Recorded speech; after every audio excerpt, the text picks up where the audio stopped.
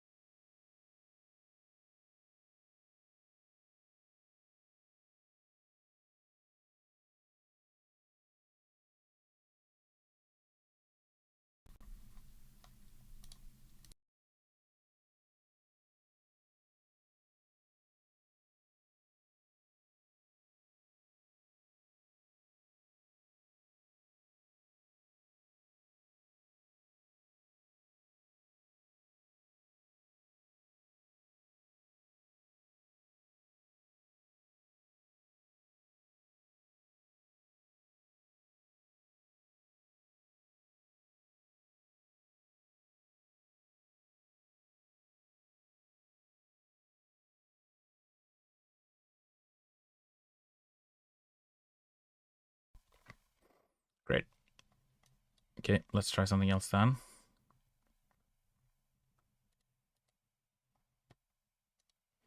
What about now? Now. Now. Now you can hear me. Good. That's at least something. Very nice. Okay, oops. I guess we could have tested whether logic worked before I deleted it.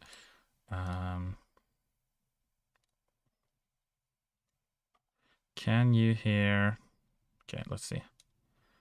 Can you hear this music? I'm playing right now. Am I gone? Now I'm back.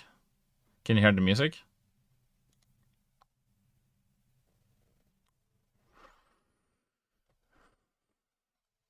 You can't hear the music. Well, that makes sense if it's turned all the way down. Can you hear it now? No music? Okay. I will now delete and recreate the entire thing, which is the little dance I have to do every single time this little thing crashes. Very fun little dance. Now, can you hear music? This I can hear. Good. You can hear me. You can hear the music. What? Hey, Jay. You can't hear the music. Now you can hear the music. Right. Yeah, you can hear the music, you can hear me. Yeah, let's hope it stays this way. Audio levels are good. Thank you. Okay, let's hope it'll be good for a little while. And if it crashes at any point again, please let me know, because it crashes a lot.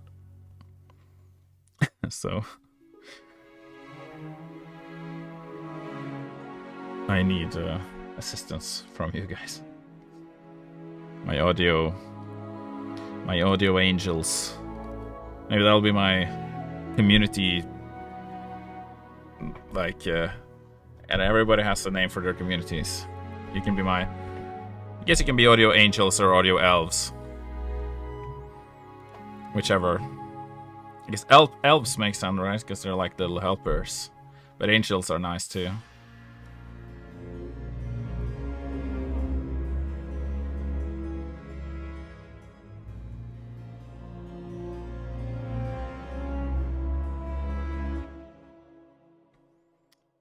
This needs like a bit more escalation, I feel.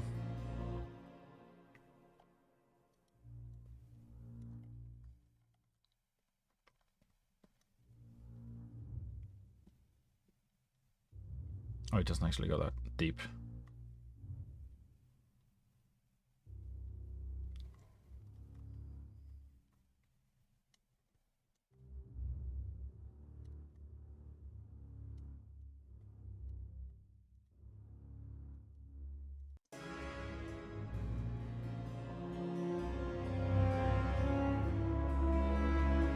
Kind of a weird. I wanted to make like a sort of a walking bass thing on her.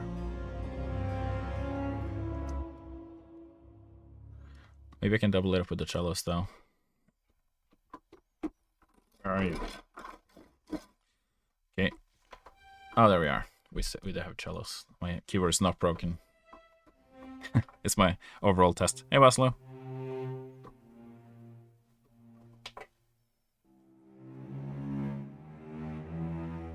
Something like that, maybe.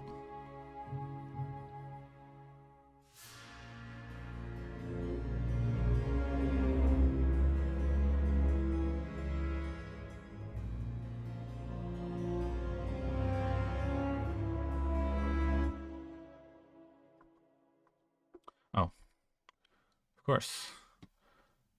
That's because I turned it down in this region. I gotta turn it back up again, otherwise I'll get no sound. Oh, I see. It was kind of hidden.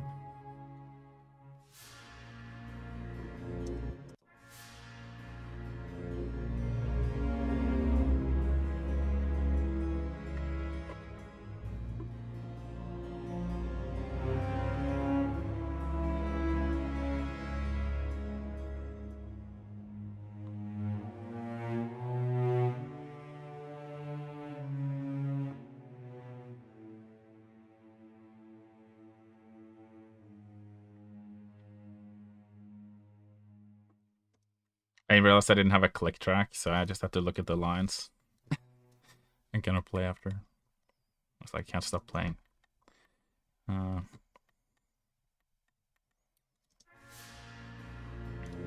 We will waste no time here.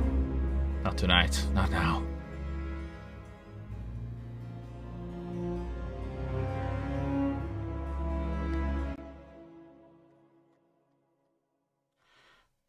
Right, so I got some muted trumpets. I kind of want to do a similar thing that I did earlier here, where I was like that. Beep, beep, beep, beep. It kind of reminds me of like Star Wars. Like, I think we already kind of did that actually earlier in the track. Somewhere. No, that was a different track. Never mind. I'm making so much music lately, it's all getting mixed up.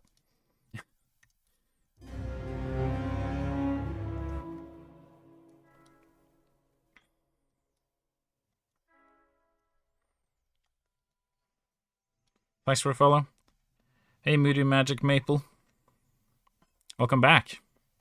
Nice of you to join us again.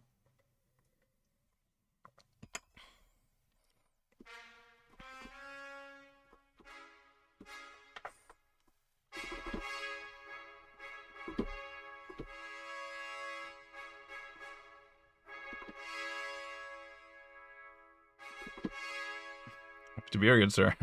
I lived in London for 8 years. I've adapted like a slight kind of gentleman's kind of speech impediment or boon. I don't know, attribute, whatever you would call it.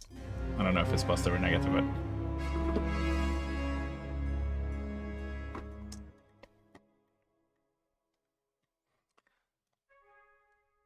I guess being a gentleman doesn't really go off doesn't go off the fashion necessarily, and it ages well. Being an old gentleman is better than being like an old, whatever the opposite of that would be, cool guy. I guess you can be cool and gentlemanly. Like I said, gentlemanly coolness is like being classy, right? There was actually whenever we went to HighCon, Sean is very funny, and he would show this like GIF of like Matthew McConaughey like clapping in like a suit, like very sort of classily, And he would say like, let's all behave while we're here. Be classy.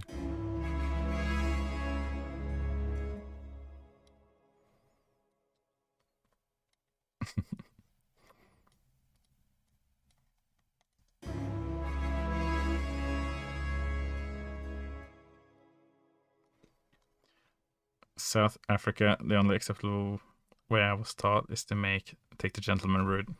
Right. That's good. I don't think the concept of being a gentleman is as I think being a gentleman in Norway is a thing. I mean, it's more like being courteous and stuff, but as a concept, it's like not as kind of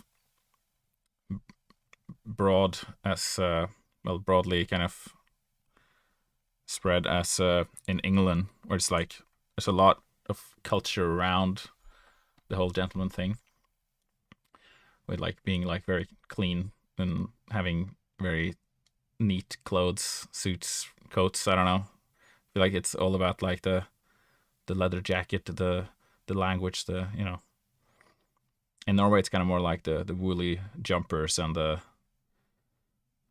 mountain boots. It's a little less refined in that sense. Working the farm, tending to the pigs. Would you want to come and pick blueberries with me in the woods? That's it's something else. It's nice. It's not. I wouldn't say it's like a gentleman. I mean, you're courteous and friendly and gentlemanly, I suppose. But it's more cozy. Norwegians are more like a hot cup of cocoa in front of the fire, I suppose. Håkon can attest. I suppose. Hyggelig. That's right. And we actually have a rule, kind of, in Norway, actually, where you shouldn't pretend that you are anything special or better than other people, which kind of extends to, like, not necessarily showing off is, like, the worst thing, janteloven. You should never show off anything, so having a fancy car is kind of, that's embarrassing, and having very, very fancy clothes or anything that's very fancy looking, it's not a rule. It's just a cultural norm, but it is a written rule. I can't remember where it's even from. Some kind of like play or something. It's so old, but it's just been ingrained in their culture. It's a text written by the author Axel Sandemose in 1933, and it's first been presented in the work an immigrant crosses his tracks. It's a Roman. It's not a Roman. It's a novel. God damn it! I'm like trying to Englishify Norwegian words, and in Norwegian it's roman. But if you try and say that in an English accent, it becomes a Roman. So, which is clearly not a novel. You might hear Norwegians make slips like that. So the jantelov, the law, the humble law, humility law. There's 10 rules. The first, number 1, is you shall not think that you are anything. Number 2,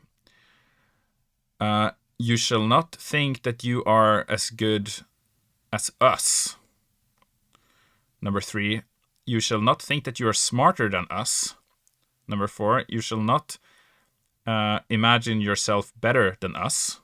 Number 5, you shall not think that you know more than us. Number 6, you shall not think that you are more than us. Number 7, you shall not think that you are particularly good at anything. 8, you shall not laugh of us. 9, you shall not think that anyone cares about you. So savage. Number 10, you shall not think that you can teach us anything.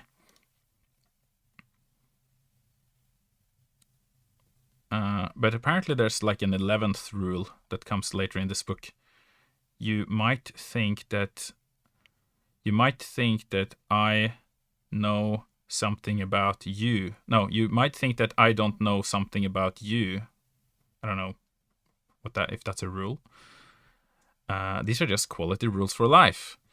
You know, reading it now, it's like I've kind of loosely known about this, but I haven't actually read them so in detail, I guess, before. They're pretty savage. It's like the antithesis of American kind of culture, right? Where it's like, you can be anything. You can be the president. And everybody's kind of raised. And I mean, I don't think any of those. There must be a middle way between these two things, like having sort of unrealistic hope or having unrealistic pessimism. You know, don't get me started on the North American EU culture. Yeah, yeah.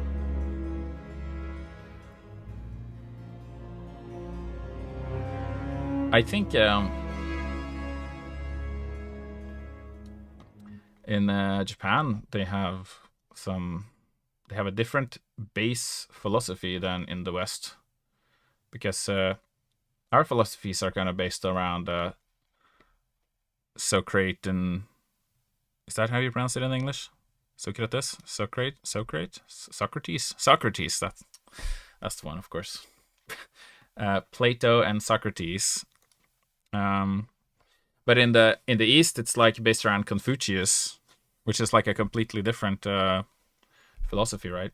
Because Socrates and Plato, I mean, I'm kind of talking out of my ass now, but I have it visualized that the Western philosophies are kind of based around the individual, like individualism, and Confucius is more focused on collectivism, where it's like everybody as a group, like everybody's like, I am strong if the group is strong, while here it's like the group is strong because I'm strong or something, you know, if that makes sense. It's like a small detail, but it's a major difference.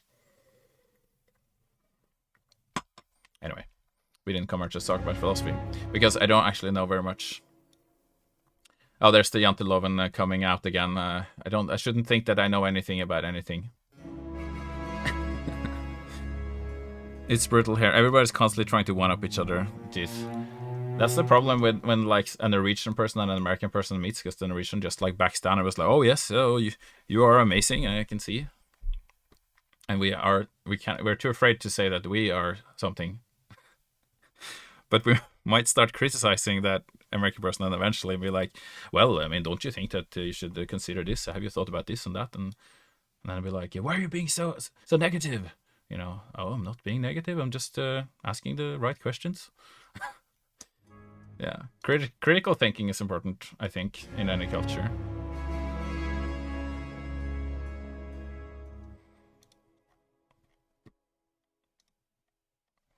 I suppose I'm like posturing Norwegians to be sort of this kind of having a very tempered mind, but we actually have a very central rule, which is from a kid's book, which says, you shall not bother others, you shall be nice, and otherwise you can do whatever you want.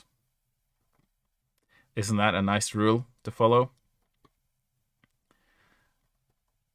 It's from a kid's book, but actually a lot of people have this in their mind because they grew up with that, and they're like, that's such a simple rule.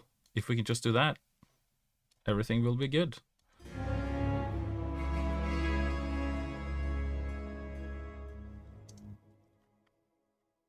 I'm gonna do some oh yeah. Yeah, okay, good. I'm gonna do the same melody here as I did. I was starting to wonder if that was from a different piece. Confucius kind of led the collectivism versus individualism, so yeah, you're right. Okay, nice. I'm glad I'm not completely wrong. I noticed this because I lived in Japan when I was 17 for a year. Did student exchange. And I noticed that I felt very selfish when I was there, because I was 17 and I never really thought about other people's needs very much, you know, as most teenagers kind of are. Like you think you know, but if you haven't been to Japan, then it's like it's completely night and day.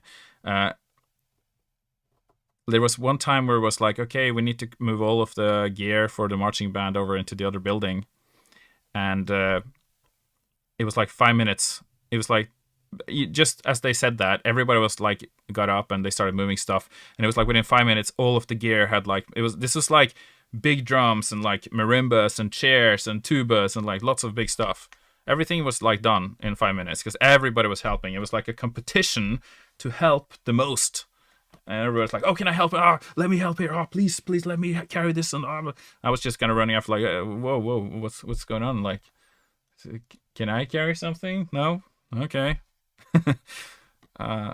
Just felt kind of dumb because everybody was like so incredibly helpful. Because it's like I think there's a thing there where if you aren't a person who helps, it's like you lose social credit, right? If you're a very helpful person, then that's like, oh, he's working very hard, he's a very good person, and you get like lots of social credit and people like you for that, which is really good in many ways, I think. But obviously it's not for everyone, and Japan has its problems too. But I think there's a lot to learn there.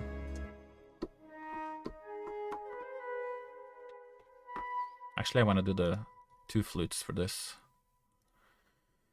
Got some really nice. When you put 2 flutes together, it suddenly sounds like a lot better.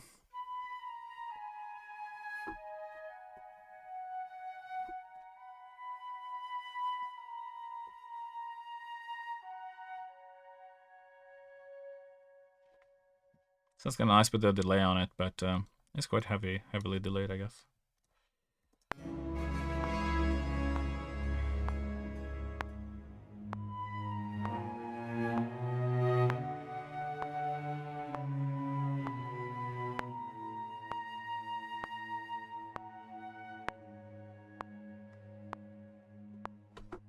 Right, so the notes in the cello is wrong, so I'm just gonna fix that.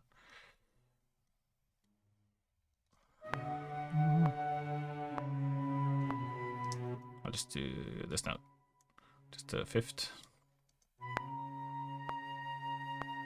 Oh, my dad's calling. Just give me a second. Oh wait, he hung up. Never mind. I love the idea of pushing people to push themselves, but that sells the idea that it's everyone from themselves. Right, so American culture is built on the idea that anybody can do anything regardless of what the circumstances, which is cool because it's true. But also, if you don't end up succeeding, you get incredibly depressed because it's on you. Yeah, so but I think obviously this like idea of success is something that goes through every culture, right? In like both in America and in Japan and any other culture for that matter, really. Like if you haven't got a job and a family and everything figured out by the time you're 30, then you're like essentially a failure. It's kind of like the idea that's kind of pervade through a lot of these most of the Western cultures, right, and Japan included.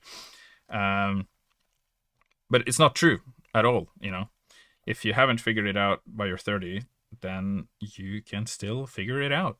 That's there really isn't like a rule, like a magic rule that tells you that, you know, if you haven't done it by a certain age, then you can't do anything else. Like you're gonna live until you're 80, hopefully, you know.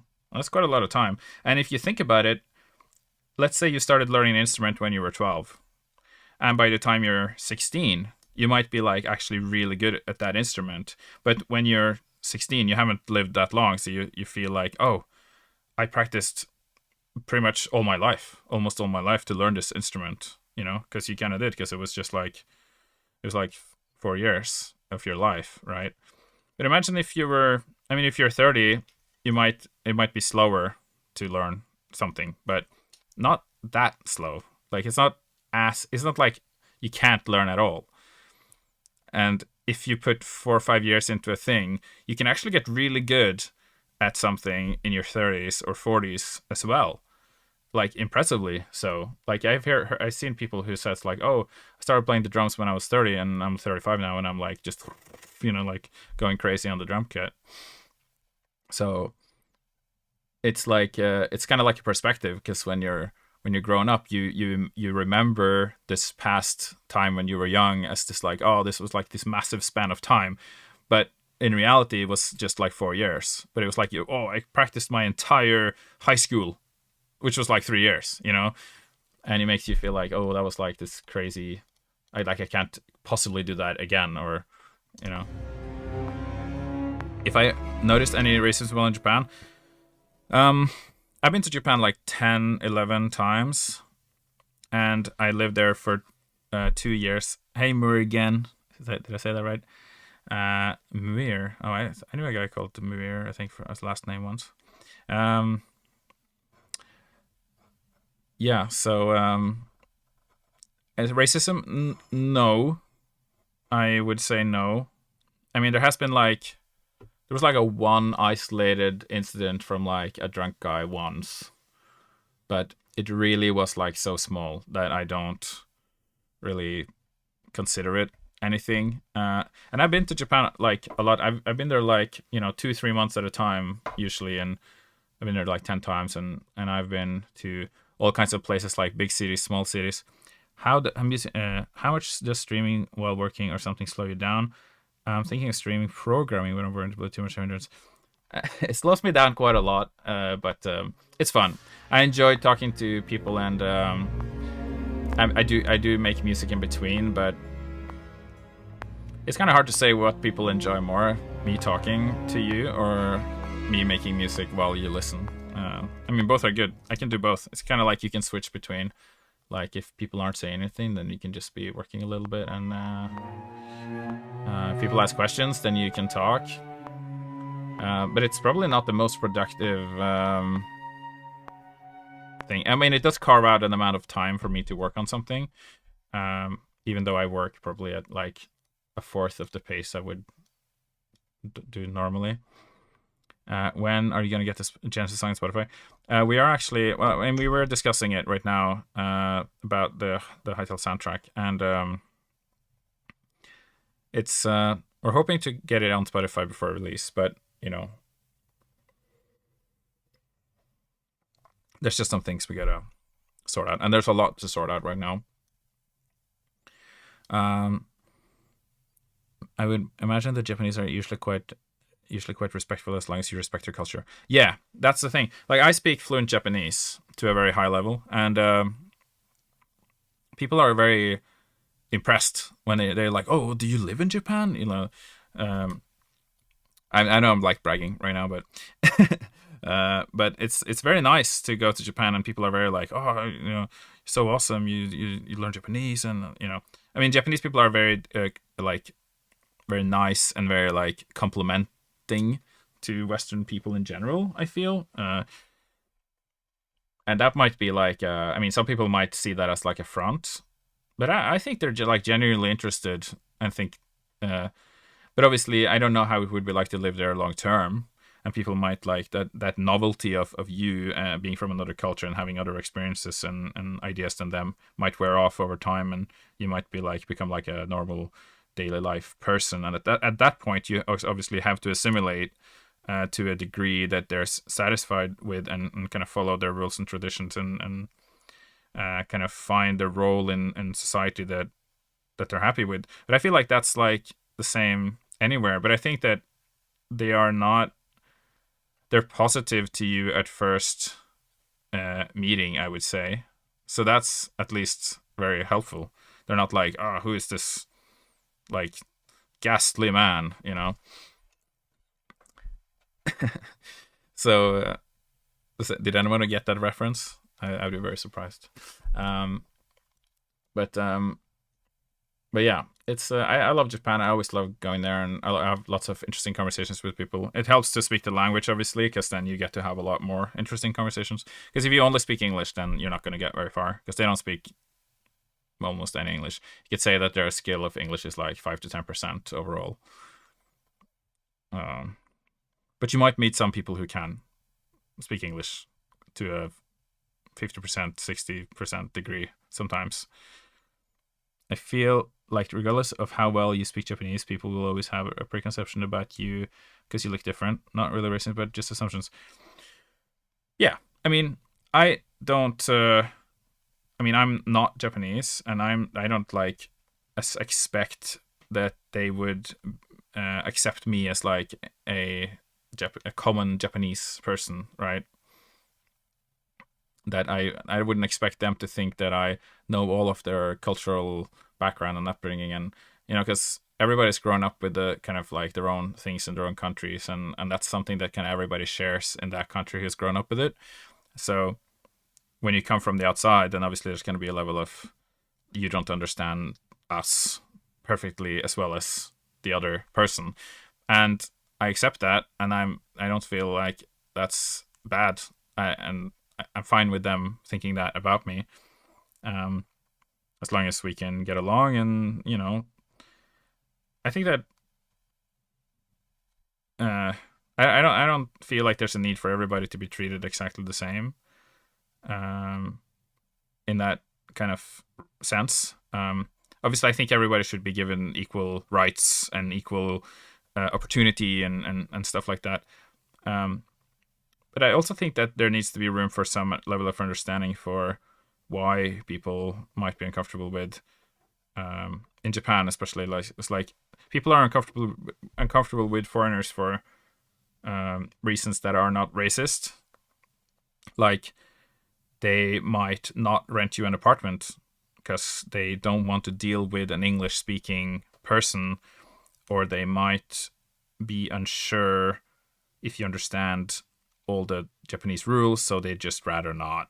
That's kind of like, it's not because, oh, you are inherently worse than me biologically because you're a foreigner. It's like, it's not like that.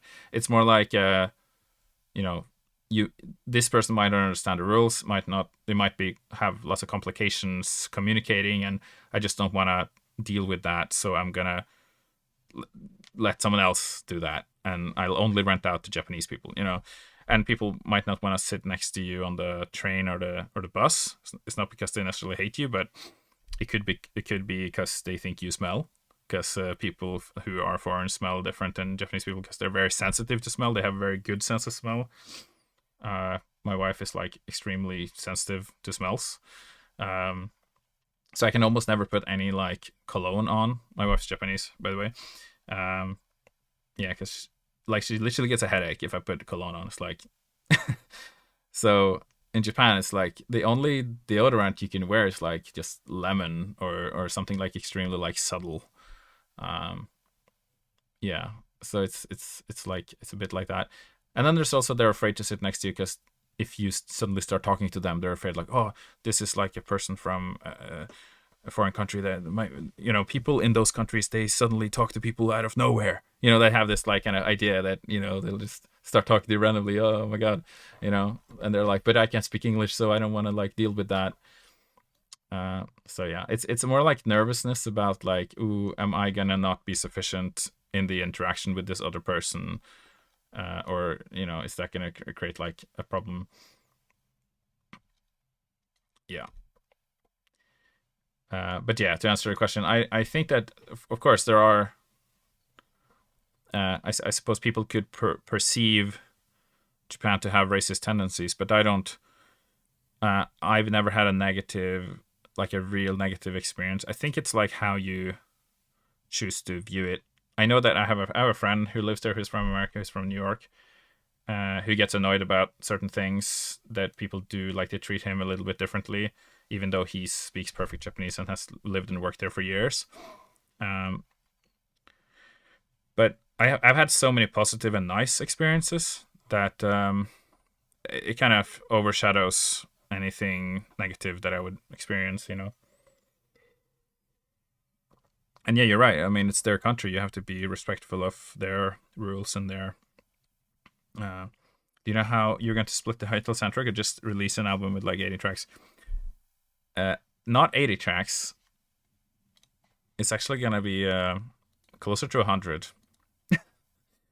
So yeah, I'm actually gonna check the list right now. Yeah, it's like right now it's sitting at like 92, but we'll see. It hasn't been completely confirmed. So I don't know. Maybe Simon will be like release less or something. I'm just gonna open a window. Hold on. My studio is quite small. You get a little cooked in here. Hopefully, when Hytale comes out, I can earn enough money to buy a bigger studio. I'm basically sitting in like a small kid's room right now. You could separate them based on mood or biome. Well, I'm putting all the music for all the sounds, 1, 2, 3, 4, and then like some of the cave music, not absolutely everything, because the cave music actually has layers, which is pretty cool. It's not dynamic right now. It was dynamic in the previous engine, but it's something we're working on. But it has 3 layers based on how deep you are in the caves. So when we get dynamic music, it'll actually like transition dynamically. It's like the same piece, but it gets more elaborate as you go deeper into the caves. It's not dynamic right now because we had to remove the middleware that we were using previously, which was Wise, to program our own proprietary tech. And the reason we're doing that is so that it's going to be easier for you guys to mod the game, because then you don't have to deal with Wise or us dealing with an API or dealing with any licensing surrounding that. So what recommendation would you give to someone starting to learn Japanese in a specific course? I started with when I started learning it, I was using books. I started with some basic Japanese books, and then I moved on to some books called Genki 1 and Genki 2, but I think these are pretty old now. But the music will not change actively at launch. Yes, it will change actively. It will change based on where you are and what time of day it is and whether it's raining and things like that. But it won't be. We won't get this like 3 layers playing at the same time and then crossfading to another layer exactly on the same timing, you know. So it's like beat synced dynamic music is not going to be there at launch, but it's something we're hoping for with time. But there will be there will be like that music that changes based on where you are and stuff. But I don't know if I can call that adaptive music exactly, but it's like obviously it's a rudimentary form of adaptive music, but it's not like moment to moment adaptive, you know. But I mean, obviously it happens if you go into a cave or you know. I would say you should. Well, some people use Duolingo. I don't know if I would recommend Duolingo. There's an app called Fluent U that's really good, but Fluent U is very expensive. There's I have a couple of apps on my phone for learning Japanese.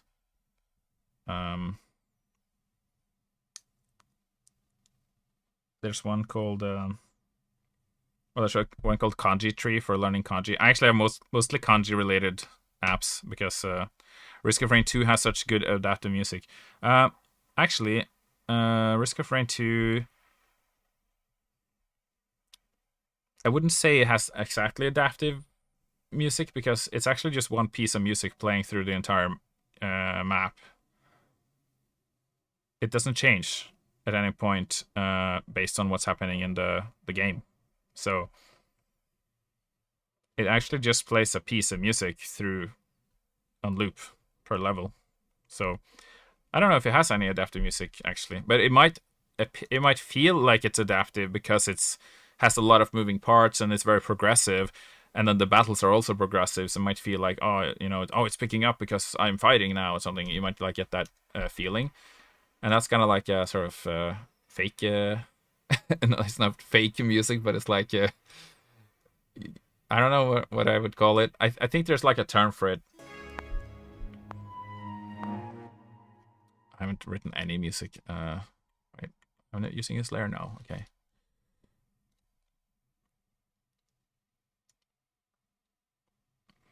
But Risk of Rain has awesome music, I would say. I love the music in that game. Composer so awesome. I love progressive music and like prog rock and Risk of Rain 2 overwhelming. I love Risk of Rain, so good.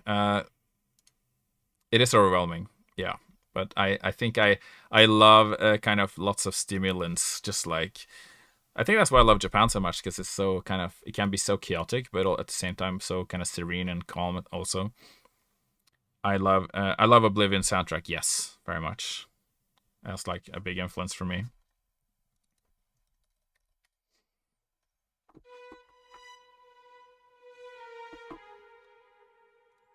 Okay, I don't think we're gonna need any delay.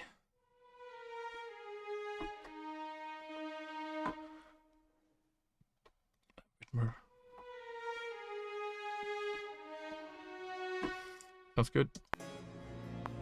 It's also crazy how the OSTs sometimes come very close to Zelda's. Which soundtracks on Oblivion? Oh, you mean from Hytale?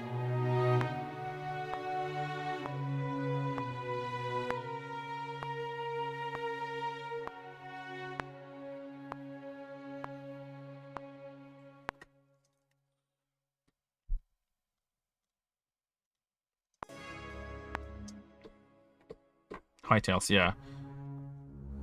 I'm quite influenced by Zelda. I've actually never completed a Zelda game though, but I've heard the music. But the thing is, a lot of people say that my music sounds like Zelda, but in reality, I'm very influenced by Japanese music in general, and Japan has a very specific music culture and history in games or in pop music or anything like that. And it sounds a very specific way. Like they use more jazz chords, like they use more extended harmony like that. And it's kind of developed in like a different direction from what we're doing. Even though we're kind of, it's kind of the same genres, it's just at the different times in history. I don't know. It's kind of hard to explain, but it's like they basically have more jazz and more kind of certain things that they do in their music that we don't do, at least not anymore. So whenever I write music that sounds kind of Japanesey, people think that it sounds like Zelda because they've only heard Zelda as like an example of like kind of like an epitomal Japanese JRPG kind of sound or kind of music. But in reality, you'll hear examples like Zelda in loads of other JRPGs as well, because it's kind of like a common kind of harmony or musicality that a lot of Japanese composers share. So yeah, I think it's actually, I'm more inspired by Japanese game music in general. I recently learned how Indian scales work, pretty fascinating, and I feel the only JRPG I play is Zelda. Yeah, exactly, that explains it. But it's great. Zelda is really good. That's written by Koji Kondo, who is also the composer of the Super Mario theme. Da, da, da, da, da, da, which is pretty cool. I mean, it's very vastly different kind of mediums or subjects. So it's kind of cool that he's managed to write two of the biggest like themes in Nintendo history. I guess that's a testament to his awesomeness.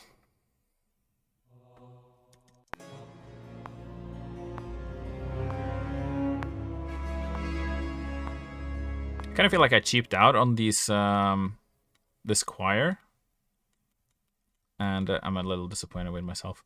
I'm gonna try and add. I think at this part is fine, but actually I wanna do a different kind of. You just bought Genki 1 and 2. Okay, good luck. I hope. I feel like I remember that the jump from what I was doing to Genki 1 was quite big. So you might need to do a little bit of preparation before getting into Genki 1. Hey, Ash. But I hope you learned something good from Genki 1 and 2. That's how I learned Japanese, basically. I started with some kind of basic books, and then I went to Genki 1 and I did 1 and 2.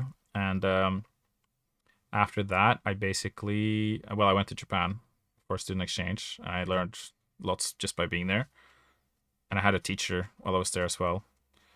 Koji Kondo basically ripped them off. What were your basic books? It was called IMA. but they don't exist anymore, I think. They're too old. I think they're just too old. And I'm pretty sure you can find some beginners Japanese books,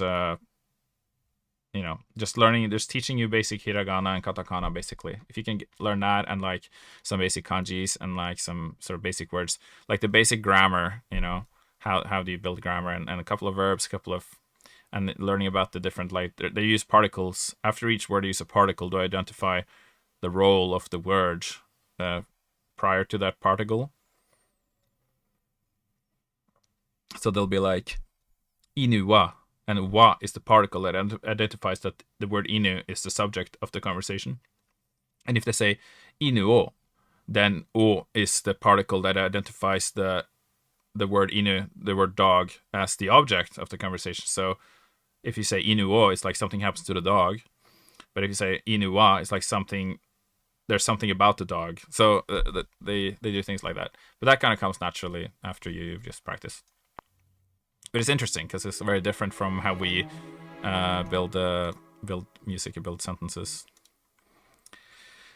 I have a good predisposition to learn different languages. I speak fluent Italian, Spanish, French, English, Portuguese. Damn. Only last time I learned Asian languages. That's so cool. I love languages, and I have a huge respect for people who speak a lot of languages. Oh, you made a typo? Oh, yeah, okay, you're not good at languages then, Claire. No, just kidding. No, but that's really awesome. I wish I knew more than 3. Yeah,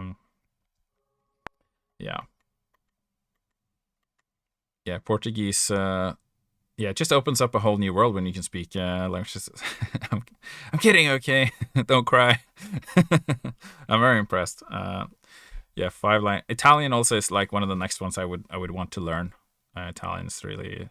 It's just like being able to go to. I went to Rome a couple of weeks ago, and it was really nice. And if I could like be like just like order pasta, and if I could, I feel like I would get just a little bit more Parmesan, if I could speak Italian. Not that they were skimping on a Parmesan at all, or the truffle for that matter. They were like shaving on like a whole cup of truffle on my pasta, which I was like not complaining at all. That was fantastic. I guess we're gonna do some epic, ominous choirs here. American school is terrible at teaching languages. Already forgot all my Spanish. Well, I mean, if you're not exposed to it, but Spanish, I imagine, is something that you would be like really exposed to in America, right? Because there's so many Latin people who speak Spanish there. It's probably like a second language, pretty much, right?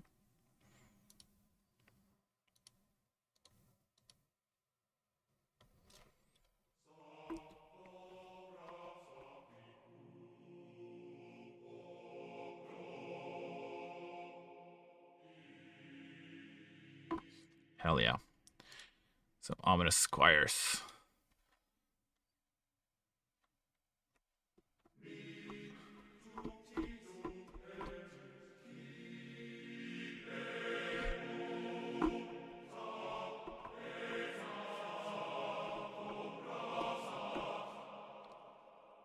I still have the delay on, I guess that's cool.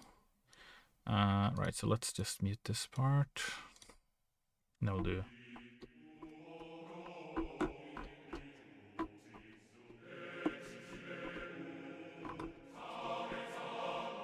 Yeah, there we go. Okay.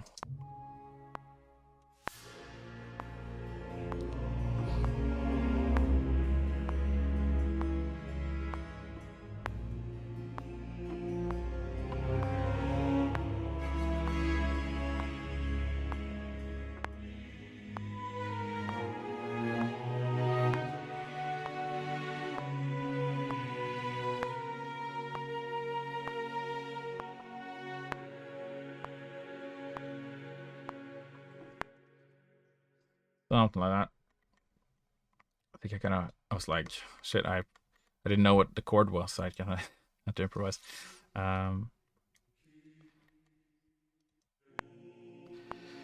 Dutch is legit drunk German mixed with English.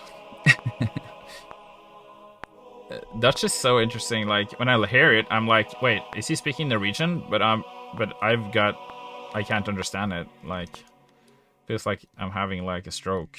while trying to understand my own language. It sounds very Norwegian, but then it's like it's not. It's like a mix between English and German and Norwegian or something. It just sounds really funny. We actually had like this sketch going on TV. There was this comedy show on TV that would go every week. And every week he would do like this weird Dutch... like, it's a guy in a suit on a stage talking in Dutch. And then he's sitting down in a chair. And he's going to put his shoes on, but his shoes are like a couple of chickens. So he puts the chickens on his feet while talking Dutch. And then he like gets up and starts to do like a dance and a song in Dutch. And it's just like I guess it's just supposed to be like the most ridiculous thing you've ever seen kind of thing. And with like a ridiculous sounding language. I kind of want to find it for you guys now. What is that show called? Oh, yeah. Oh, here we go. I found it. It's so crazy. This is the link to it, by the way. I don't know if I can, like, show it in... Maybe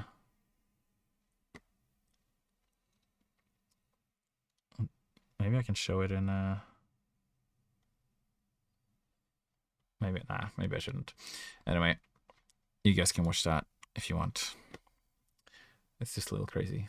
I haven't like set up a YouTube showing thing here, so I might need to do that at some point.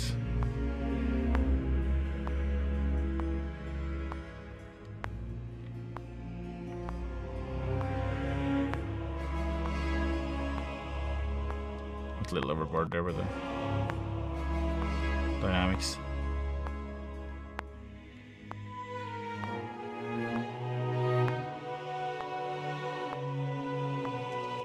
Maybe I should change the syllable at the halfway point here.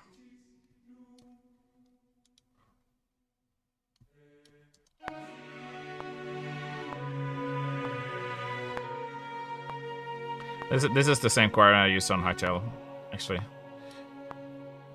Voxos from Suno Samples. You can do like phrases and you do like random phrases and stuff, and just you can write your own phrases too. I try to like put Gaia in the lyrics sometimes by writing out, but you don't have a ga, you only have a ka, so I have to write ka I a. It's like Kaya. It's like kinda Gaia. And I was like, how can I write variant in the music? So I've looked, so I'm like, okay, I've gone for like a Latin version of variant.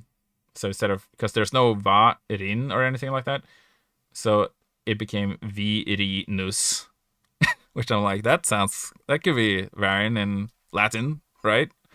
Virinus. So if you hear that in the music, virinus, then it means variant. I just decided. In the Hightailian language. You know, some composers like make their own languages. I haven't done that, but could be cool.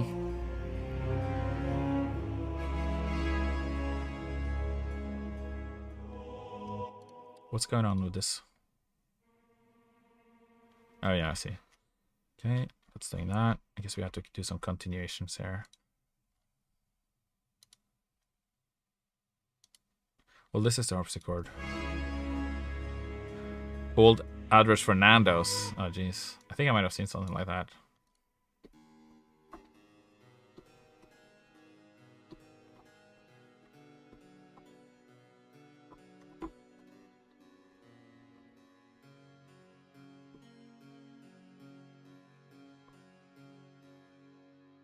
Something like that.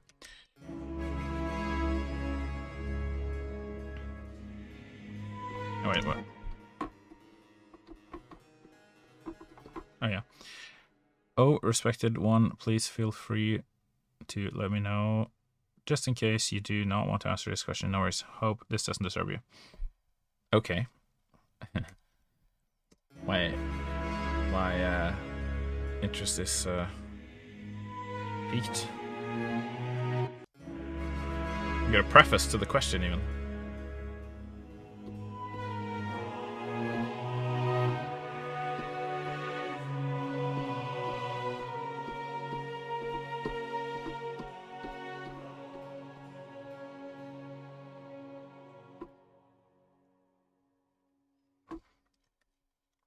Cool. So we're gonna just quantize all of that because it was all completely straight. Maybe I'll double this up for the harp actually. What's this? Okay. Gong slide. Very good.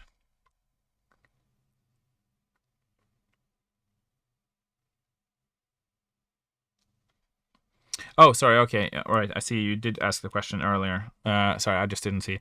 I missed that. Right. American schools totally.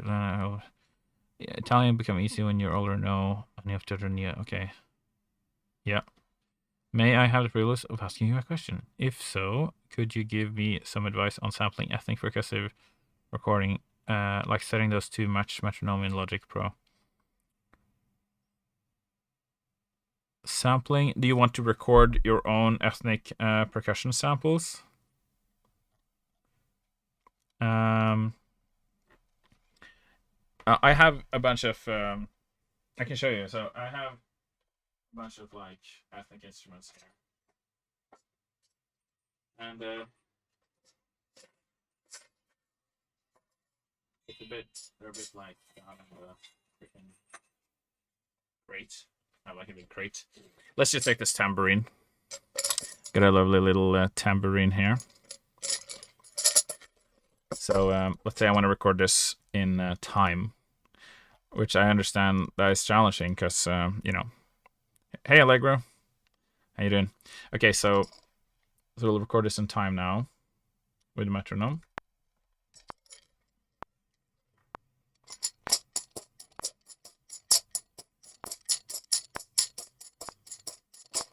All right. Was that super loud for you guys? It looks really loud on the recording. Yeah, that's pretty loud. Anyway, the point is, so now you have these transients, you see. My day's going pretty good. I had my brother over. We had some dinner. It was nice. Right, so I didn't. So when you record in Logic, you want to actually put, you want to right-click up here, click Customize Control Bar and Display, and click Low Latency Monitoring Mode. Because what happened now that I recorded, this, you can see that it's actually off the grid because it's been subject to a delay. Because there's always going to be like a recording delay if you don't put like low latency mode on. So if I now do this one more time with low latency mode on.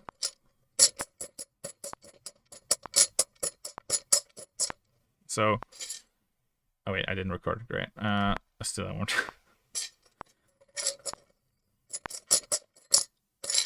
It's not going to start recording. When is it going to be recording? Didn't I click record? What the hell? Record. Oh, maybe it wasn't like armed yet.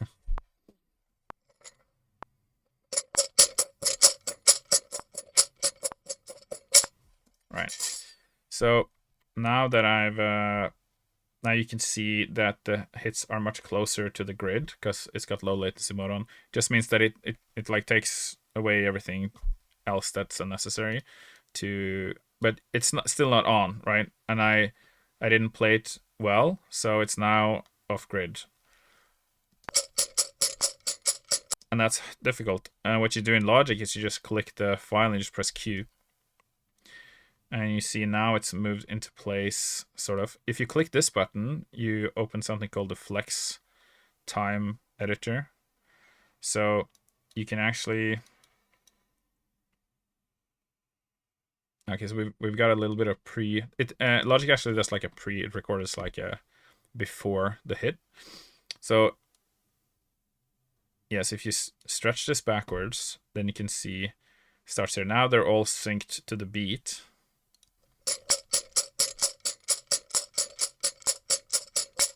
So that's sounding pretty on time. You can do the same thing here. You have to pull it back, it seems, to get this first beat to be on the grid. But you can just pull it back again afterwards.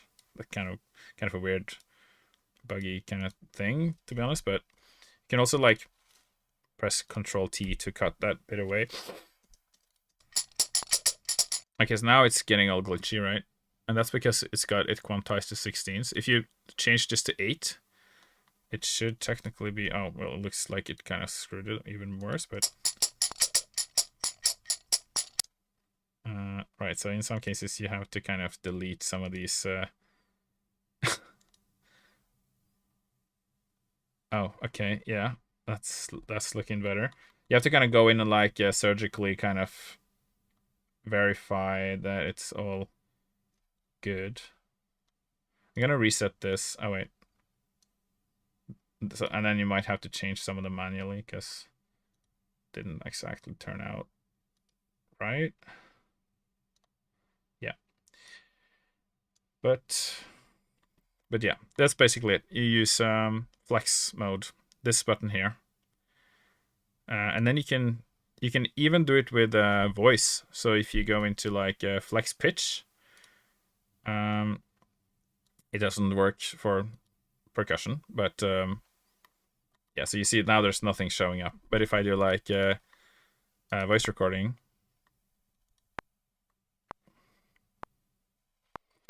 na na na na na na na na na na na na na. Just a lovely bit from the Sound of Music. You can hear that I'm a professional singer, obviously. Wait. Usually, it like if it deems you're singing tonal enough, it'll show up. But it might not have done this. Flex time, flex pitch. Oh wait, here we go. I had to scroll down a little bit. Thank God, I'm not completely lost. So what you can do now, do a drink with jam and dough. Do a drink with jam and bread. What? So you can press Q to quantize. Okay, so now it quantized the rhythm, which can sound a bit funky. But it could work as well. I think we need to do 16 here. Oh wait, that didn't work either. So anyway, so you can like manually pull these. But what you want to do is you do scale quantize on, and you choose the scale. So this was in C. Perfect pitch in C here, guys. I don't know, maybe not, but we do C major, and then press quantize, and it'll now, and then you do pitch correction 100, but you have to select them all first. So now it's pitched. Still waiting for a concert at Hycon. Me too. I can't wait until the day I stand there with the conductor's baton and go like, just flinging. I have to have long hair so I can like fling my hair around when I do the thrust. You know, that's the goal anyway. Have like a really dramatic like conducting style, like sort of Bernard Herrmann. You know, just like go absolutely nuts. I just got hired to do my work as an editing engineer. The samples I'm given to work with have a lot of different timbre notes and a ton of variation.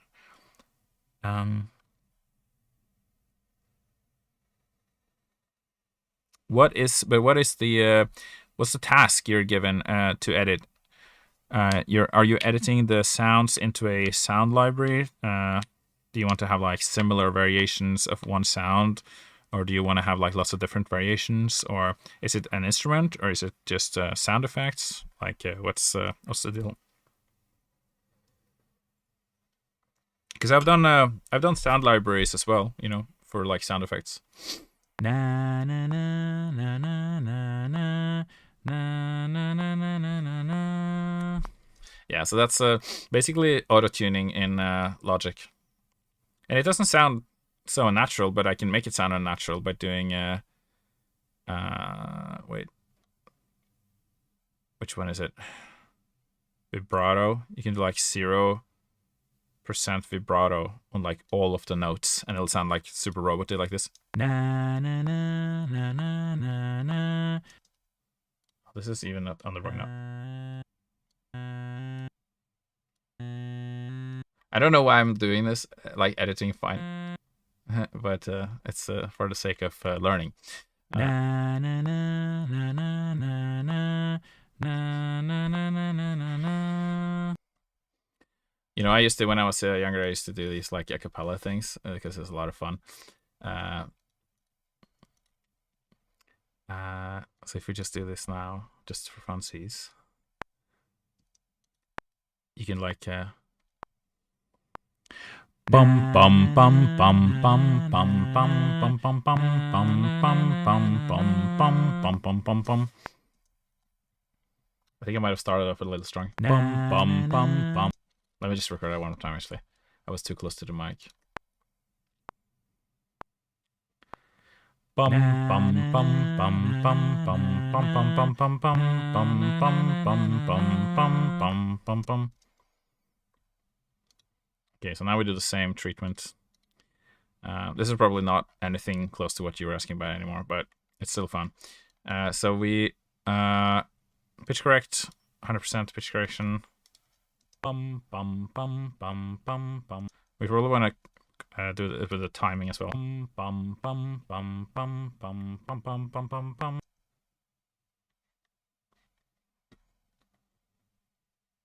It's like it's supposed to do like eights, bum bum bum bum, but it's like not quantizing the timing.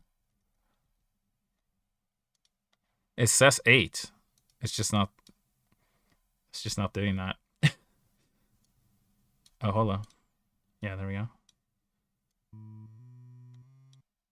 Bum bum bum bum bum. It's doing like 64 notes. Bro's cooking. Bum bum bum bum bum bum bum bum bum bum bum. So now you see there's a lot of vibrato, so I gotta reduce all the vibrato to robot mode. No more vibrato for you.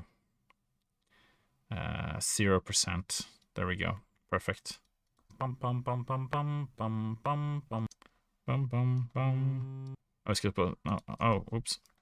Dun dun dun. Oh, I see. It doesn't want to go chromatic because I've set it to quantize to. How can I fix that? Maybe I can. Because I've applied like scale quantization. Oh, there we go. Thank you. Okay. Bum bum bum bum bum bum bum bum bum bum. Now we're cooking. And now we're gonna add the chords. And loving the intuition you're taking it started. That you're taking to get it started in my head. Yeah. I'm very easily distracted, as you might notice. Okay, now we're doing part 3.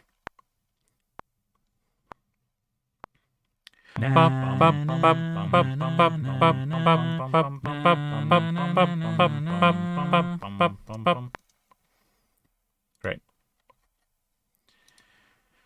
Flex pitch. Time. Oops. Why does it do it like that? Rhythmic.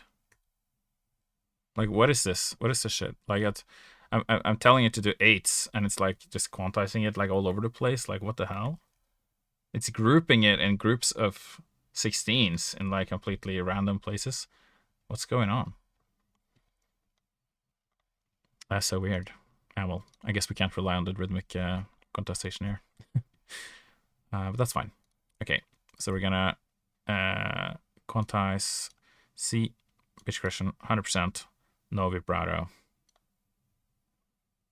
You know, that's kind of what the a cappella people do when they're like listen to the sound ear of music. The sound ear of music. Yes, life is good. Yeah. Okay. What's the next layer gonna be? That's gonna be the next of Discord. Bop, bop, bop, bop, bop.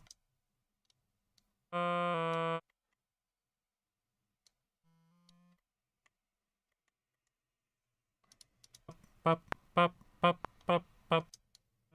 I gotta correct these. They're in the wrong place. Nope. Get up there. Ba ba ba ba bum da da ba ba. Okay, so you gotta be the 5th up there. Okay, let's go. This is gonna be the last one.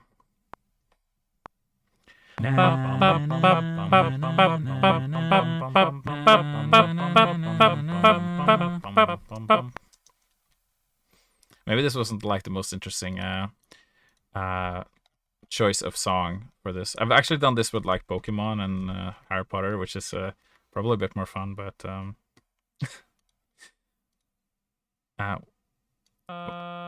was trying to hit this note. I was just failing miserably. Okay, let's quantize all of this after C. 100%. There we go. No vibrato. Perfect. Perfect. Now we can preview our creation. Bop, bop. Yeah,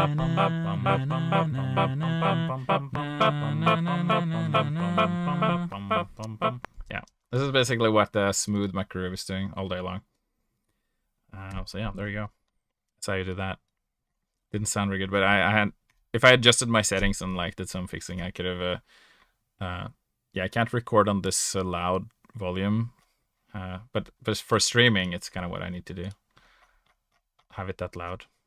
Okay, we're gonna mute those, and then we're gonna continue. No worries, still loving it. Good. That's good. I guess there's like a different vibe where you go jumping back into now, but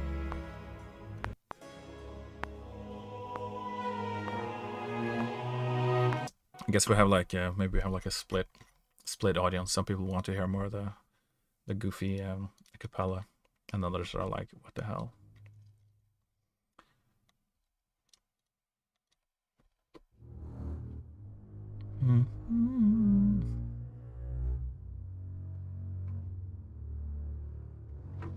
Maybe something like that.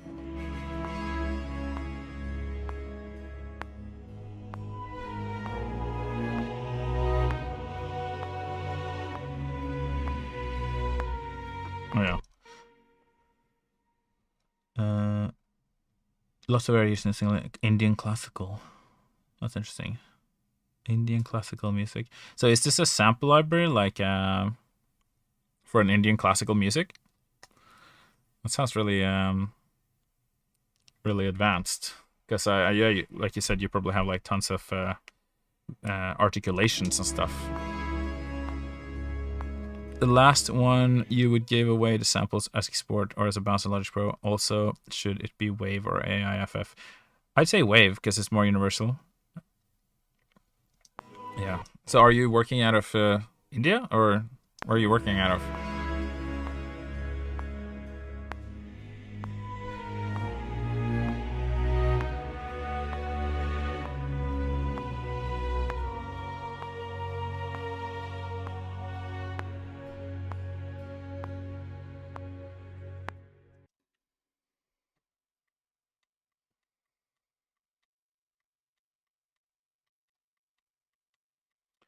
Maybe we can add some like kind of ominous woodwinds staccato things there.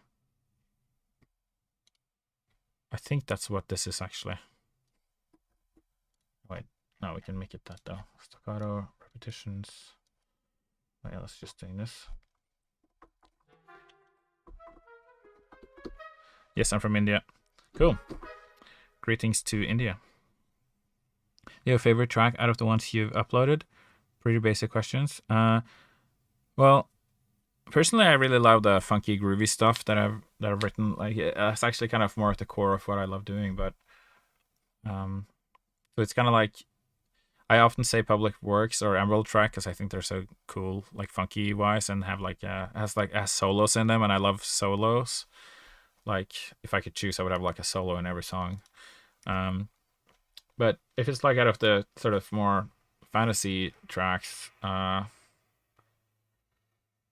mean, Herbalist Refuge is pretty good, I guess. And what else?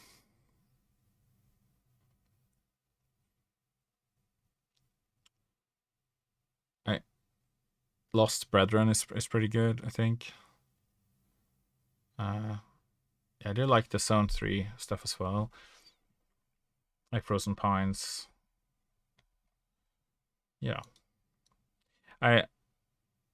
I've listened to the tracks so much now that it's kind of, I wouldn't say I'm like sick of them, but in a way, in some ways, I don't really listen to it so much anymore because I've listened to it so much. You know, you can kind of like listen to something so much that it's hard to listen to it more because you're kind of done.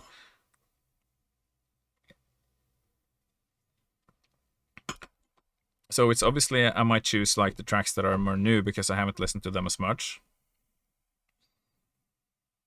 But a nice thing that I've done now with the soundtrack is I've added these ambient fragments. You know, there's a piece called ambient fragments, and I split that into 10. Thank you for your love from India. Sending love from Norway. Yeah, so the ambient fragments, like I've split them into like 10 different bits, basically. I think it was like 15-minute piece, and I split it into like a couple of minutes each, like 2 minutes each or something, or one.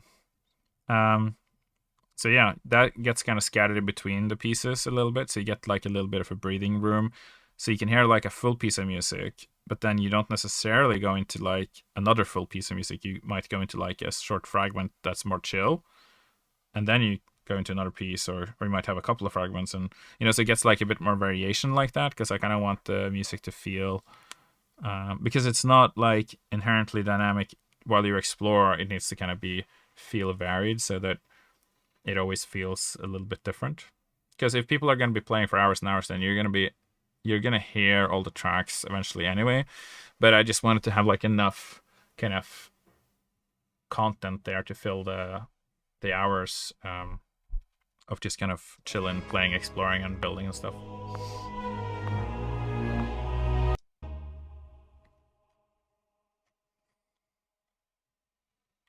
Didn't I have some like trills?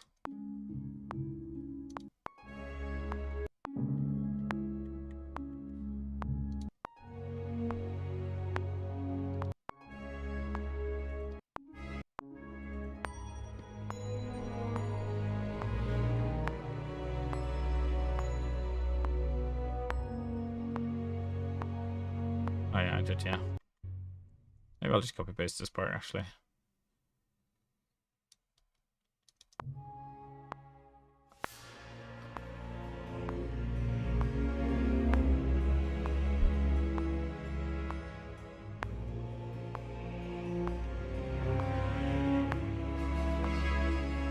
It'll help, the variance will help the highlights, yeah.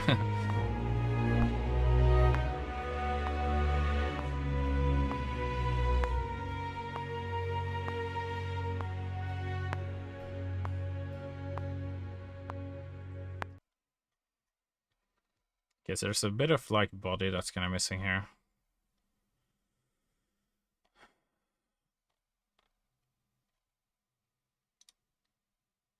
I'm not sure.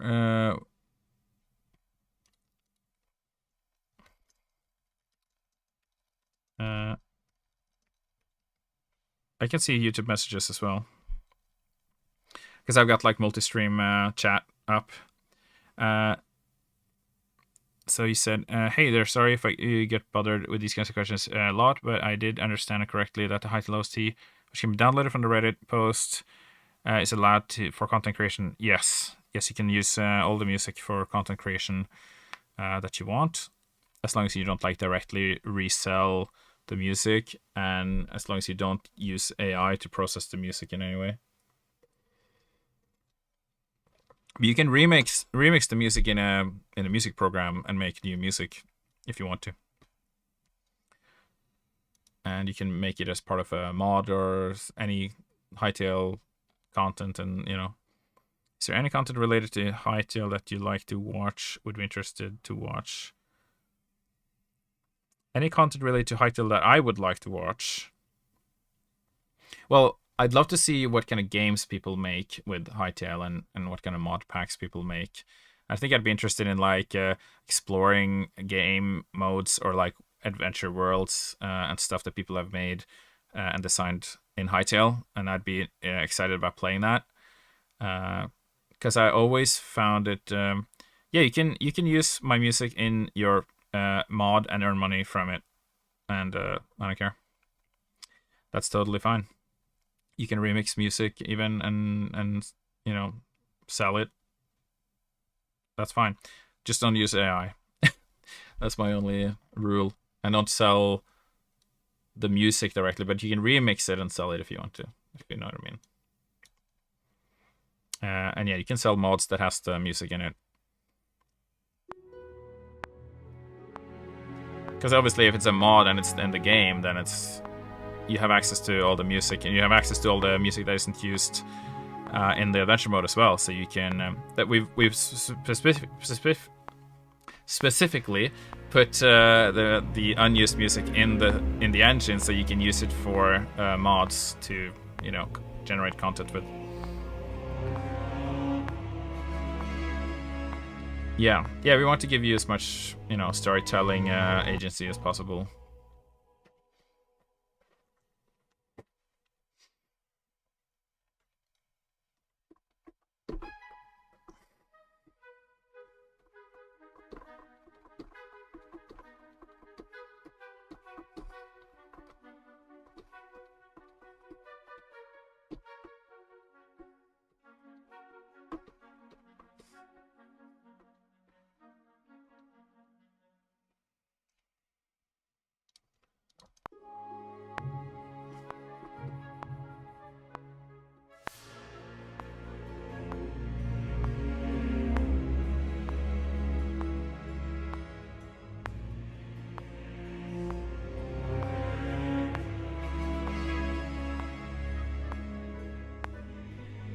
Oh yeah.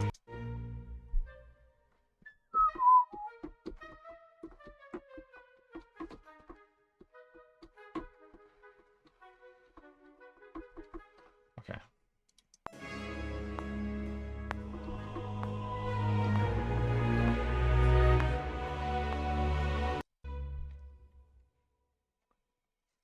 I can just copy paste this part and like actually repeat it. A little bit of pre-delay on that.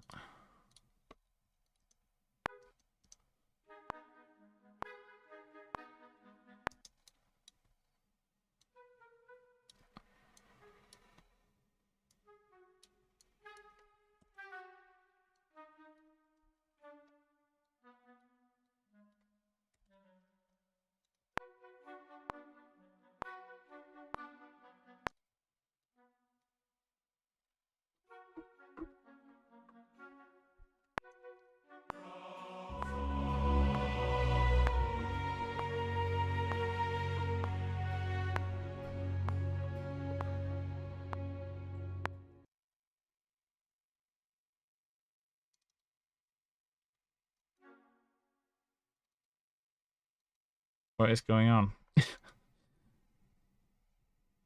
Logic can be so annoying sometimes. Just do random stuff for no reason. Okay.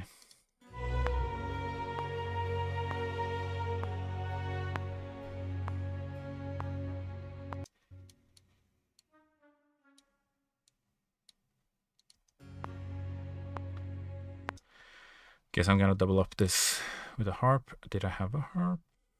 I thought I did. Nope. I did not. I did not. Okay. Let's put one here. Oh wait, whoops.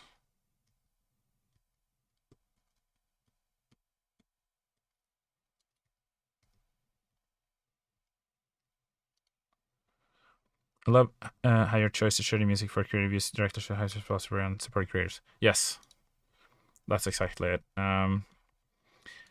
It's kind of like it's ideological, I suppose, in the sense that it's I want people to be creative. The goal of Hightail is kind of to get people being creative, and that's why I'm also so against AI. It's not because I'm inherently against AI, but I want people to learn how to be creative on their own and learn skills on their own. I don't want you to rely on a magic button. I want you to actually try and get better at these things yourself and kind of find joy in creating stuff that other people can enjoy, because it takes patience, to create and learn a skill, and it's even harder to learn something when you have sort of the instant gratification that you can get so easily today, where with like lots of short form content and lots of very incredibly like dopamine inducing stuff online games, shorts, AI tools, and stuff like that. But then sitting down and learning a skill disconnected from all of those things can be tough, because your brain needs to actually kind of be patient enough to stick with something long enough to develop a skill to the point where it does feel quite fun and gratifying. Like for me too, like there was a point in my life where I didn't write music almost at all. Like I would write every 6 months, I would write like a song, and that's completely unbelievable for me now. But I think when I was like 23 or something, just out of university, a couple of years after university or something, I would just sit and play games, and I would do like exactly the work that I needed to do, but I wouldn't earn a lot of money. And I would like, why should I write music when I can just play my Xbox, right? Because it's more fun. But then I kind of started writing music for when I was lucky to be hired on Hypixel, because then it was like, now I have a reason to write. I felt like I need to write music now to not disappoint these people, because disappointing someone was like a stronger drive than me just writing it for myself, I guess. So I had to now deliver every single week. I had this like concept in my mind that if I can't write a song every single week, then that's not good. Like I have to deliver them a new song every week. And that's kind of how I wrote the Legacy soundtrack. Like I would write a new song every single week. And that's why there's so many tracks, because I did that for years, you know. But then I got kind of faster and I started writing 2 tracks every week, because I started getting really fast at writing. And well, this week I'll have produced 3 songs, I guess, including this one. But obviously this one I started last week. But I'll make like 2 songs a week or something. And I work on different projects too. But obviously when you have a skill, I wouldn't say you get as fast as an AI, but I'm very fast now at making songs if I really focus. Like tonight I haven't been focusing much on writing this piece, as you've seen. But if I've had really kind of hunkered down and just focused on the writing, then I can be quite fast. So it's just that if I do that, it's hard to talk because I'll be so focused. I can get really like hyper focused. But I think last week you saw, like I did a piece with Slamma. I did a collab with Slamma. That was like 4 hours. I usually spend about 4 hours on one piece of music. I can finish a piece of music in 4 hours usually. Sometimes longer, sometimes less. But yeah, that's kind of the ballpark amount of time that I need to write a song. I really admire your hunger for learning new skills. Definitely something I'm striving to do more. Yeah. I wish I could be as consistent as I wanted to be in all aspects. Like I wish I was more consistent on playing the piano. But I am getting better at piano just by obviously producing and playing like that. But yeah, it's hard to find time to do everything you want in life, really. Like I wish I could get that Japanese to the level that I could take the top level exam. Like I would want to pass something called the JLPT N1, which is like the highest grade. I've got an N2 right now. There's 5 grades, and I've got the one just below the highest. And if I could land like the N1, that would be like a huge kind of achievement. So, but I would have to be really consistent, you know. I wish I was a little bit taller. I wish I was a baller. Yeah. Exactly. Yeah. But I'd say like focus on the things you really enjoy. And take care of your health. That's important. That's it's not so easy always, but going to the gym enough and everything.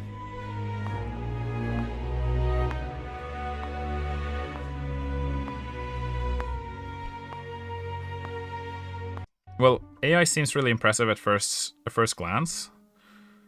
But you eventually kind of find that it's just iterating on stuff that it's been fed. You know, it can never really come up with something new. And the reason for that is because it doesn't have any intention. And the reason it doesn't have intention is because it doesn't have human emotion. It can only create intentions based on commands or instructions, which is just pretend, you know, it's not real.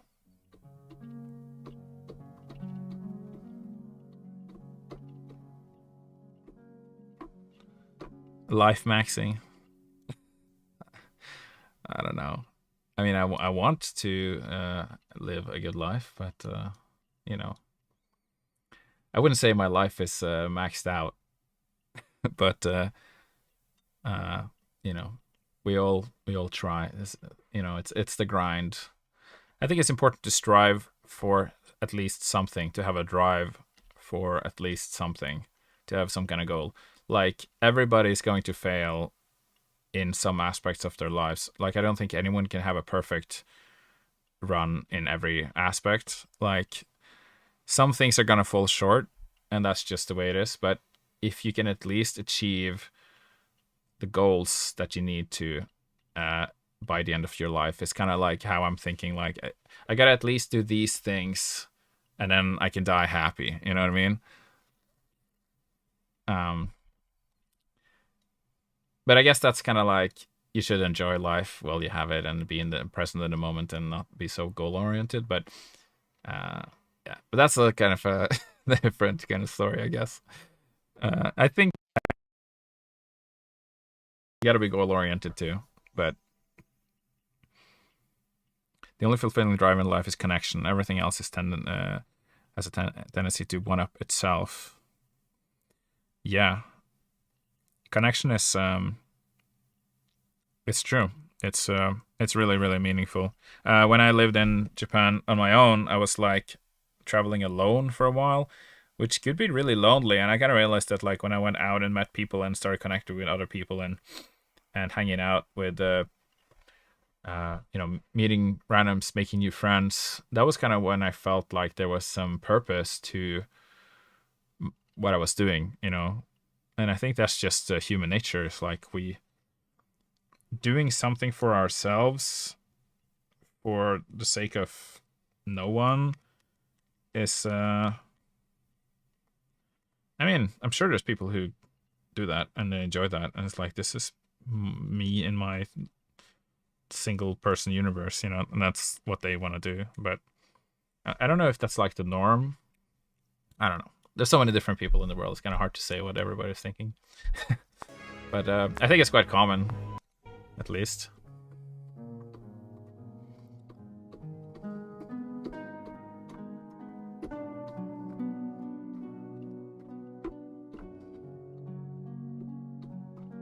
Yeah, I'll do that.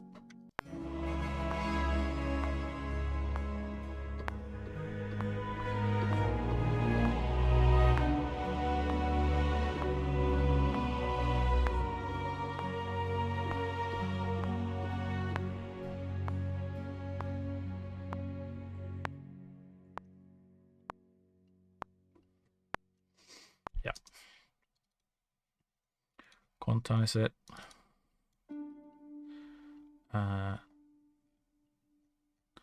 Maybe we'll do like another swell. We did like a swell here earlier. Chimes.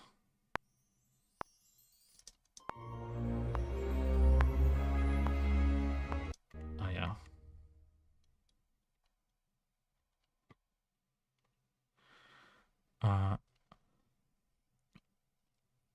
I think the only thing all people can agree on is that oxygen is great, and so is banana bread. Common yet mostly left unencountered.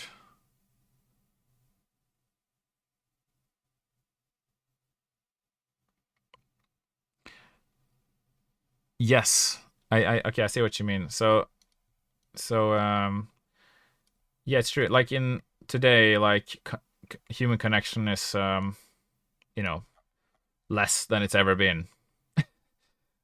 When we were supposed to be so freaking connected with our social media, right? It completely backfired. Actually, oxygen gives you cancer.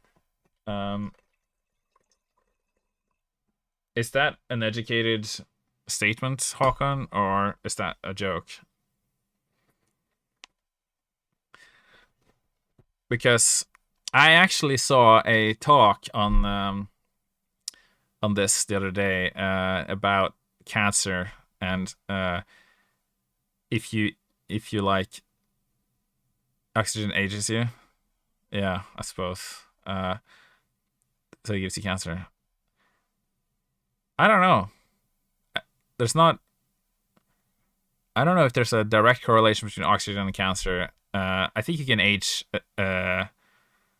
Let's say that you could live forever like Brian Johnson. You lived perfectly, and you could like max out your biomarkers and all that stuff. Then cancer wouldn't be. Sorry, then oxygen wouldn't affect you getting cancer. But sugar gives you. Well, sugar. I think it said in the talk that sugar will speed up your cancer. But if you eliminate sugar from your diet, and it's like by eliminating the what's it called, glutamines in your body, and going like a keto diet, then you basically like strangle the cancer to the point where it stops progressing or something.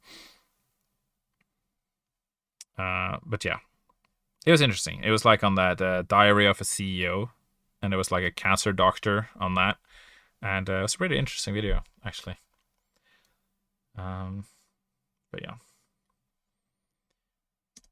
it's 1.5 hours long, so I'm not gonna start watching it here.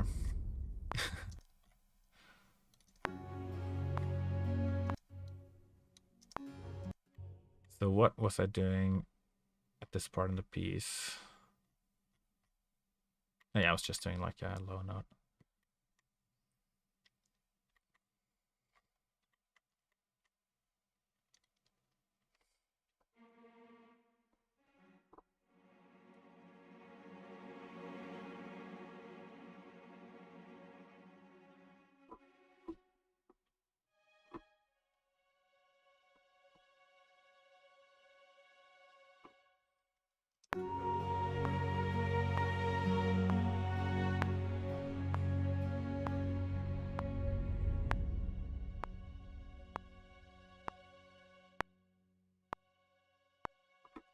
We need like a different tremolo actually here.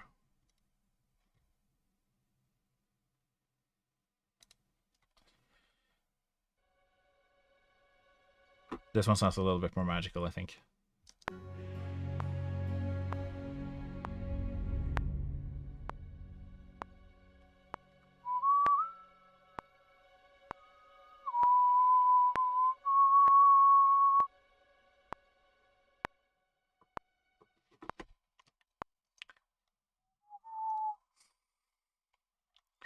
Maybe we can do like one of those flutes, low flutes.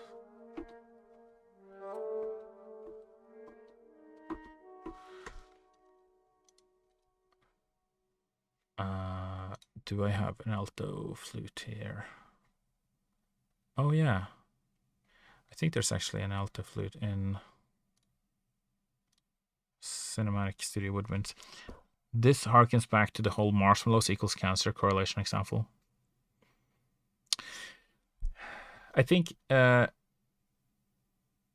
was something about, with sugar and cancer, and because I think there's like, if you break down a cell enough that it cannot function at its normal state for long enough, it kind of it becomes like a cancer cell, and then cancer cells follow like an ancient form of uses an ancient form of fuel in your body. There's like fermentation, and to have fermentation, you need to have glucose.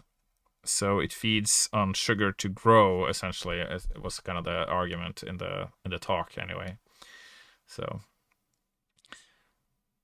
if it doesn't cause it, at least it makes it worse. But yeah.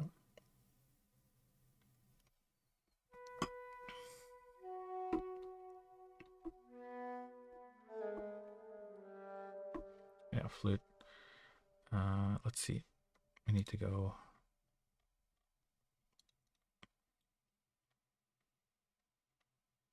Alto flute. There we go.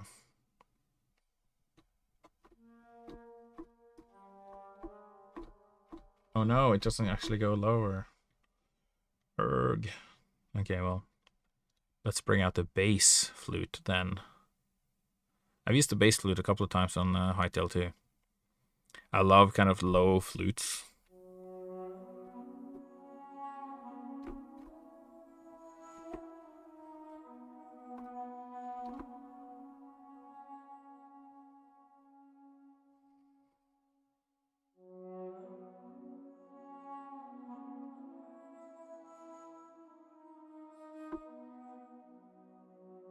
There's like so many sort of games or sort of adventure epic games that use that kind of melody leading.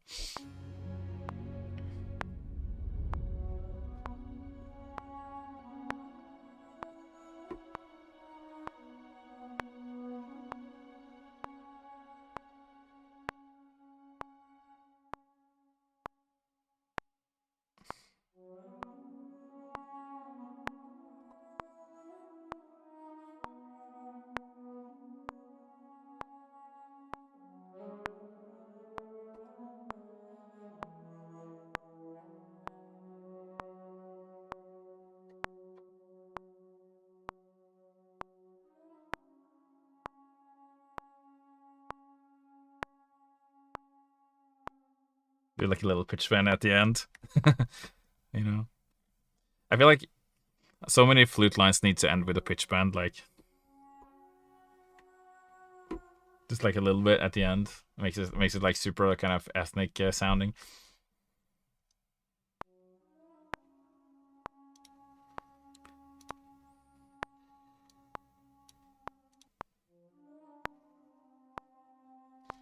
Yeah, good stuff.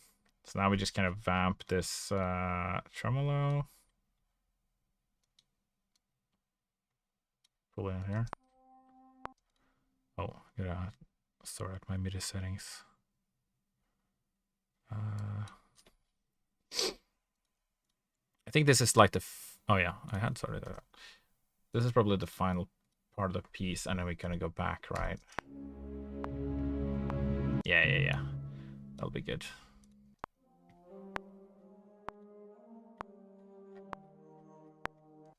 It's still stuck on the pitch bend right now.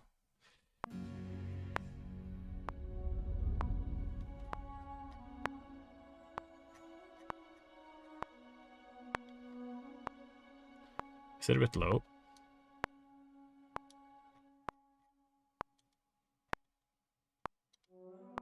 Oh yeah, okay, I see.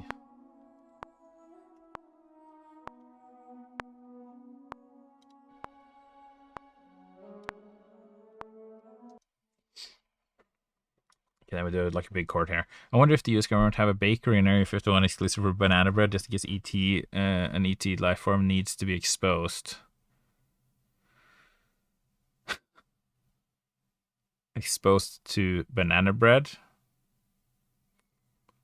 I thought it was like in case the aliens get hungry or something. But I mean, if I'm tempted to ask questions, but it's kind of like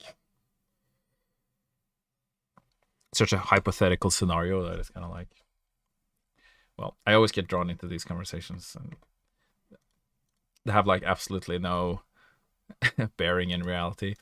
But if aliens came to Earth, what would they like? If we were gonna give them a meal, why would we prepare a bakery? Like, there's no guarantee that they would want to eat bread. And also, bread doesn't keep that well in the stomach, right? It doesn't stay in your body that long. You want to have like slow carbohydrates, right? You know, if assuming that they digest carbohydrates in the way that we do, but you can also assume that they've never had any human food. Obviously, bread is really good, but we'd have to have a lot of bread. But what other food could we give them that's cheaper to make that's also quite good? Like, I don't know, brown rice, lentils. Beans. Canned tomato beans. Would that be cheaper than bread? I don't know. What's like the cheapest food that's like the most nutritious, most cheap, long-lasting food? Does anybody know? Beans. That's what I thought as well.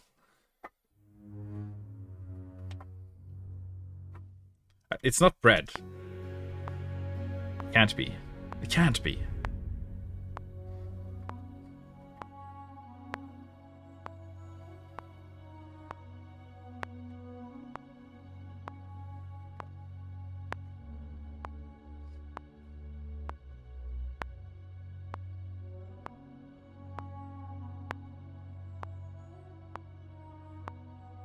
Beans and toast will bring peace to humans and aliens.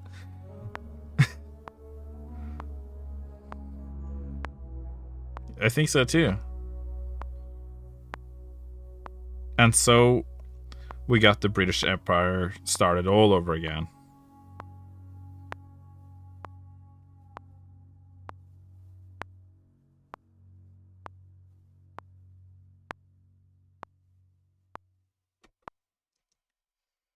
Okay, this is where the piece ends.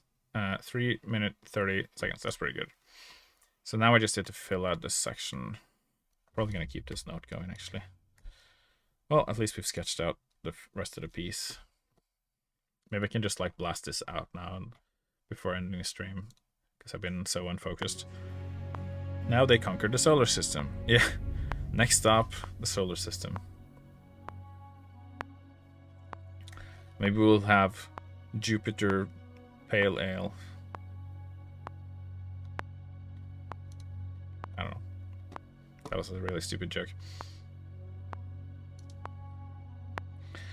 Oi, bruv, put your rain gun away, innit? Got some beans for you. That almost sounds like Australian, I guess, like Crocodile Dundee, just being like Crocodile Dundee 4 in space. You know, I actually watched Crocodile Dundee 3 when it came in the cinema.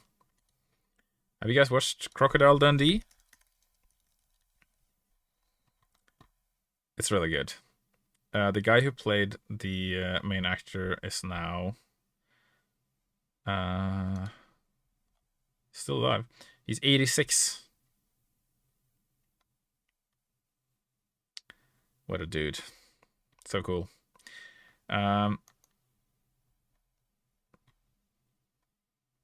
Yeah. Steve Irwin comes back to welcome aliens or we'll die. That'd be cool. Just reincarnated. He's a feisty one, eh? Anyway, I recommend Crocodile Dundee 1 and 2, and then 3 came out, and it was like he got old. Like he was like it took place. It came out in 2001. I remember I went to see it with my dad. I think I kind of thought my dad was like Crocodile Dundee and Indiana Jones. I guess he was like 60 at the time that he recorded Crocodile Dundee 3. It got a really poor rating. It wasn't very good. I think I remember me being slightly disappointed. It got 4.8 on IMDb. I don't remember what Crocodile Dundee looks like, so my brain automatically pictures Steve Irwin.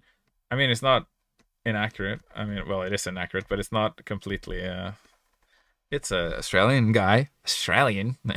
he's got a hat, right? He's got kind of like a cowboy. But it's not a cowboy hat, but it's a shape of a cowboy hat. But it's got like crocodile teeth all around the kind of the rim of it.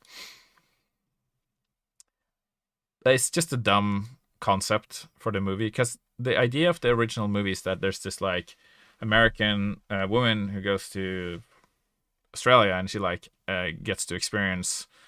I actually haven't seen this movie in ages. So maybe I'm completely wrong about what the movie's actually about, but I remember it as like there's this woman who goes to Australia to meet this crazy bush guy. And he's this amazing guy who can do all these crazy things in the bush, like control bisons with his fingers and fight, wrestle crocodiles and all that stuff. And then in the second film, I think they go to the city together. Yeah, they do. And then it's like the typical kind of Tarzan in New York, right? It's like, oh, you bring the wild man to the city, and it's like wild man meets civilization. But then in the third movie, they're like, so what do we do now? We've had Crocodile Dundee in the jungle. We've seen his home turf, and we've had Crocodile Dundee in the city. We've seen him meeting civilization. What do we do for the third one? We take him to the city again, but this time it's Los Angeles and not New York. And it flopped, obviously, because it was like, what? Didn't you do that for the last film? It's the same again, just he's old now, which is like, I guess the idea was that he moved to the city and now he's still in the city, but it's like, then it's not really anything to make a film about. I feel like it should have been like, okay, so he lived in the city and now he's going back to the bush, and he's like, oh, he's rediscovering what it's like to be a wild man, like he's forgotten his old ways, and now he's got to like figure out how to be wild again or something. But he's old, so he's like, I'm rusty, and I get like, he tries to throw a knife, and he's like, I missed, I don't know, something like that. I guess that's kind of the same at what Indiana Jones 4 tried to do. Like, he's like swinging with his whip, but then he's like crashes and fails. So like, haha, let's make fun of being old and stuff. But at least I think that would have been better than doing just him in Los Angeles, because that's just dumb. Crocodile Dundee 2 got 5.7. Not great, but when I was a kid, I really liked it. I loved it, and the music was really good. It had a really good main theme. I still remember the theme to this day. It was like I can play it actually on the harp.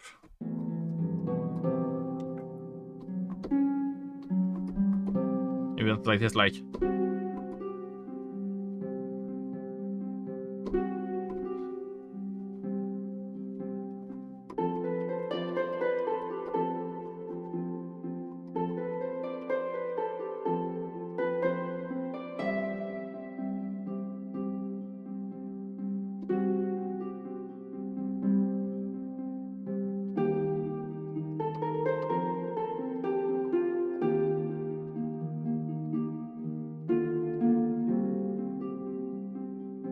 It's quite cool, right? It's kind of a little bit exciting. That little like, oh, what's that? And it's got this little jolly part. Oh, he's a cowboy in the wild. I guess it's a little bit. Hey, big dude. Is it the big dude, the YouTuber big dude? With the voice of an angel?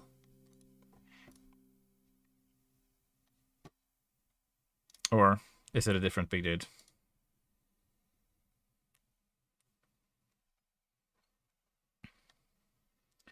And the only thing left is of those memories the memory of the knife scene. It is. I don't know why I have so many Mannies. Oh, many sevens. I never used Twitch. I see. Man, your song was insane. Like, I listened to your singing in that song on Thanksmas. I was like, holy shit, this guy can really sing. Like, really sing. I was really impressed by your voice. And I'm like, why is this guy doing YouTube and not being a singer? Like, you must have some serious history with like singing in bands and stuff, right? Or do you sing in a band now? Because that was like, that just blew me away.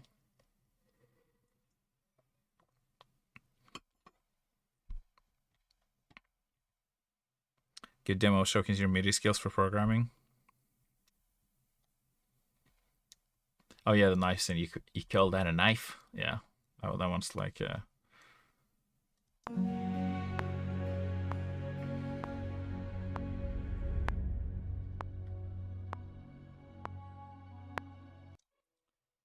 So this flute is incredibly low volume. Oh, I see why. Okay. This was why. Thanks, man. Actually, I'm a worship leader in my church. I've been in worship ministry for over a decade and lots of choir experience in school. Nice. That's really cool. So when you're a worship leader, do you like sing first? Is it like you're the lead singer when you sing songs and stuff? Is that how that works? Or so many amazing musicians that come out of church. It's actually crazy.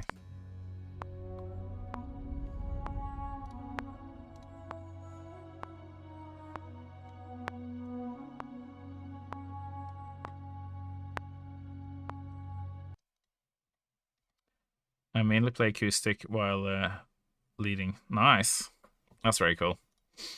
It's nice to have that kind of musical kind of consistent element in your life where you get to perform and actually, you know, sort of consistently develop that skill naturally and organically in your life. That's very nice. I mean, you clearly have a great talent for music, so.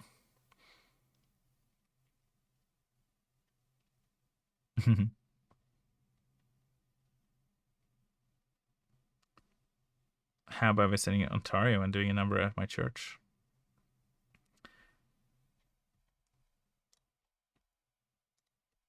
Yeah, what's your touring fee?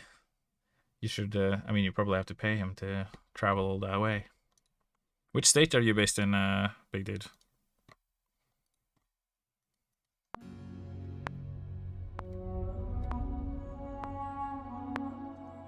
Big Dude World Tour. Yeah, 23 fantasillion dollars per song. Oklahoma. Cool. I've never been to Oklahoma. I've been to Maryland and West Virginia. Oh, Oklahoma's in the middle. That's cool. I've been to Los Angeles after that. But yeah, I'd love to kind of visit more of. It's such a huge freaking country. It's like insane. Bigger than Europe. And I thought Europe was big. And that's just one country. Collab when? Yeah, I was thinking the same. Like, you should sing something that, and I can produce a song for you.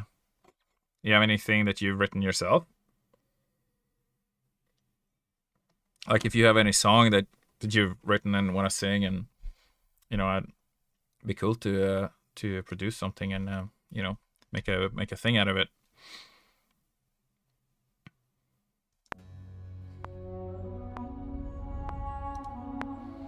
I would cry. Not at the moment, but maybe I can cook something up. Yeah, I mean, otherwise, yeah, because it's obviously easiest for me if you have a song that you want to sing. If I was to write a song, that would take more time, of course, but it's nice to know that there is such a kind of powerful male voice in the community that, if I need that kind of thing, I can reach out. And the recording was nice too, So you have like a setup at home, or how did you record it? Hey Joey, how you doing? Did you just get home?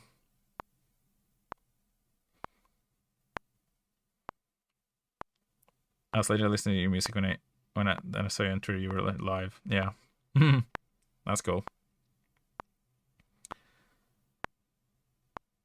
Yeah, I've not been very effective with producing today, but I've been talking a lot, and that's really nice.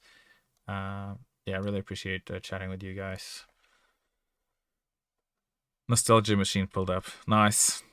That's a good song. Not a song that we're using in the game, but you can use it in your game because you can make your own games. I put all the music that we don't use in the engine so that you can like pull that into whatever mod you make. or adventure map you make. I have a small logic setup at home. If I could do acquire part on an official title sign that's in the game, I would lose my mind. Yeah, I wonder. You mean like layering yourself like 20 times kind of thing? Have you done that? Have you done like choir layering? That'd be cool to hear. What kind of stuff you've done like that?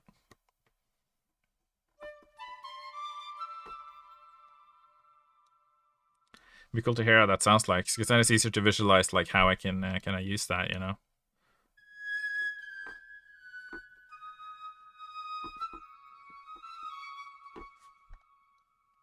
And I mean, I'm open to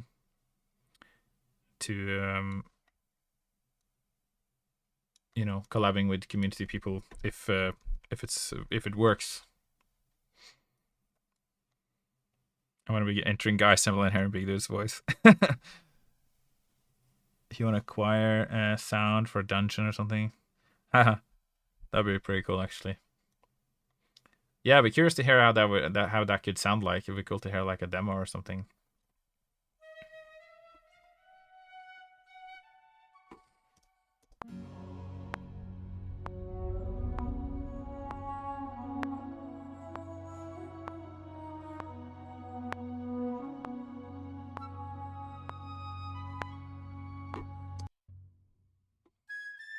That's my new goal for 2026. Make me a demo.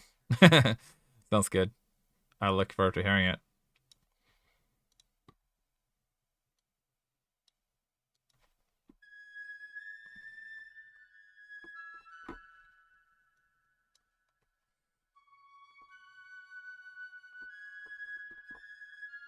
Let's hear some Latin choir boss fight. Like the choir sound from the 16-minute gameplay. Yeah, everybody's like going crazy about that choir bit. Funny thing is that music is not supposed to be in the jungles. It's supposed to be in the volcanic area, but yeah, well. Now we've actually put it somewhere completely else. So you'll see. Hey, Skelly. Nice to see you.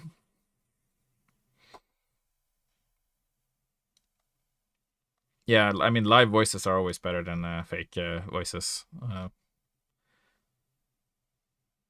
How's the music going? It's going slowly, but I'm trying to finish this piece. I'm not too far away from finishing it. I just need to kind of nail this kind of final bit here. So I've got some kind of like piccolo flute on top here. I'm just gonna try and layer this on top here.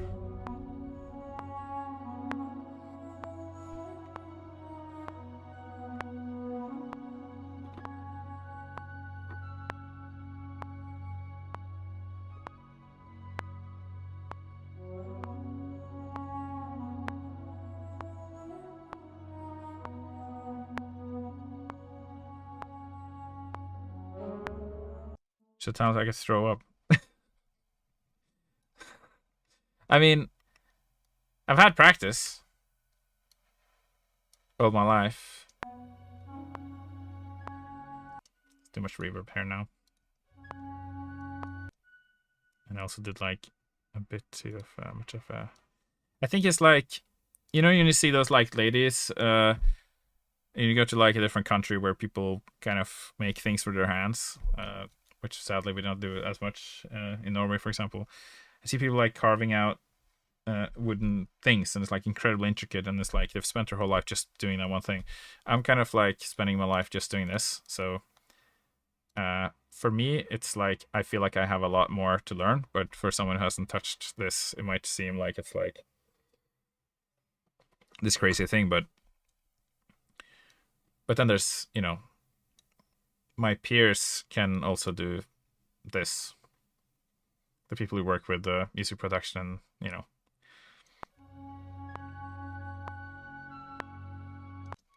But I mean, I'm happy with the level I'm at in terms of ability, because I can get to a level that people are generally happy with quite fast,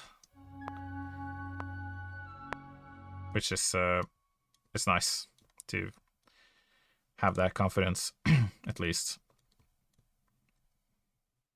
So yeah. That's my response to your compliment. Thank you. Anyway.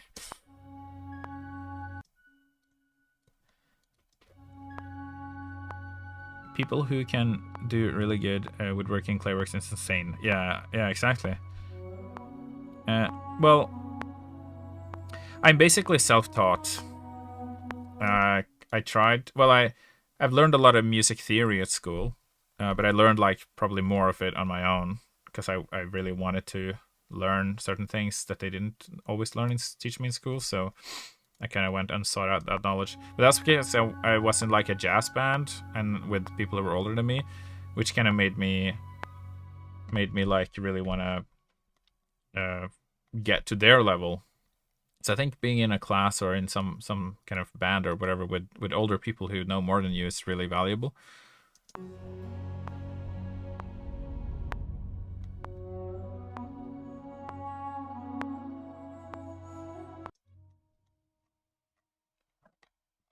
Oh, I think I know what this needs now. Some kind of choir. Some kind of like moody kind of choir thing. I'm gonna see what I can find here. I have this library. I have so many libraries, but the challenging thing is like actually learning all of them. Choir, you say? Yeah. Send me the recordings right now. Right this second.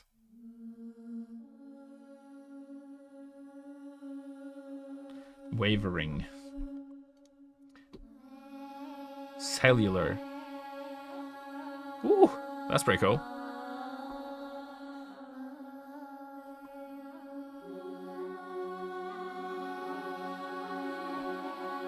Oh. God. That's good. Like there we got like normal kind of normal things. Yeah, we're gonna go for one of these cool ones. Yeah, we're gonna try this one. This one's kinda very fancy.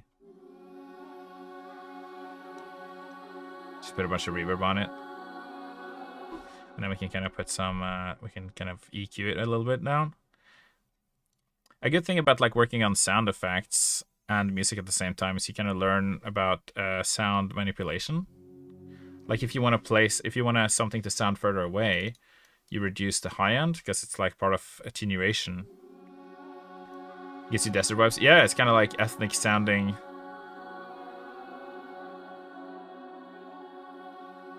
So if I cut off a bit of the high end, it sounds a bit like it's further away. It's the same with the low end, really. If I cut off a little bit of the low end, it's like kind of slightly farther away already. Because things that are really close to you will have like a lot of high and a lot of low. But things further away will have like less of that.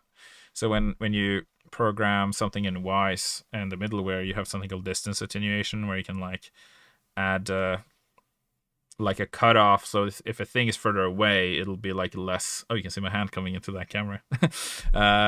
You'll have like less low bass, like, and you have less sharp sounds because it gets more muffled when it's further away. You know, it's the same when something's behind a wall, it gets muffled, right?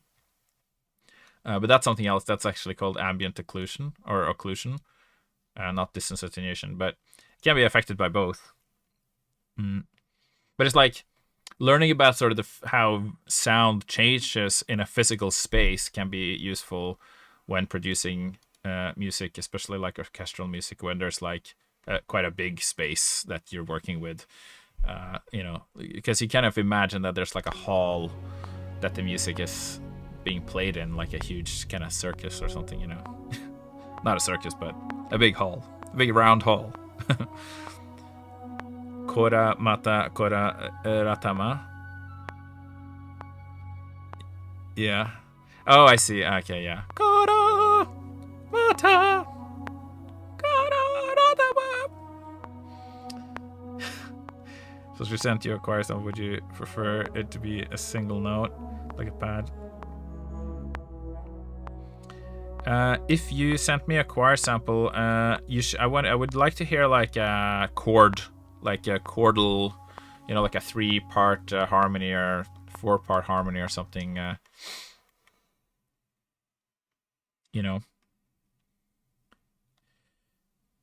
I don't know if you've ever written for choir or, but you can just keep it simple. Just like do like some chords, basically to see like how 8-part. Yeah, I mean you should obviously record like 8 different takes or something to make it sound like kind of big. Hey there, please let me know how I can address you. As just call me Oscar. That's totally fine. You don't have to be particularly formal with me because Norwegian culture is not very formal like that. We just use first names and we don't use sir or mister or anything in Norway, unless you're like the king, which we do have a king actually. But in that case, we do still use the king's first name when we talk to each other. But we do say king, whatever his name is. In our case, it's Kong Harald. And I mean, if I did meet the king, I would say Your Majesty. But that's not because I've been trained to do that, because I've seen it on TV. And he would obviously. I don't think the king would tell me like, call me Harold. I think he would probably just be like, yeah, that's how you address me. But yeah, you can actually meet the king in Norway. It's not like too big of a, stretch to actually meet the king. But usually you've had to have done something noteworthy, I suppose, to warrant that, or be like press, like a journalist or something. I don't know. Yeah, just call me Oscar. Do you remember the "Thank You, Simon" part of my song? I think I did. Didn't you just like improvise that lyrics like completely and the melody and everything? I was laughing because I was like, I was listening to the stream while driving home in my car, and when you were singing it, and I was like, these lyrics are fun. And then you said after it was like improvised, and I was like, that's actually incredible because there was like rhyming and stuff in the lyrics, and you're like just freestyling that whole thing. Like that's pretty impressive. Not Harold, but Harald. King Harald. And the next in line is King Håkon, actually. So your good friend Håkon is gonna be the next king. Well, not actually him, but someone with the same name. It's a king's name. Just wanted to let know that your tip really helped me a lot. Great. I'm glad I could be of help. But if you're doing like sound editing, particularly, I would recommend using Reaper, not Logic, because Reaper is way better for editing audio, and it's actually free. Well, it's free until you need to do anything commercial with it. No way Hawk is gonna be the next king. That's crazy. Yeah. Yeah, high tech community is really going places. You were just in your teens and now you're the king. It's you can really become anything you want. Imagine if like people told you that when you're like young in Norway. It's like in America, at least, you can say you can be the president because you actually can become president. But in Norway, you literally cannot become the king because it's like blood, heritage, right? So people started saying like you can be anything you want. You can be the king if you want. Just have like a complete generation of delusional kids. The song you're thinking about is an old song. It's the old song. I made a second one with Slama, and I do like an 8-part harmony. Well, it's the one that I heard on the Thanksmas. So you did a new one after? Oh, they showed both. Huh? Maybe I missed. Maybe I missed that. You need to link it to me, and I'll listen to it again. 8-part harmony style. Sounds cool.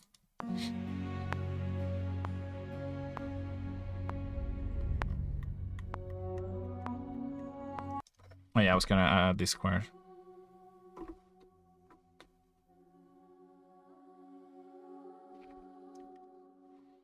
And then we can like do some this like tremolo. This is like a tremolo plugin called Mod. I use this one a lot. It kind of it's like an auto panner, panning left and right.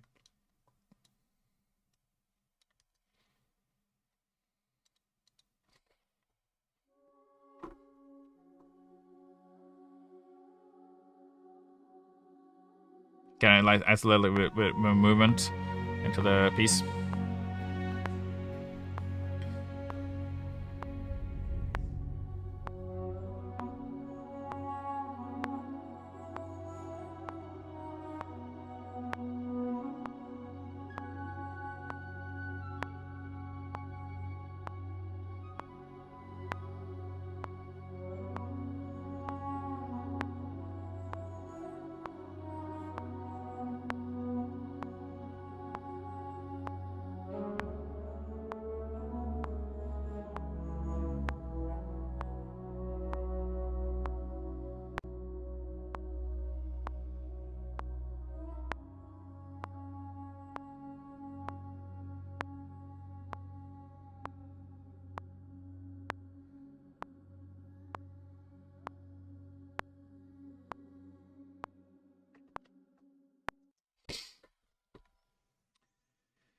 Pretty cool, but I think this note actually, because it has like a second. What does it keep doing that? Okay, so it has like a second step here, which doesn't work so well on this little thing.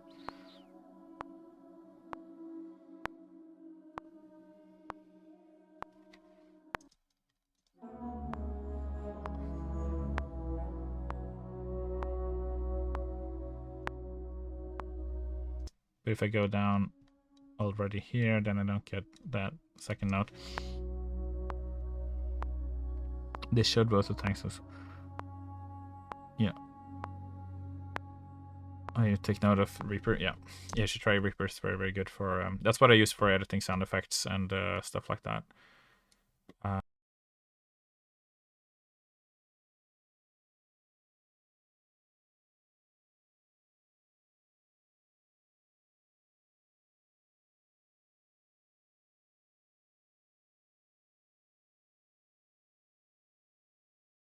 Times in front of the mirror. Right? I was like... Someone told me that story, right? In back in middle school. And I was kind of afraid of the dark. Like, I was kind of like... I was afraid of ghosts, you know? And someone told me this story of like Bloody Mary. Like, if you say 3 times in front of the mirror, it'll appear. So I went home and I stood in front of the mirror and I was like, Nintendo 64, Nintendo 64, Nintendo 64. But sadly, it didn't work. But I was hoping I could summon a Nintendo 64, which I didn't get. But I never actually got one because my parents thought it would make me crazy. Does the app cost anything? What app? Oh, Reaper. No, it's free. Unless you want to use it for commercial use, I think. But you can like use it and get good at it for free, basically.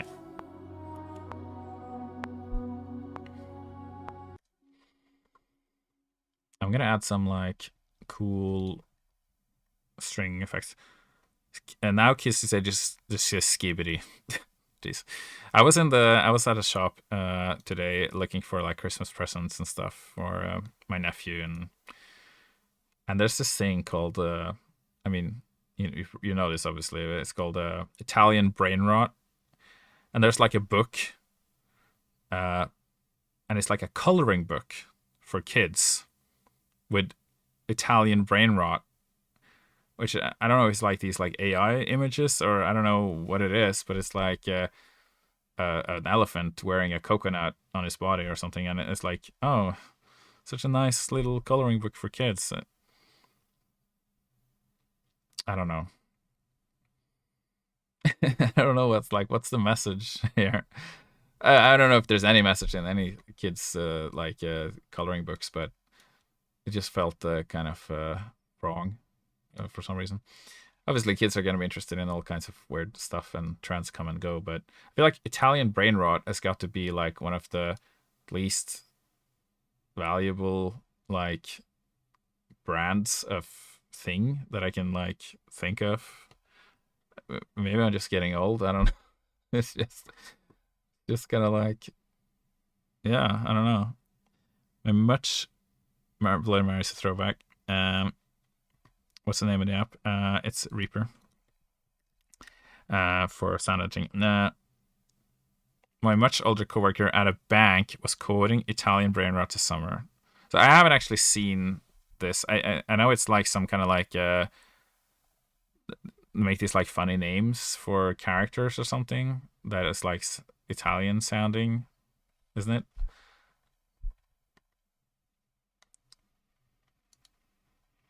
Like crocodillo, armadillo, or I don't know, something like that, isn't it? A lot of products like color books are AI generated by some. Yeah. I mean, how can an AI generate like a high quality coloring book?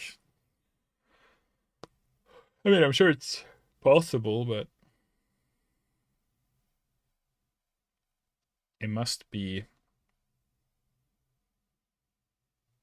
so easy to just do that manually. Like you take a picture and you just put it in Photoshop and like extract the outline of the image and remove the colors and like I don't know, it feels like you could do. I mean, obviously an AI can do like the whole book in like an hour probably, but I feel like one person could do that in like a day and it would be like a high quality assured thing. But yeah. If Reaper is audio design, what is Pro Tools? Pro Tools is like recording music and like managing and mixing large recording sessions. I think it's supposed to be better at laziness at its peak. Yeah. Yeah, we're probably gonna reach peak laziness at some point. You know, have you guys seen Wall-E, the movie Wall-E? It's funny because it's actually kind of accurate in how they depict like humans.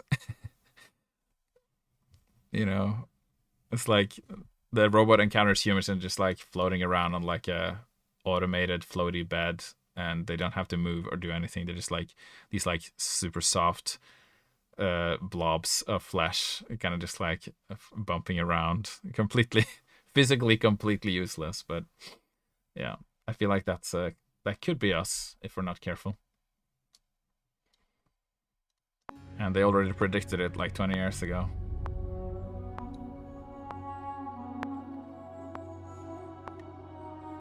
Okay, I was looking for some evolutions.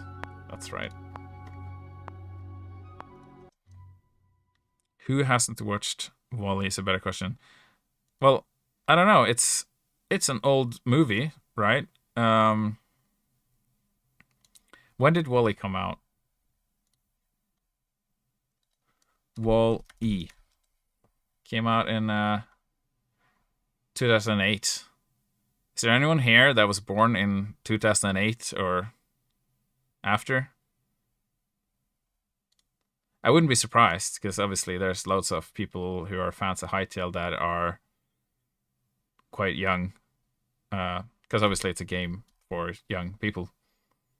But I don't know if I've ever met anyone, well, outside of my nephew and my own kid, born after like 2005 or whatever. Yeah, starting to feel really old. I was born in 1991. I'm pretty proud of that. I don't know if you can really be proud of when you were born, but I'm happy with that, I guess you could say. I'm happy that I got to experience the dawn of mobile phones and experience how it was actually before mobile phones as well a little bit. What's the name of the app you're currently working on? This is Logic. This is not Reaper. Logic costs money. Dang, the year MTG came out. What's that? MTG stands for Magic the Gathering.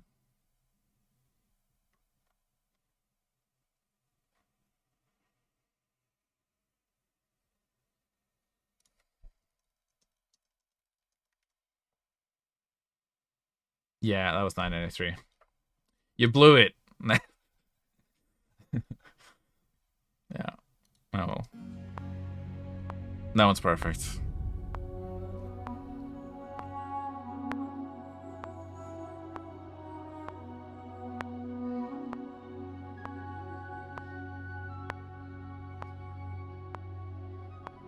I'm a fake fan. Yeah, exactly.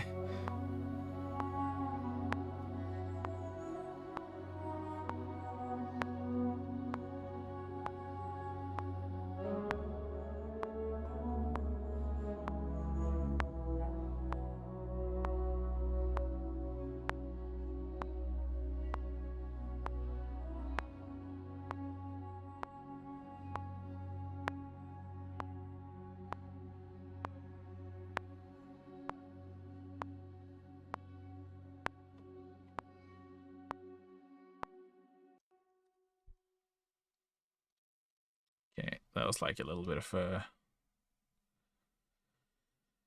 kind of an effect, just to try and fill the space a bit with something interesting sounding. Mostly because I didn't really know what to put in this part, so I just put something kind of like ambient and cool sounding.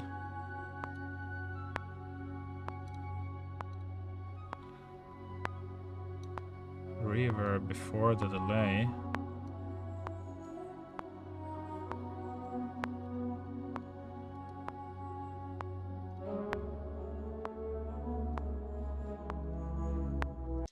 Because here I need to do the strings properly.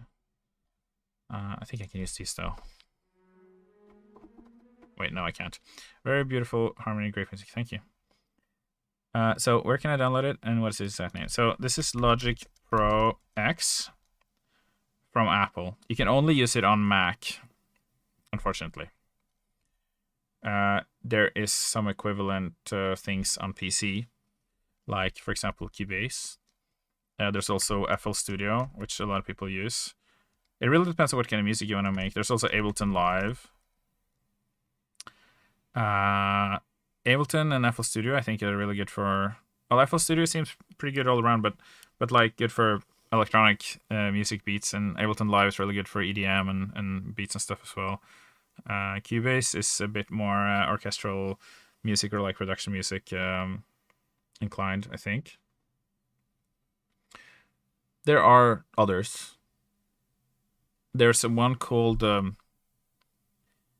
The composer on Stardew Valley wrote the entire soundtrack in a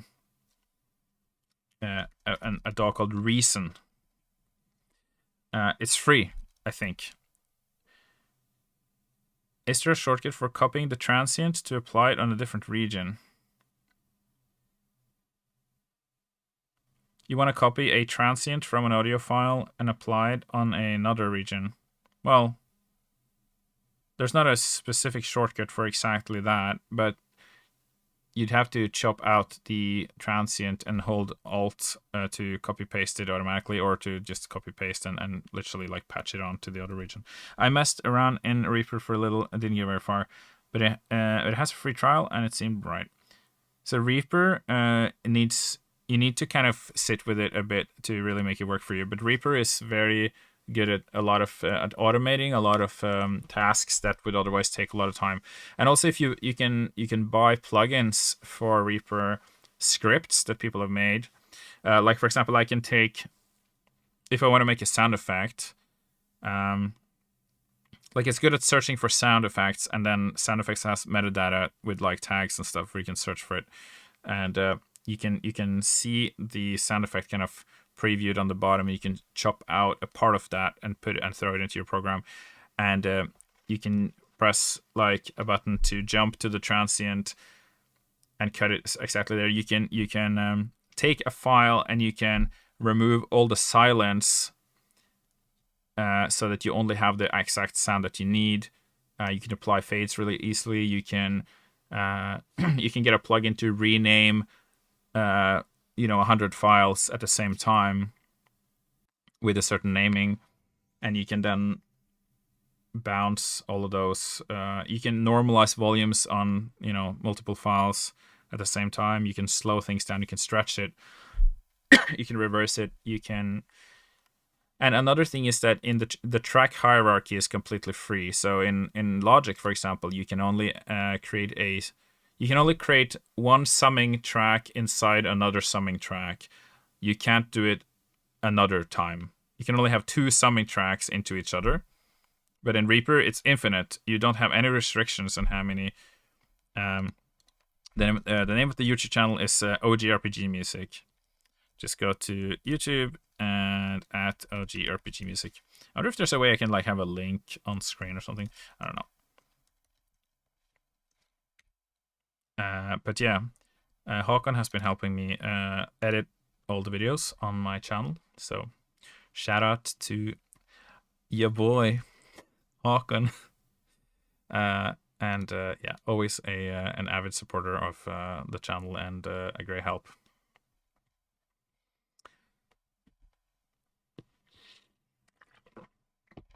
So he's my editor.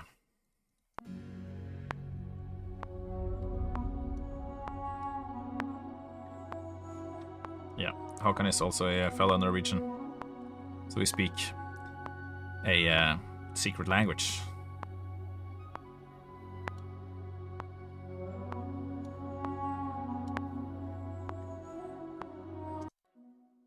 I wonder if I can add some like kind of low woodwinds coming in here, just like a kind of moodily. How often do you play TTRPGs? I used to run a D&D campaign. It ended last Christmas. I'm so tempted to say I gave you my heart, but it ended last Christmas. After 3 years, we had played that campaign, and I was DMing it. It was very homebrewed, and we are planning to play again, but I haven't been able to prepare enough. But I started writing some music for it. We were gonna run Curse of Strahd next, and I started reading it, but it's like there's a lot of information, a lot of stuff to read, so I really have to like knuckle down, and I couldn't find the physical books anywhere, so I had to read it on the computer, and it's kind of like sitting and reading on the computer like hundreds of pages. It's kind of like, it's not as nice as sitting with a book in your couch and reading it. I don't know. That's just me, but I prefer to have it in book form because it's a bit more like you're like flipping through the ancient arcane tomes, So but I couldn't find the book. But anyway, I've got it on Roll20 and we're gonna play it eventually. So I created some soundtracks for it, which you can find on OG RPG Music as well. Do you play board games at all? I played, last board game I played was a Life game with my wife. She loves that game. I don't know why, because there's like no skill involved, like at all. It's literally throwing a dice and seeing what happens. And she's like, "Oh, I won!" I'm like, "Yeah." It was literally completely random. It's like, what? How can you enjoy this game? But I play with her anyway because she loves it. And then we play Ticket to Ride. We played that. We bought that. Ticket to Ride is all right. It was just when I played it with my wife, we were like, "Oh, we don't want to like mess with each other's like train lights." And then I won, and I was like, she could have stopped me from winning it like at any point. So I think it's hard when you don't want to be mean to each other to play a game like that. And then we play Catan, which is quite fun. Settlers of Catan. I don't think I'll be able to get her into playing anything really like advanced. I bought the Dark Souls board game once, but I gave it to my cousin because he was more interested in it than me. Wish you all a pleasant rest of the day, and thank you for the information. Yeah, have a good one. Cursed Star is great. how often do you play it? Yeah, so you've played Curse of Strahd. I'm glad you can attest to its greatness. I'm excited to try it out. I just feel like I really have to like read all of the content to like do it justice, and that requires obviously a lot of effort. And I had a lot of work, but now I have double a lot of work, so she's obsessed with it. You know, you can get the mobile version of Settlers of Catan, so you can play U2 plus an NPC, which is quite cool. Because then you can at least have like a punching bag when you don't want to like mess with each other's base or whatever.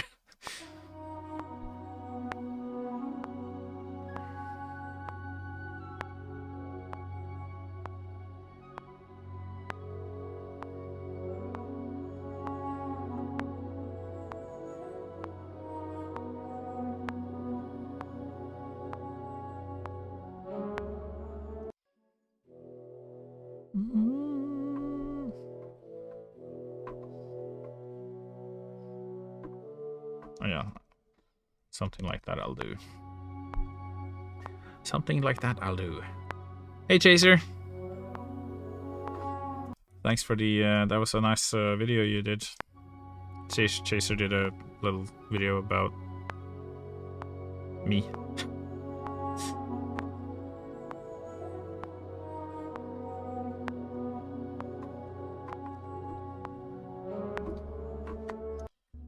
Okay, that was kind of hard to play. Let me try and fix that.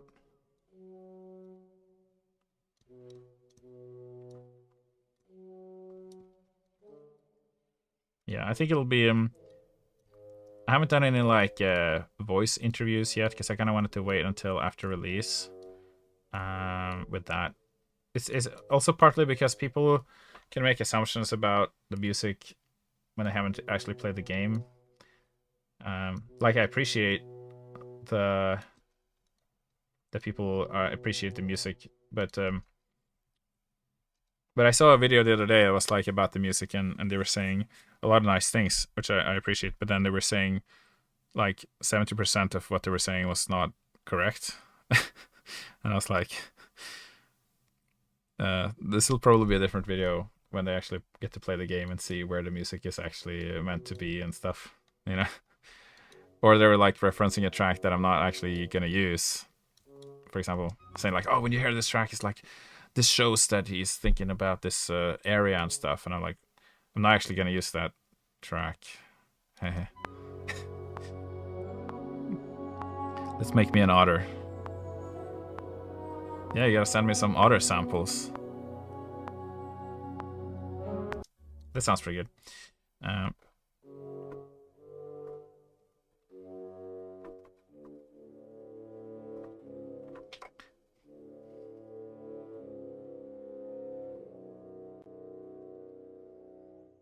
Thanks for a follow, Chaser.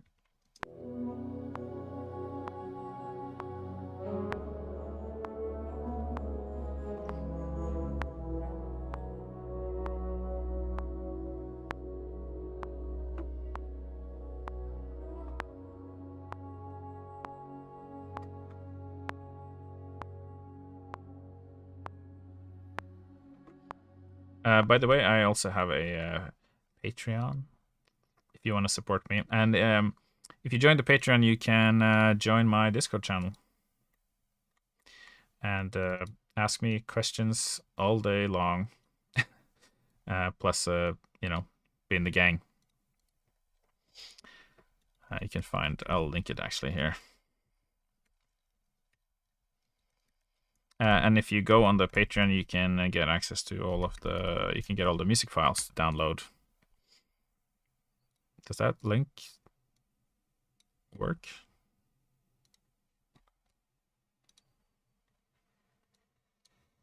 And if you go on the Patreon, you can get access. Oh, yeah, here we go. Yeah. Nice. Nice. That was Doc PRD, what's that? I'm gonna go link the Patreon and the Twitch in the comments and description right now. Huh?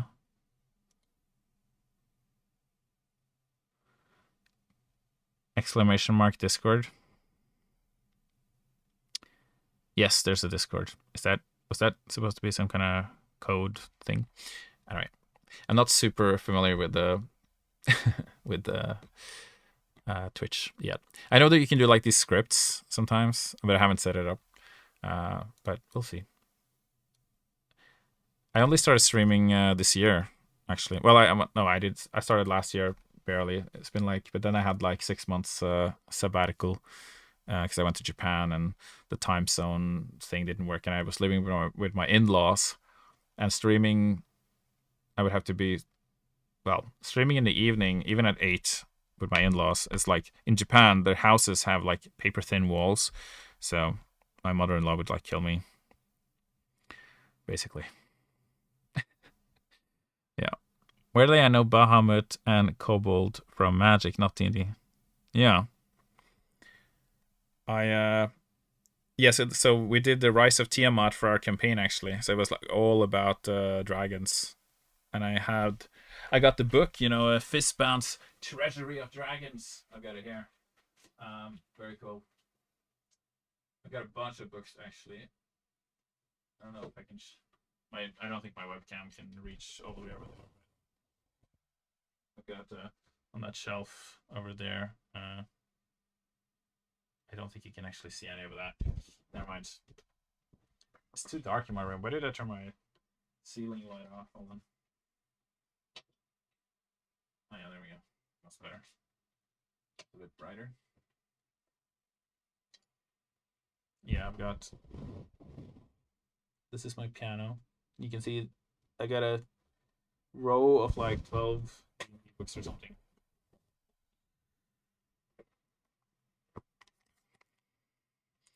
I really don't mind this becoming a D&D stream, by the way. If this band's Treasury of Dragons, very cool, very awesome. And I read almost everything in this book and used it in my campaign. Because I had this like Rise of Tiamat is like, people say it's kind of lackluster, but I homebrewed it like to death. Like I added so much extra stuff to it. Like one of the guys, and he was like a turtle, and he got bit. No, he like I had this thing with like blood magic, and like dragons are like inherently magical, and if you drink their blood, you can get some of the magic. And he was like this turtle, and he was like a barbarian, and he got like a taste of some of this blood, and he got like addicted to it because it became like this like a kind of drug that made him more powerful. Like dragon's blood had the power to make him more powerful. But then he kind of slowly became more and more dragon, because it was like taking over his body, and eventually he became like this like monstrous like huge draconic turtle with like just like blood from the mouth, and like he became like completely out of control, and they had to like kill him, which was pretty cool if you're into that sort of thing. How long have you been composing? Since I was 12, I think. Yeah. Well, maybe since I was like 10. If you count me writing tracks on the Nokia 3310. Never really been into D&D because I've never played a good story with a good storyteller. I like the idea of playing a campaign though. Yeah. No. Yeah. It's seriously so dependent on having a good DM. I think I'm a good DM, but it's hard to keep track of like everything, and I can be a little distracted sometimes, and I can sometimes forget little details. But I'm pretty good at keeping on top of things. But then suddenly there's like, but I think that's like you have to be, as a group, kind of. Like programming music the way that I'm doing now. I think I kind of started putting music into the piano roll in GarageBand when I was 13. Yeah, that's when I started doing that. And I wrote like a really funky song. That was my first song, was called Funk Almighty. And it was just a funky song. Because I love funky music. So in this book, there's like these like draconic abominations, dragon flesh abomination, which is like kind of like a grafted kind of human which have been like spliced with dragon. So I'm kind of thinking that the cult of the dragon was experimenting with like feeding the dragon's blood or some kind of concoction of elixir of dragon's blood and something else to their soldiers to try and like make them into, you know, these like monsters they could use for war and stuff. Like this guy, he's got like a dragon arm on his and some dragon legs and stuff. But yeah, there's a whole thing about that. I guess I kind of had played Elden Ring at the time as well. So, have you ever made use of Mordecai's Monster of the Multiverse? Yeah, I have actually. I have it here. Mordecai is...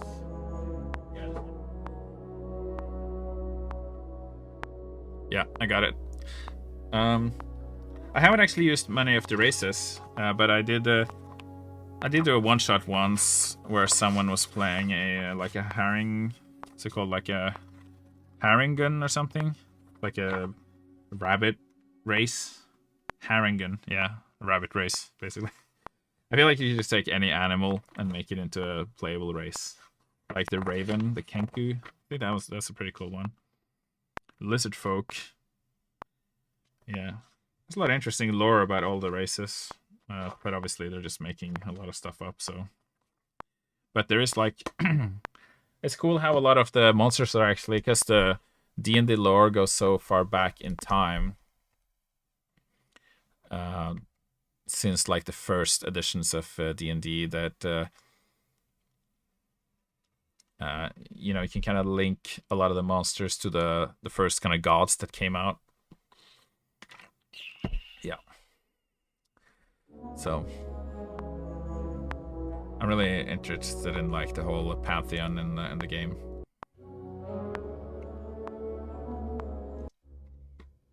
Okay, right. What was I doing? I was adding some strings. Oh yeah, that's probably what this is for. Strings. This one.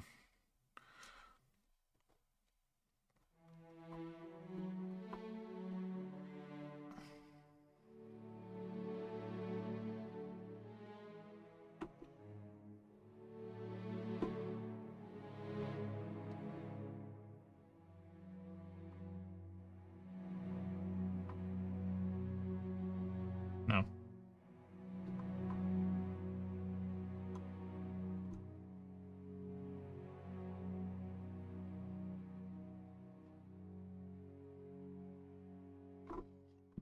Maybe I should go higher, like up here.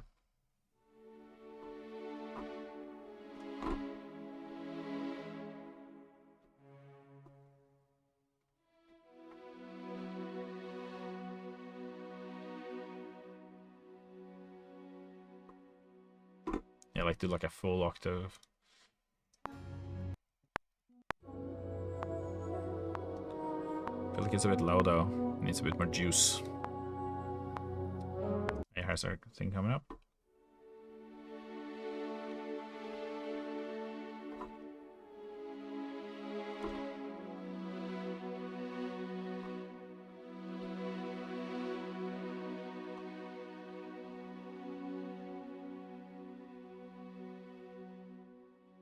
Your library section is really great. Thanks. Yeah, it's got a couple of books. I haven't actually counted how many I have. 1, 2, 3, 4, 5, 6, 7, 8, 9, 10, 11, 12, 13, 14, 15. I got 15 books from D&D, but then I also bought these huge freaking books, which is from a YouTuber, well, content creator, called the DM Lair, and he released this like huge homebrew thing. It's so thick. Look at that thing. It's heavy too. Like so freaking heavy. It's called Loot and Lore. Well, one is called Loot and Lore, which is like a bunch of magic items. And then it was called Lairs and Legends, and it's got a bunch of short stories, and it's got not just one shot, but it's got maps, And I even got like, I get all the digital content too. I haven't read any of this, but I will use it one day. It's kind of one of those things when you start getting into D&D, you start to buy more than you can actually chew. So it's a slippery slope when you get into buying D&D stuff. Another really cool thing I have that I kind of want to show you is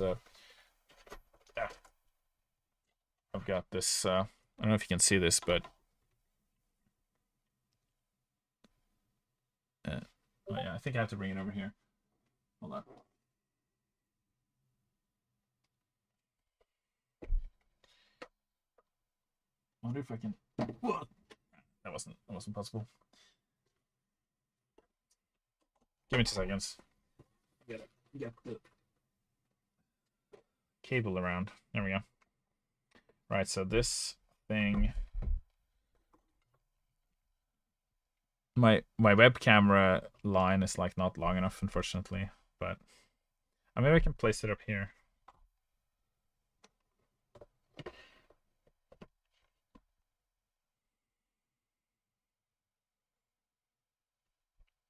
So now you're probably like, what's gonna happen next, right? But just look at this. So this is a magnet. Just to preface this, it's a really big magnet. If I can just, but you have to like find the right spot. Shit. I guess there's an issue now because I'm placing it on a surface where there's other magnetic things. So you have to find like the sweet spot for it to work, which is really hard. Maybe it's impossible on this surface actually. Okay, let me place it in here.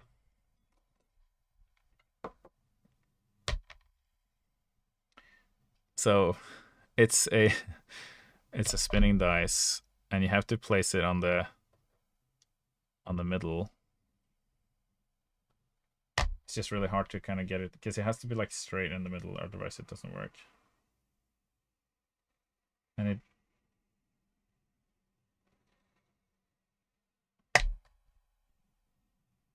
my daughter loves to go in and play with this thing, and it usually takes me like a couple of minutes to get it back to where it was.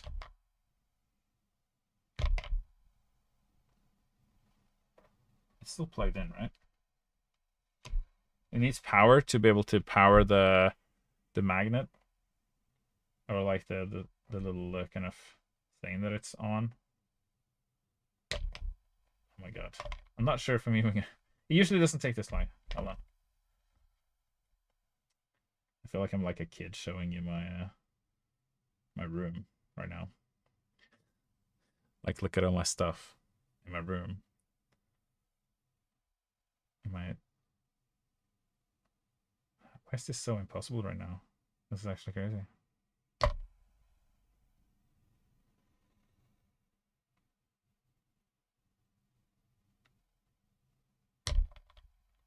It's like rejecting it completely. Let me just take this cover off. Oh, wait, no, I can't do that.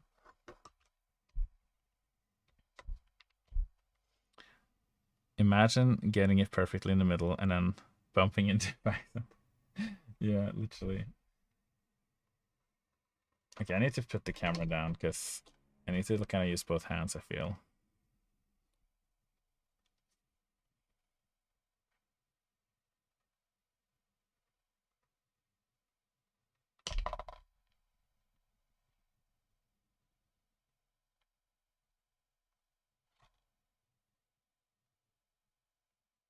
It really usually doesn't take this long. This is so weird.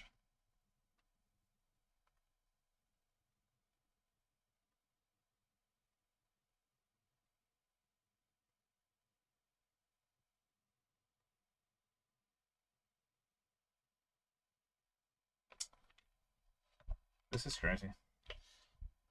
I'm just gonna plug it in again. See if that changes anything. Okay, let's try one more time. Oh, instantly, I got it.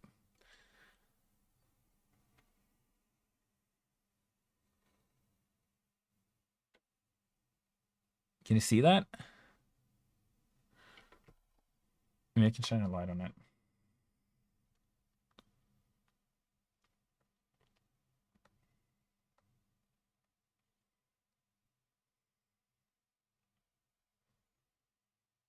Magic.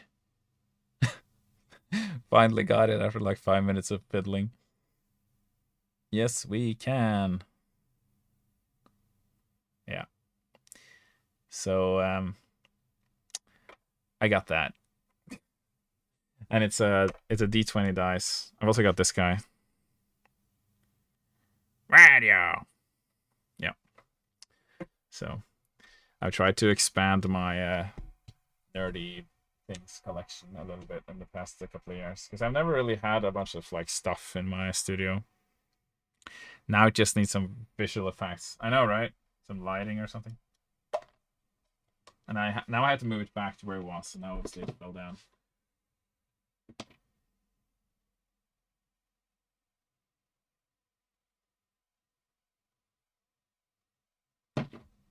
Now I'm trying to set it up again.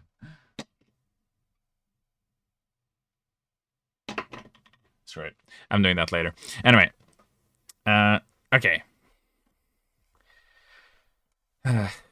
Best Smash Bros. Character. I agree. It's so cool, right? I've also got Buddha. Buddha is carrying my wedding ring right now because I'm I tend to get eczema on the finger that I wear the wedding ring on if I wear it for too many days in a row, and then it gets like really itchy. So I don't think I'm allergic to gold or silver or anything, but it's just when you wear something really tight on your finger, it's just not. Your skin just doesn't really enjoy that so much.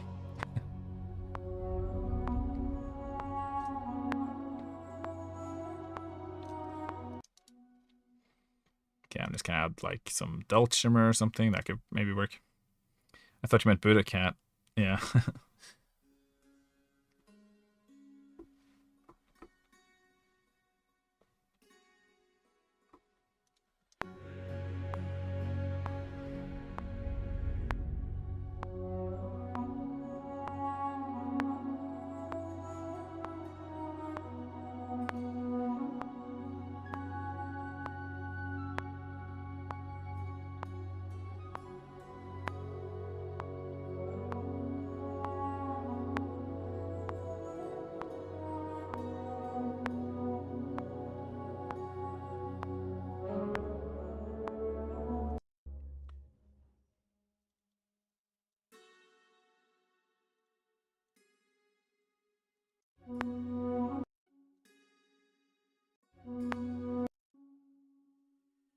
Okay. Oh yeah, I was adding strings. Oh yeah, completely got sidetracked.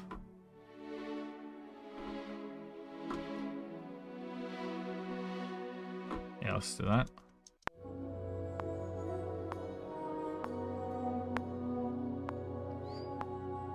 All right. Good night, Jay.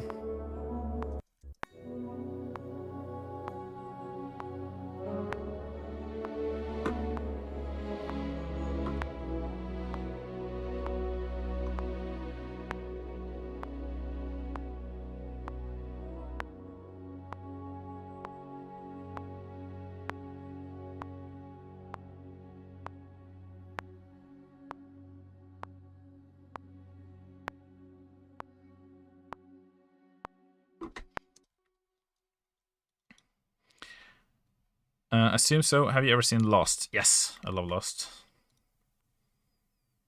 A very good show, very good soundtrack by Michael Giacchino. It's one of my favorite composers too.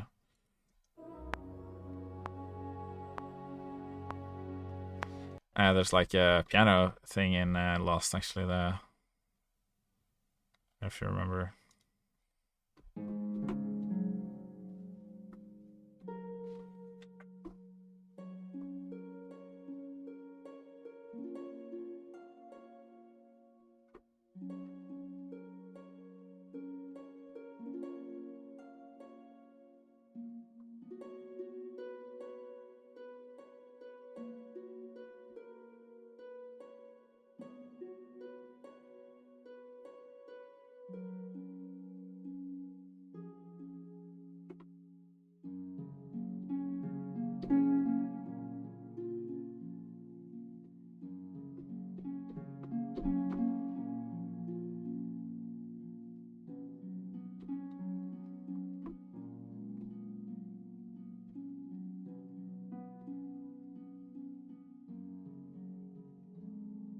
Yeah.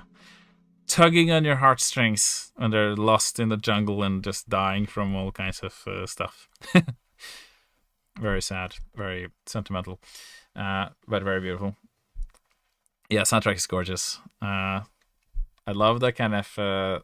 He's got like some really cool brass, like the trombones, and it's recorded in like a kind of retro way that makes it like feel really like sort of they're on this old bass, from the 70s or 60s or something. And the quality of the brass recording is going to reflect that idea, I feel, which is really cool, I think. You've been binging it for first time with GF. Yeah, it's a binge-worthy show for sure. I tried showing it to my girlfriend a little bit, but I'm not sure how keen she was on watching something that I'd already seen 2 times over the whole thing. So I've watched all the seasons twice. But yeah, very cool. Bear McCreary's work inspired you? Yeah, I would say so. I played God of War 3 and God of War Ragnarok, which I thought was amazing, and the music is really, really good. And the way that he has like lots of ethnic instruments and stuff in it, it's really nice. And I also watched Outlander, the show. Actually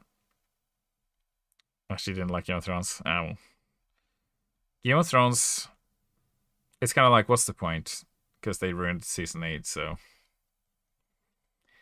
what's the point in like watching the whole thing just to have it ruined like that? You know what I mean? There's no point showing it to anyone anymore. It's so good up until that point, and then they just like freaking ruin everything. Anyway, I ranted about this last week, so I'm not going to do that again. But anyway, but yeah, Outlander by with Bear McCreary. Brendan, the music is really good, and Bear McCreary also did the music for Rings of Power, which I think he did a really good job, despite the criticism of the show.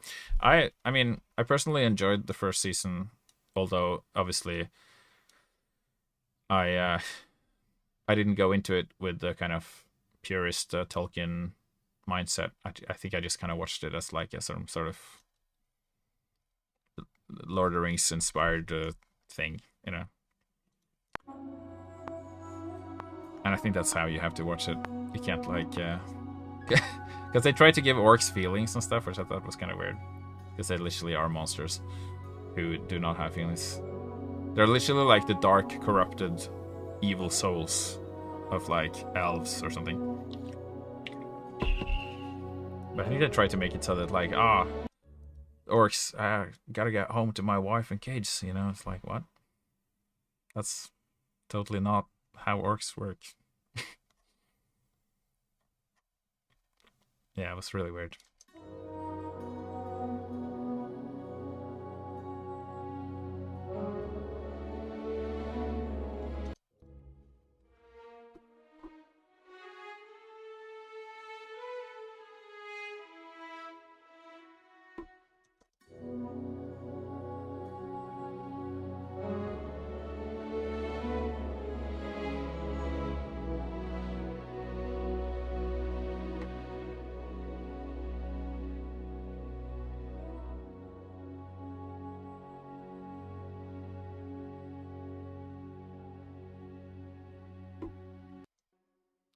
Great.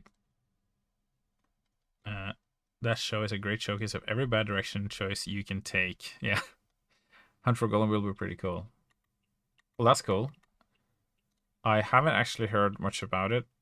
I kind of just briefly heard that it was gonna be happening.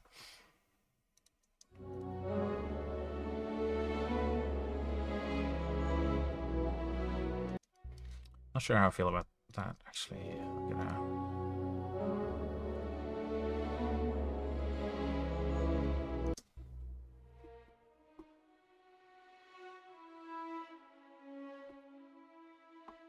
Just as Aragorn back in his prime. They're not gonna put Viggo Mortensen on, right?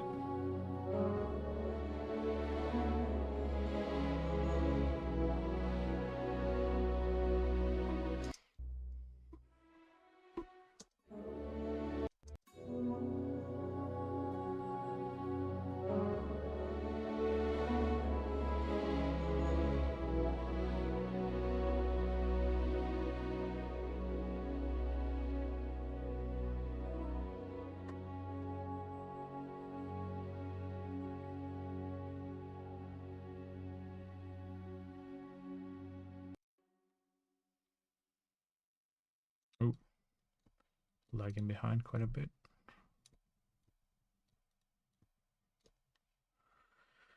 I thought they said they were coming back for it. Him and Ian. Oh. That would be interesting.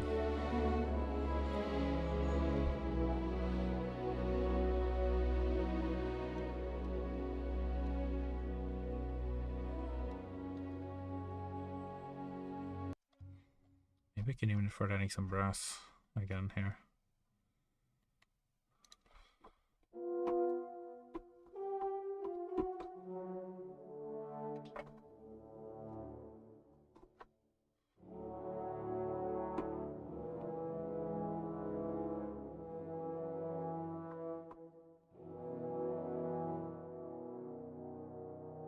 Like some real thick brass cores. Thick.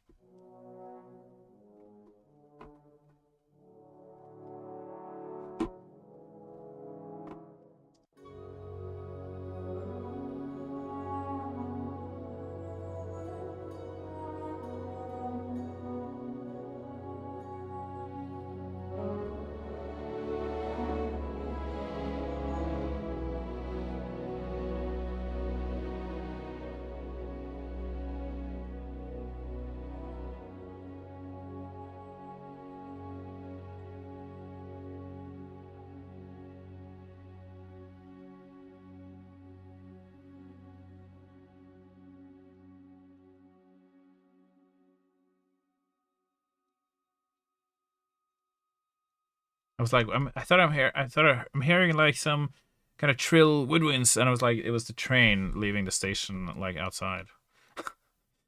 It's just completely like throwing me off. It's like, oh my god, there's something wrong in the music now. Literally just a train. It's like skidding against the railings, creating some kind of like high-pitched noise. When you work on this stuff, you get so like in tune with the sounds that you're hearing. So weird outside noises can really like because it was perfectly in pitch as well with what I was playing. So oh, I have the tuba here. Might as well use it, right?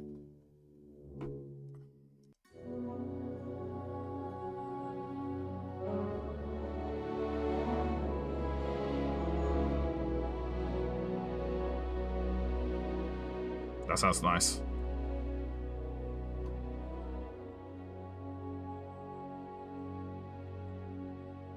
Tuba has like such a big bottom. Dead ass, big ass tuba. Sometimes the case every sound engineer faces for sure. Sometimes in a lifetime. Yeah. Yeah, exactly.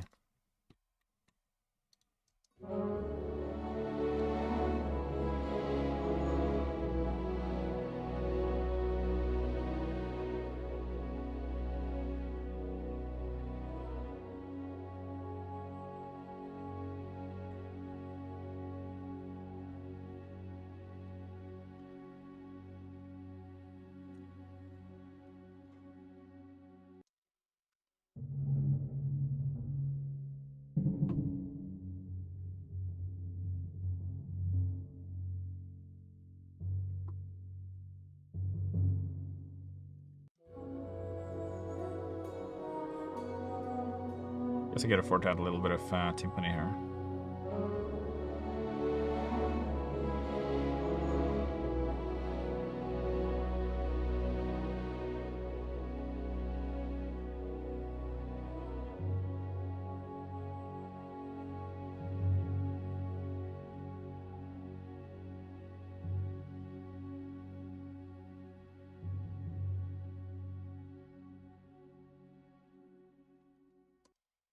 Nice. Just a little bit of that, a little bit of this. It's completely off time, but I don't think it matters towards the end of the piece. Ah, maybe it does actually. Hold on.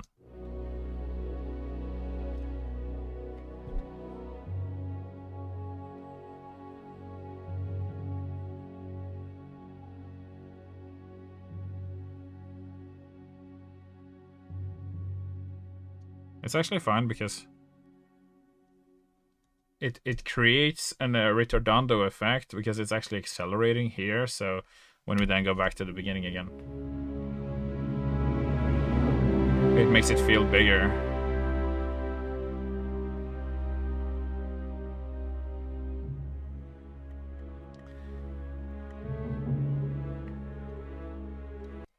Okay, sweet. I think we are finished with this. Actually, I'm gonna go and listen to the whole thing. I just need to master it a bit. I guess I can start mastering it down, but...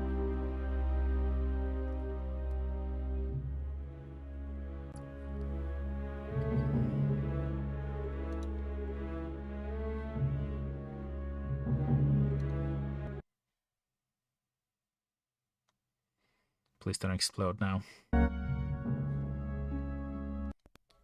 Let's just take VSX off. Can't be bothered.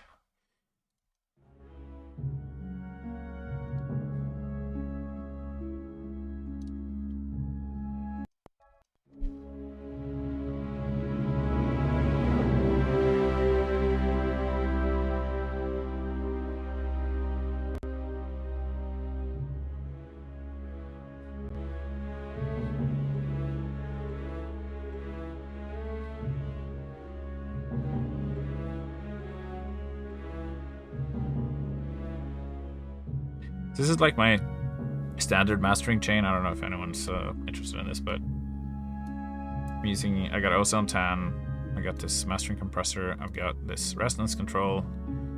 I use MoTT to kind of just multiband balancing, just a multiband compressor to flatten, and it excites as well, this plugin. So, and then it's just like a ceiling limiter at the end here.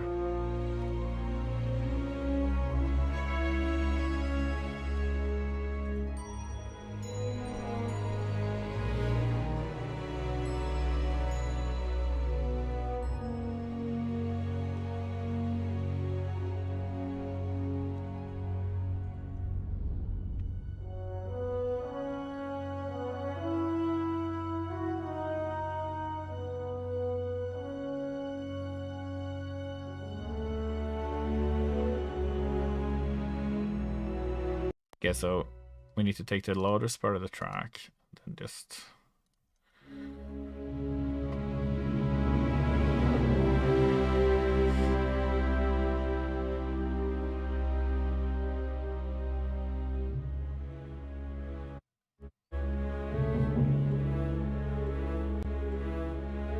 Oh, you made your Twitch again. Congrats. Was Big Dude taken, so you had to be Big Dude? I'm glad you're enjoying the stream. It's getting to the ends way. Is that an expression? I don't know. But we are approaching the end. Yeah. I am...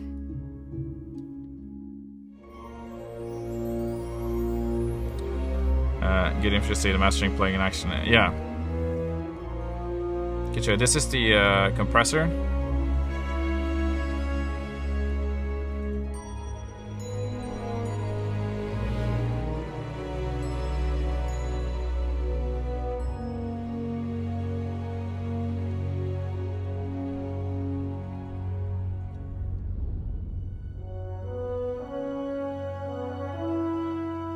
Hey, Red Step. How you doing? I'm just finishing up this piece right now. And I'm mastering it, which is a process you do at the end. So... yeah, so these are the plugins that I'm using right now.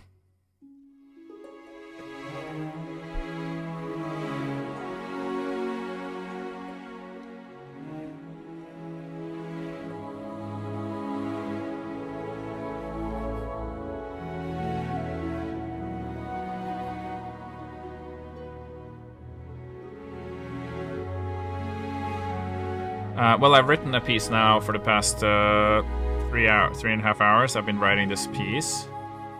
So I'm not just editing it, but right now I'm just trying to make it sound kind of ready for the world. So it needs to be loud enough, and it needs to kind of be balanced as well. So there's another plugin here I use called Tonal Balance Control.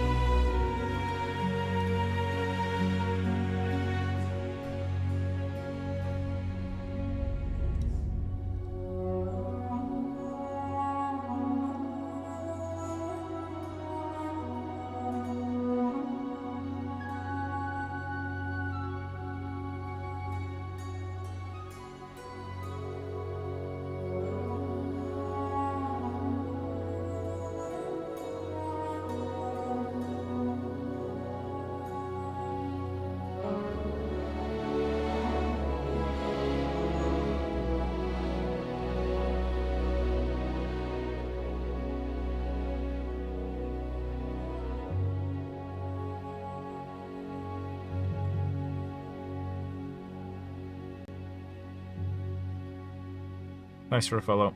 Rest up.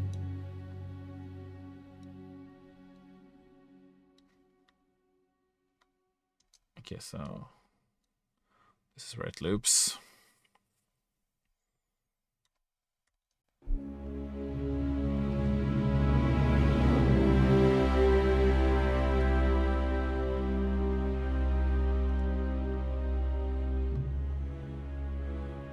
I always have a problem with like the high end. Like I never got enough high end, and I also have too much bass.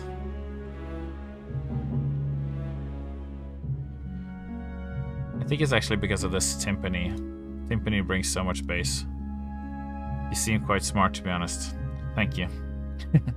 The genre of the song is like soundtrack, you know, like fantasy soundtrack, fantasy music.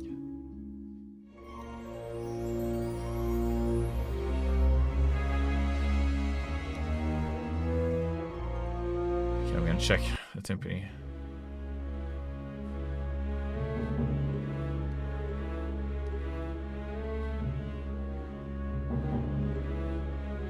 Like you can really ring.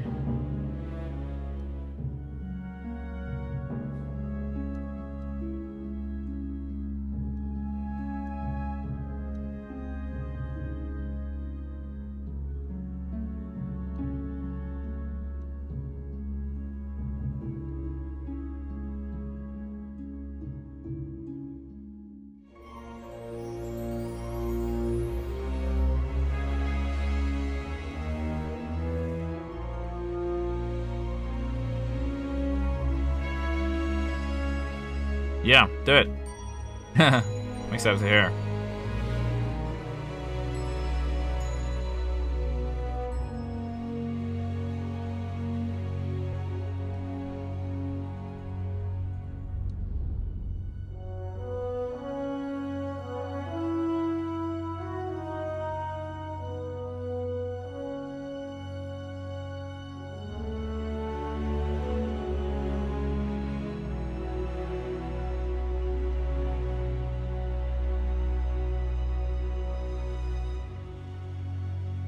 Can I get away with just like completely crushing the high end here?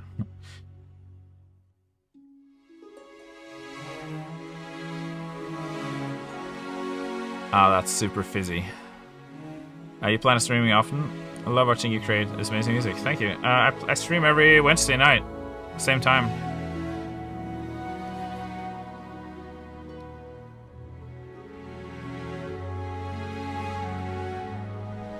I guess it's not too fizzy.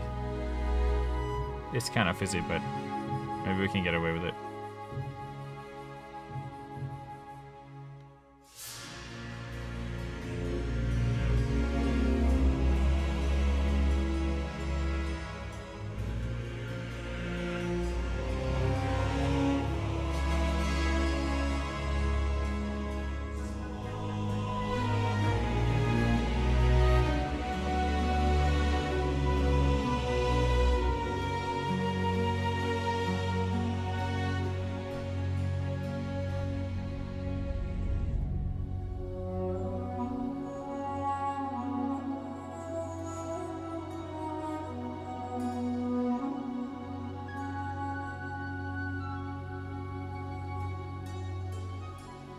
I'm just like checking how it sounds like when I try to stereoize some of these.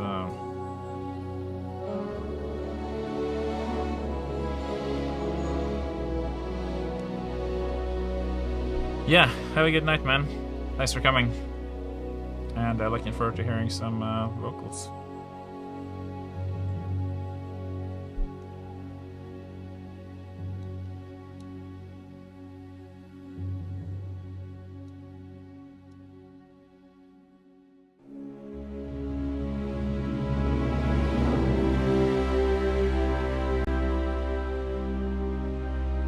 Now let's see what's going on.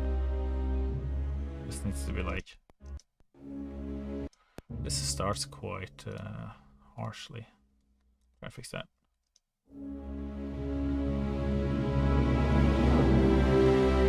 Yeah, that's better.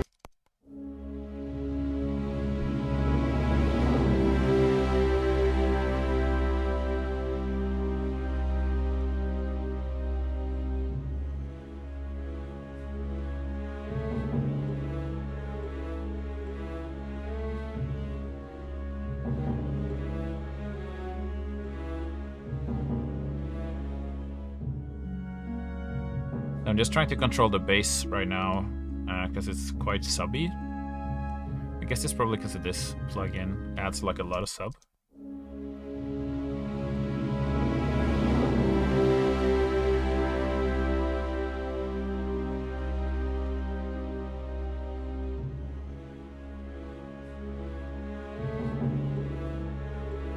But it's nice, you know.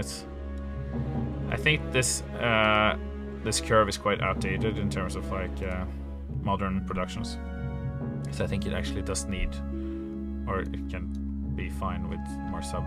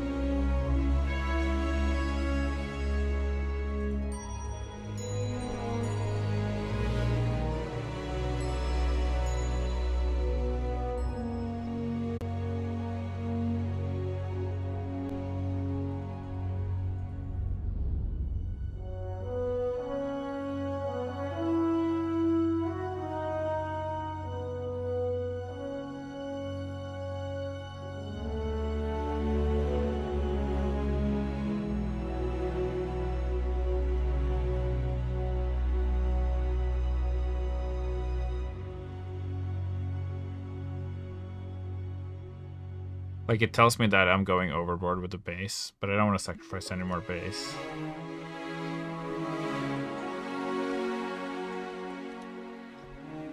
I could actually check by using VSX, which is like... I have these headphones called the Steven Slate VSX headphones. And you can simulate different rooms so that you can check like whether your mix sounds good or bad, basically.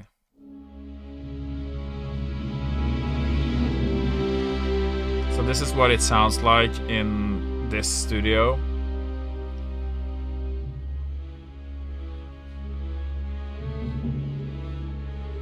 And I can check how it sounds like inside an SUV, like a car.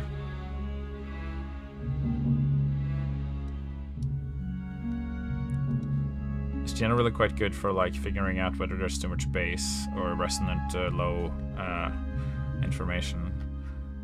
And it sounds like the timpanis are resonating quite a lot, which is kind of what I suspected. I just didn't want to admit it.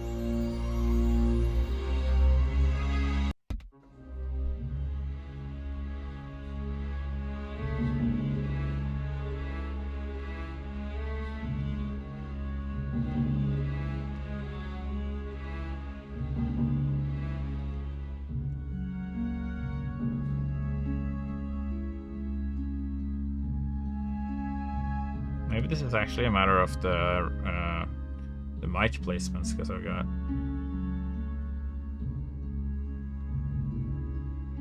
You use a little bit more of that mid mic. Maybe with less of this like close mic.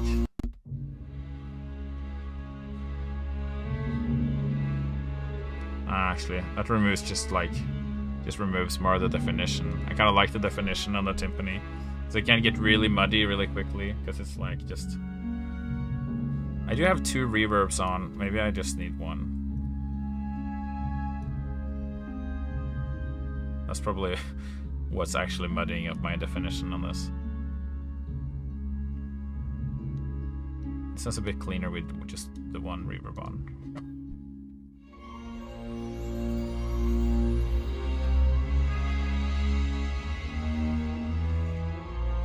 The bass is sounding pretty nice and wide.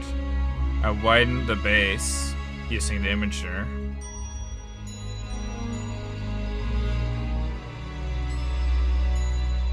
Which actually works quite well.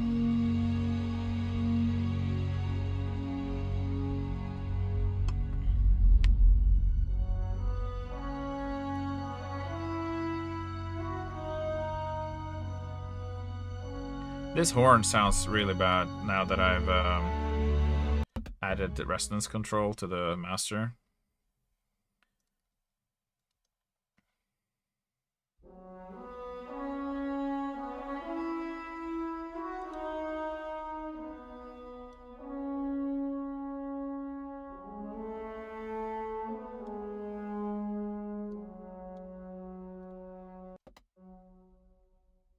Maybe it's actually this horn sample, but I think I'm squashing the horns because the horns are basically only resonance. So if you use resonance control, you take away everything that the horn is, which just squashes it into something that it isn't.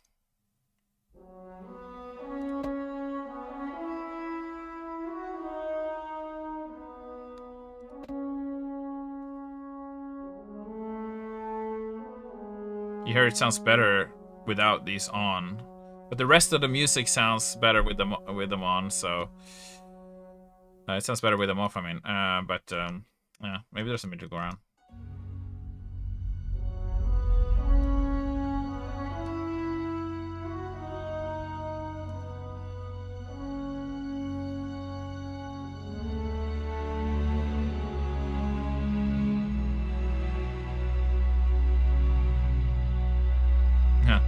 I suppose I could actually amp up the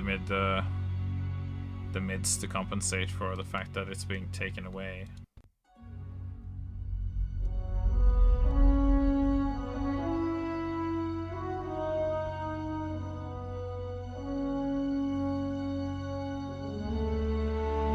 Oh, hey, Moody.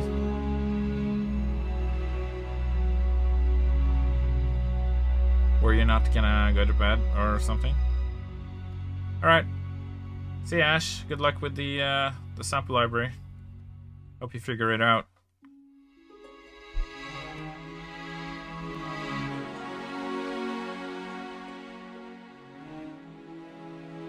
I'm gonna have to listen to the horn again.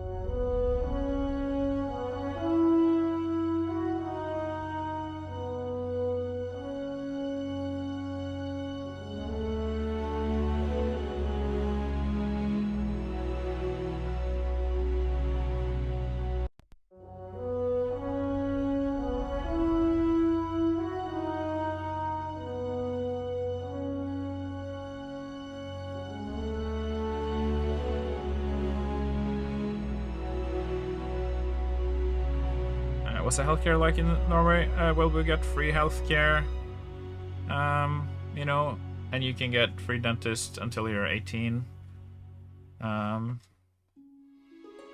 Yeah, you just, I mean, you can't get like a doctor appointment like on the day usually, but you can sometimes, if you're lucky, get it in a couple of days. Sometimes it takes like a week or two. It kind of depends, but you can usually get it like relatively quickly. In Japan, though, you can get an appointment like on the day. Free dental is crazy. I know it's quite good, but I mean, your teeth is actually quite important for your health. Like, you can literally die if there's something wrong with your teeth.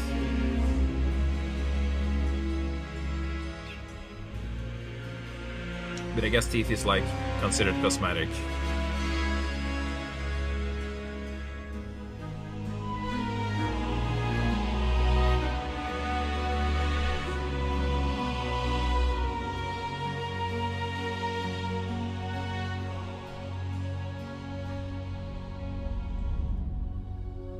I wonder if this like harpsichord goes a bit hard. If I just take it away.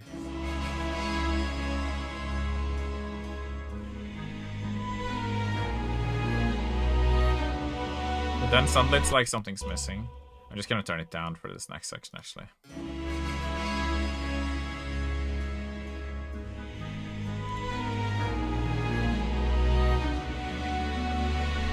Harpsichord goes hard. That's what they said back in the historical times. This harpsichord doth go hardeth.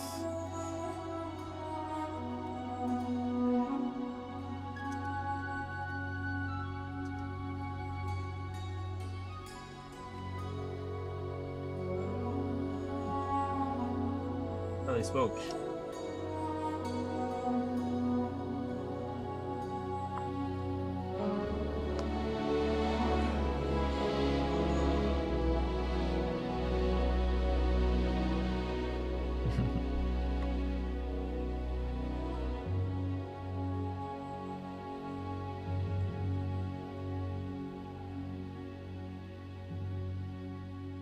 Are you preparing the art, Håkon, for this piece?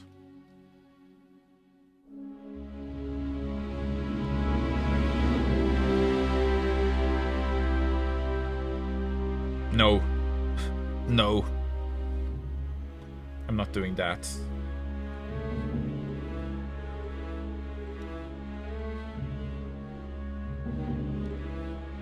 What do you want? What do you want? Why are you bothering me? What is this controller even doing? Channel 16, controller 24. This must. Oh, yeah. I think I recorded this with a buggy keyboard. That's why. Posture check. What?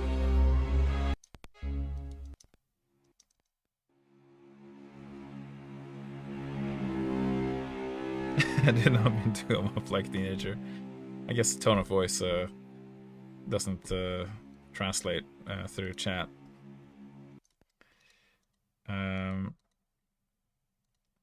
But yeah, this piece is like a sort of it's a serious piece after like a battle or after something's happened, like an event or so I kind of imagine like after the party has had an encounter. Check their posture. Oh yeah, I need to do a posture check. Yeah, sits correctly. Yeah, there's not much correct sitting for me. Try to just exercise a lot to make up for it. Yeah, I'm thinking like post-battle or post-event, like something's happened, they have an encounter, and now they're kind of like, you know, looting or kind of like gathering themselves after this encounter and be like, you know, we won, but it was like we lost health, we used our spells, it was like, you know.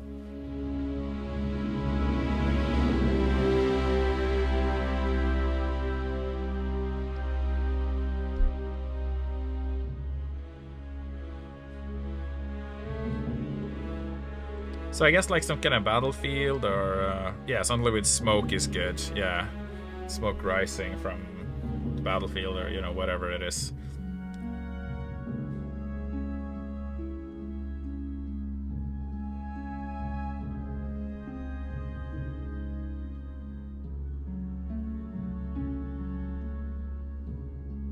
I wrote in such a different way before. Like this piece I wrote ages ago. It was like 2017 or something.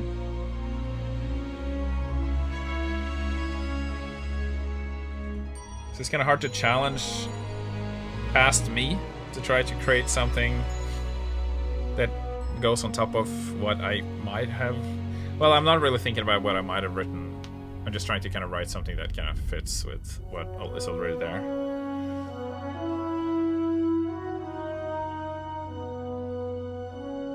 That's the problem with kind of trying to fix up these old pieces, you know.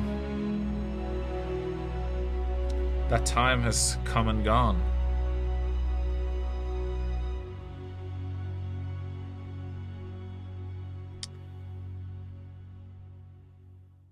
So I don't even know if I'm saving time. Because here you hear a very clear, like, difference. This is what I've written now, right? And it's way more kind of emotional and expressive, I think, than what was there. But there's like an endearing quality to the kind of simplicity of that old stuff as well. So I think there's value at any point in your skill level, I'd say.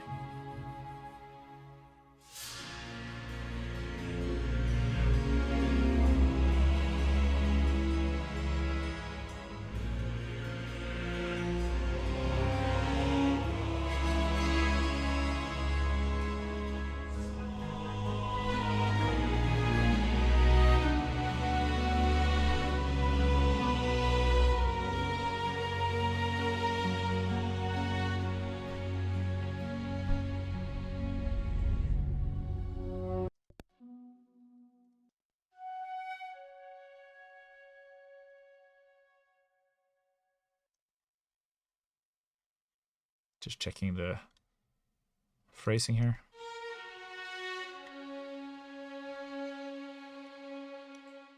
So this one could use a bit more of a curve down like that. Just for like a smooth fade.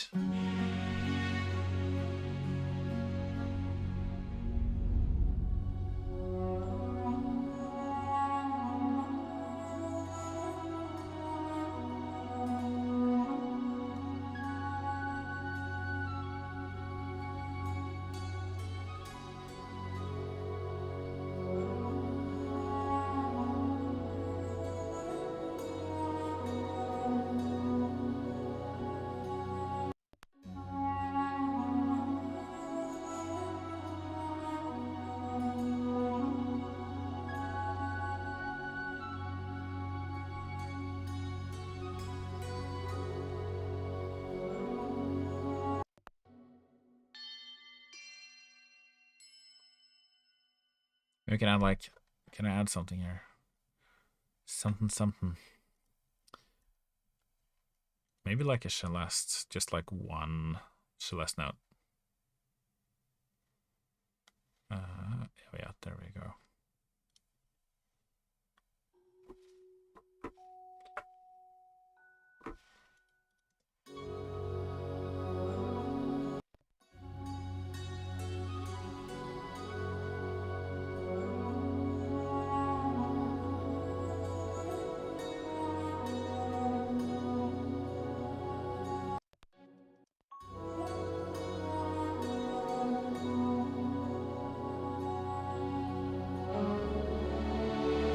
Yeah, I felt like it just needed like something more to like fill out.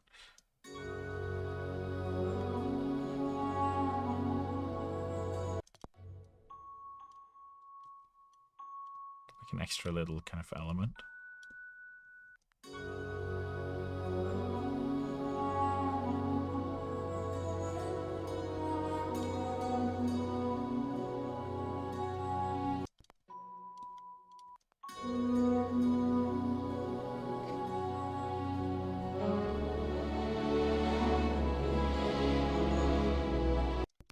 Ooh, it would be nice to get some harp glissandos just to that point where it like rises up.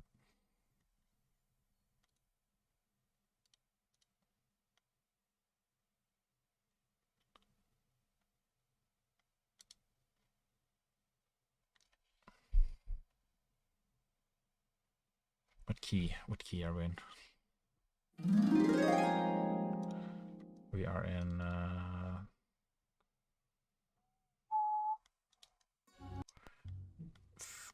G flat minor. Okay, so it only does major, so I need to find a parallel of G flat minor. It's A.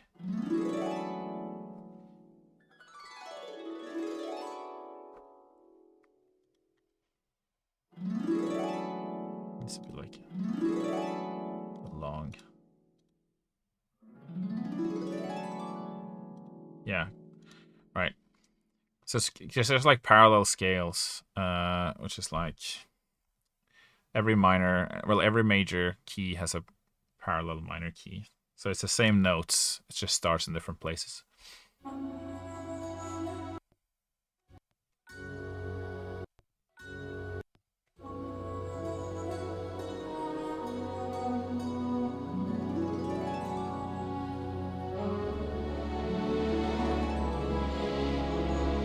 Yeah, that's where I wanted it to be. And then we add a bunch more reverb, because it was like a bit too much in your face. And then we do the trick we talked about hours ago on the stream, where we reduce the high end to make it sound further away.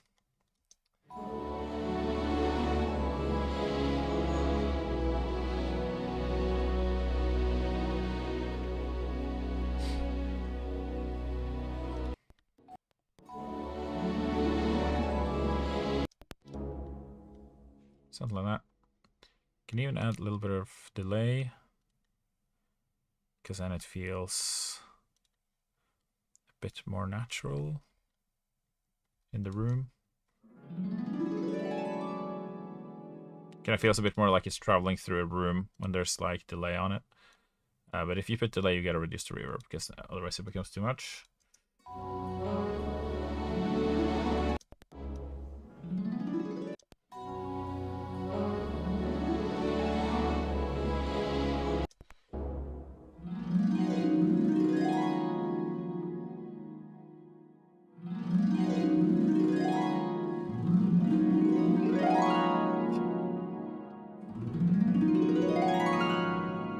Should have actually been the strong one. There's like always 2 samples on this.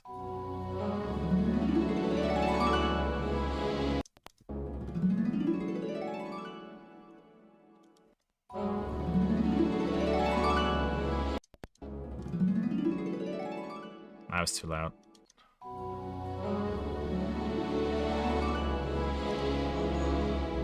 It's got too much high end as well.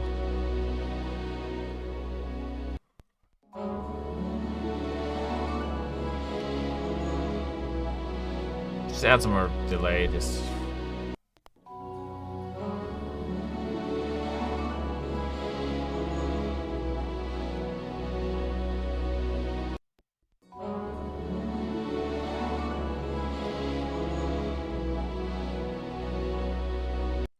It sounds okay, but...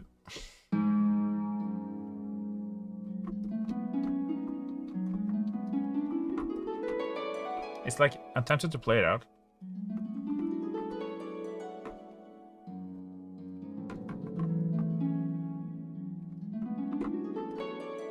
Like, sometimes it can actually sound better just actually playing the glissando.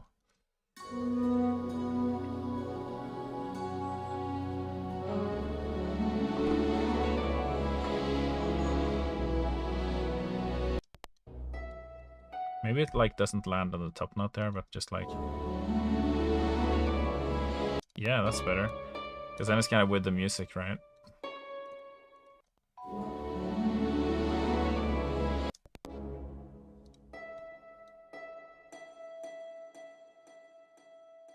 Make the last notes a bit lower volume.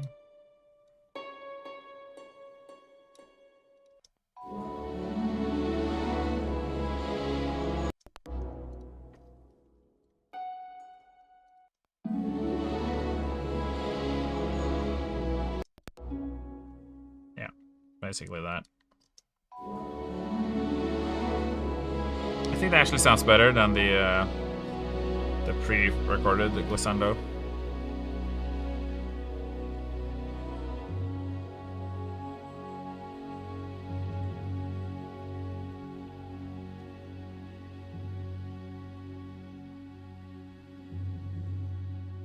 I guess another thing we could do is add some choir on that bit to make it like a bit more epic.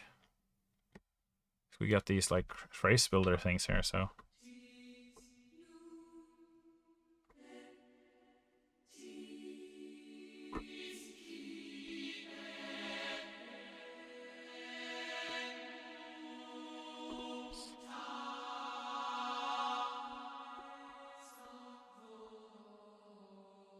Oh yeah, it doesn't actually go down to that note. That's disappointing, okay.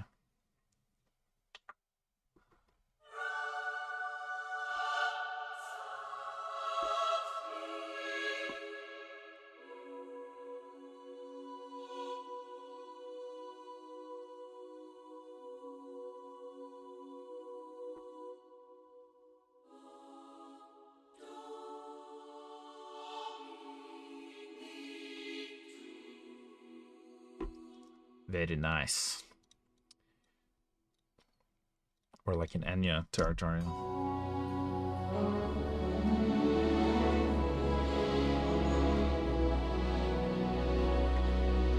I can't hear it when I put it on low latency mode, which is like a bit annoying.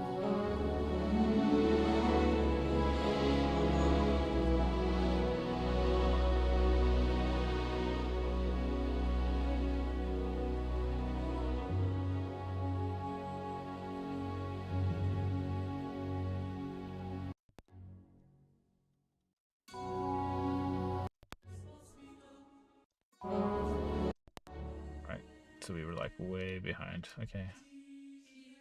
Just try and fix that.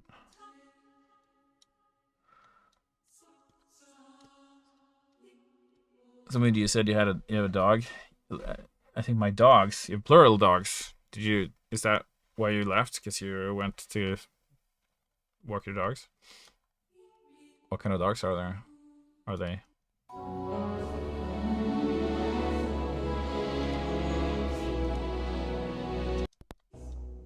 Yeah, these have to come back to you.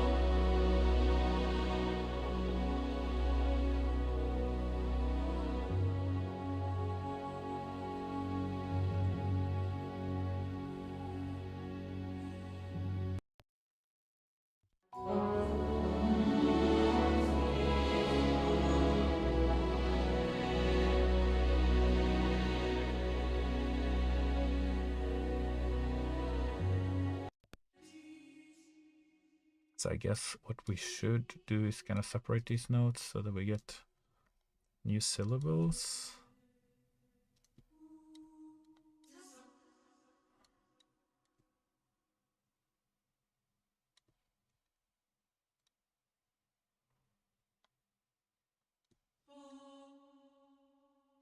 Because if I don't separate them, they're gonna just sing on the same syllable because it's like legato.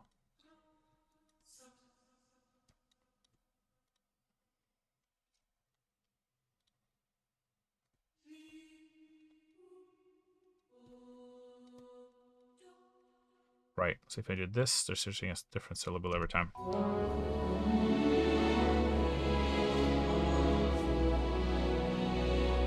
Can you guys still hear my microphone, by the way?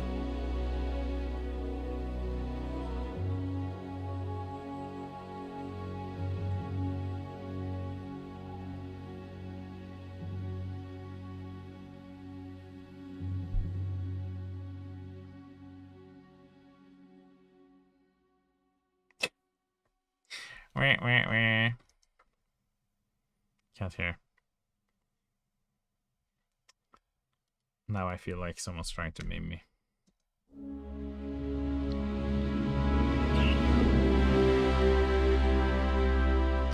Miniature Scousers. Very chaotic puppies. Miniature scouser. Oh, nice.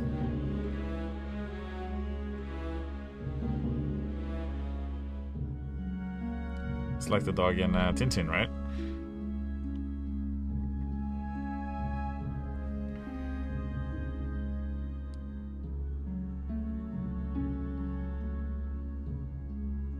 They're quite cute and quite sturdy, right? And wild. They can run like crazy.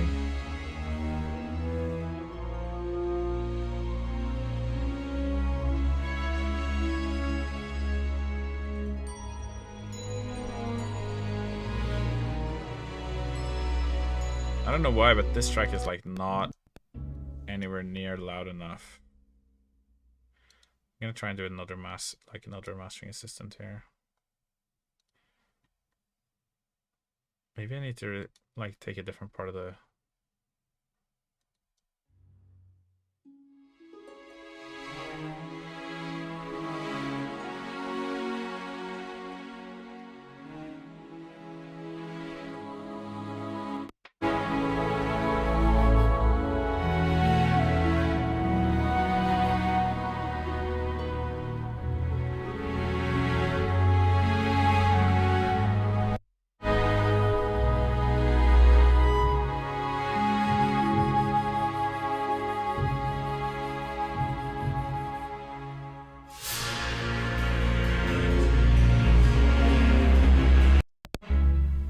Okay, no, nope.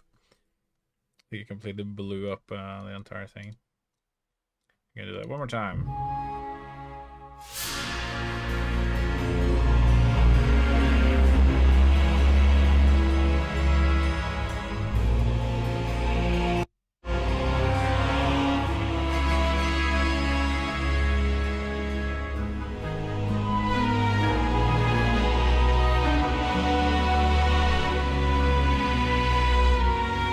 Now it's like too loud.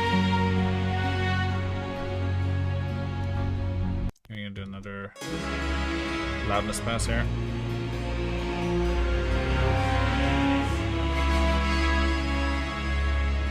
The White Palace and Hollow Knight. I haven't actually finished Hollow Knight.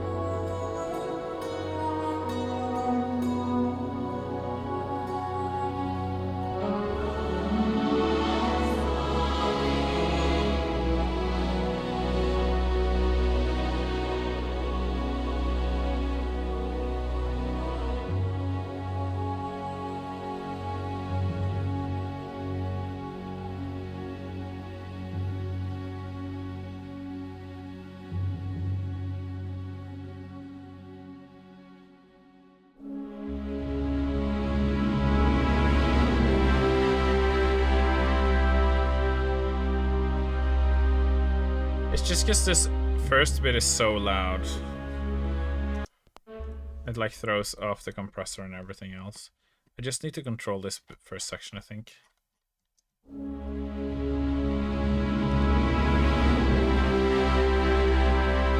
can hear the compressor like completely crushing it, right? It goes like wow wow wow. Just cannot handle it. It's almost like I'm tempted to just do this.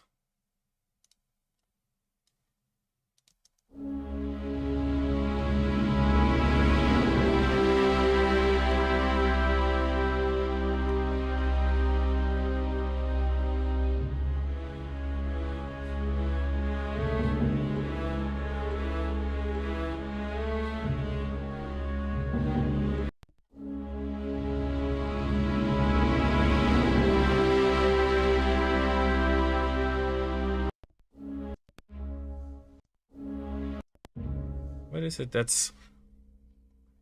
It's not even the bass. It's everything, obviously, but...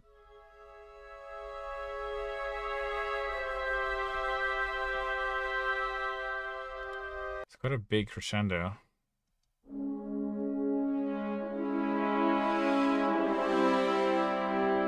Very nice. You just need to turn this whole thing down a bit.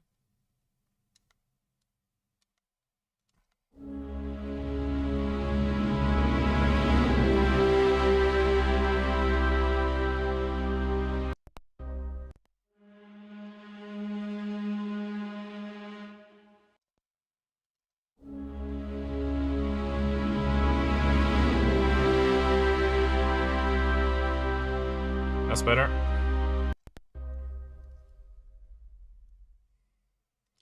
And I can just kind of do this. Slowly fade it in later.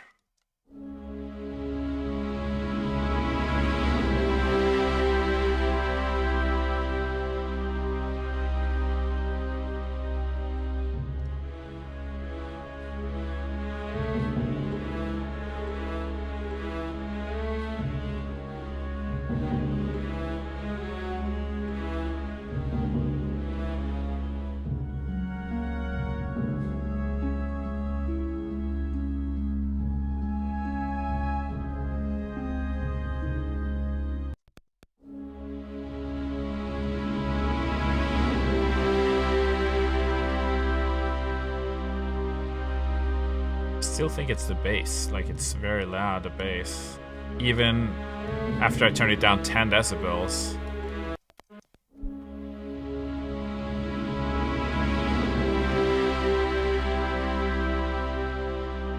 How much of that is attributed to this though?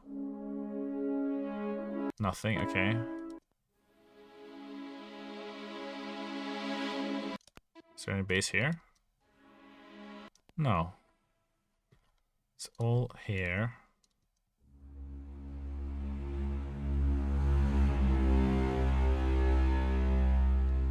That's crazy. Okay, I guess we're turning it down even more. 14 decibels under the original volume.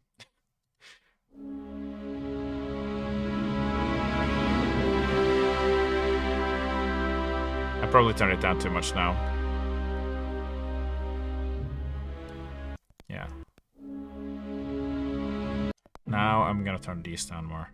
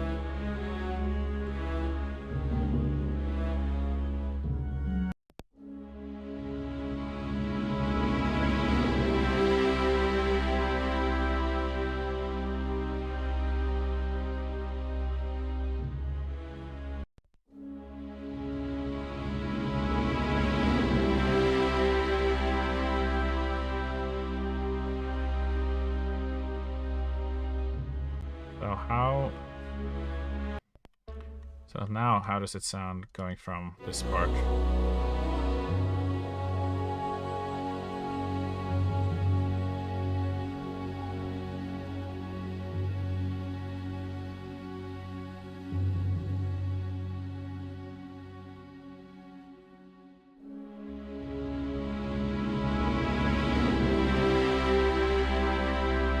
You can also ease up on the compressor here because the threshold was a bit too low actually.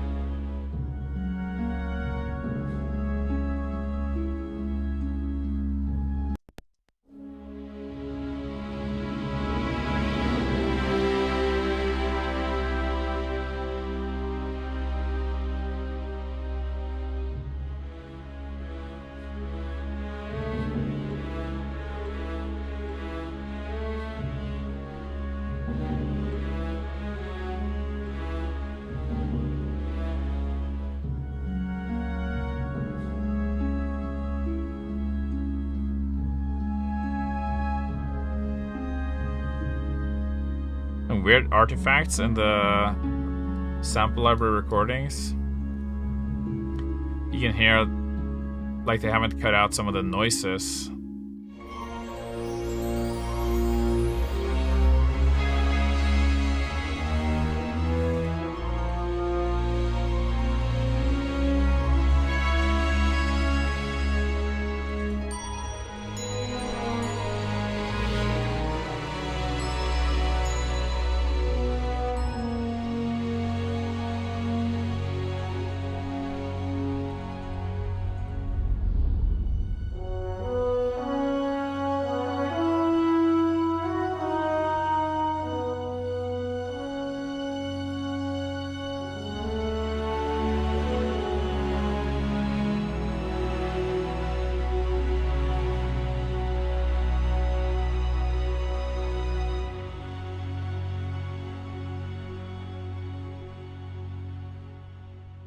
What's your favorite suspenseful tracks?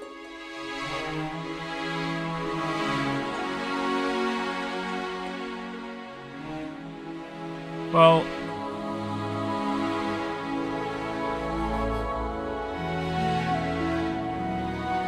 I mean, Hans Zimmer has like the best suspense music, right? Or like, I know that the music in, I've heard like the music in, what's that movie? There's like a movie.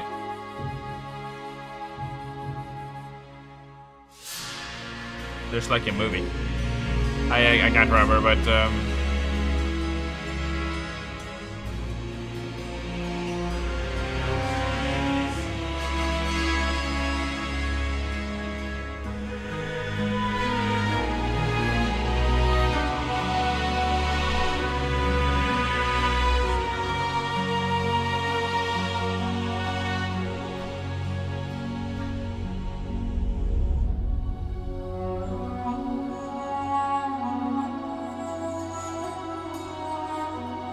there's quite a big difference in the volume from the second to the first half.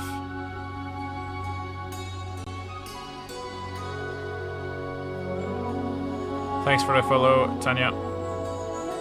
Oh, we meant the ones I created? Oh, I would say Ghosts and Spiders is very suspenseful. And what's called like Into the Curse Forest? No, it was Curse Roots, I think.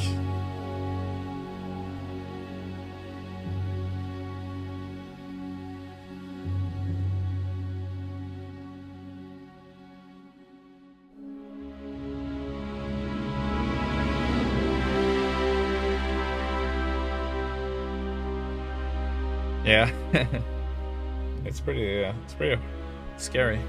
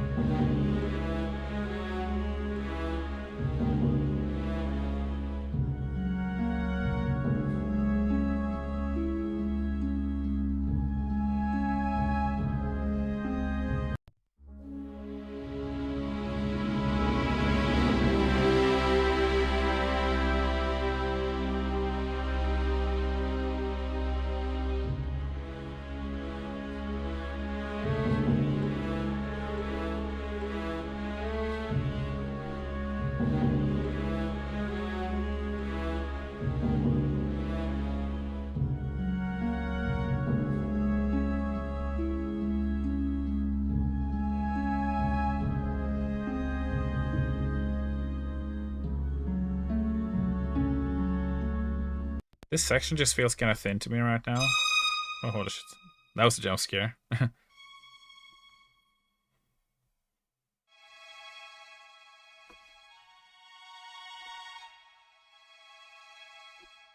Jeez Louise. Yeah, sorry about that.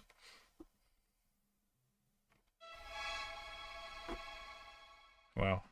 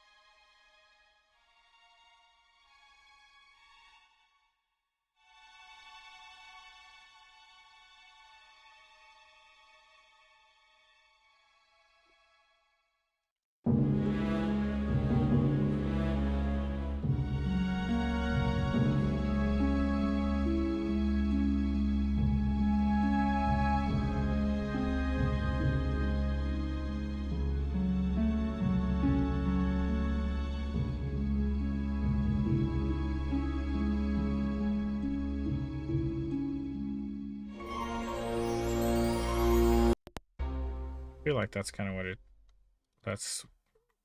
it needed. Or it needed that.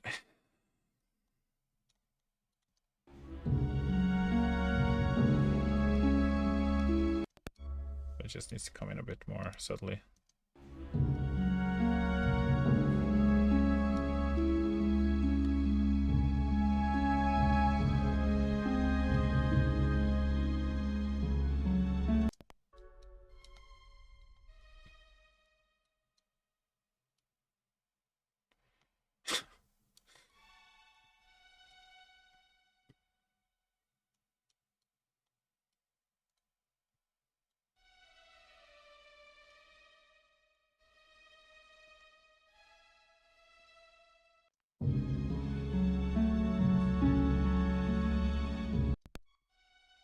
Go down to the sixth step. It's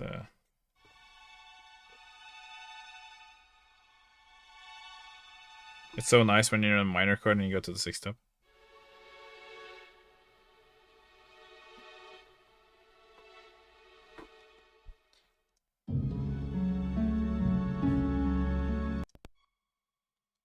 I should like crescendo this just to emphasize the sixth step.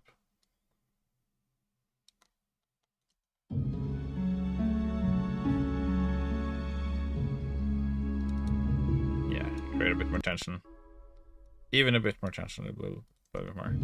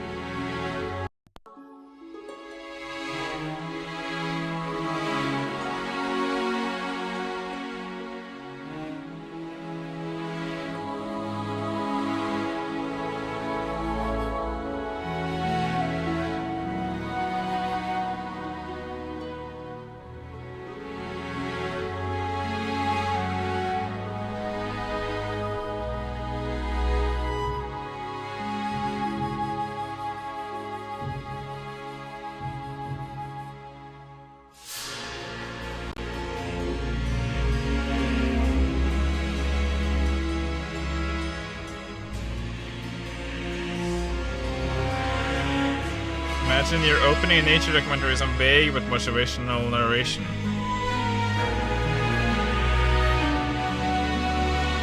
Good question.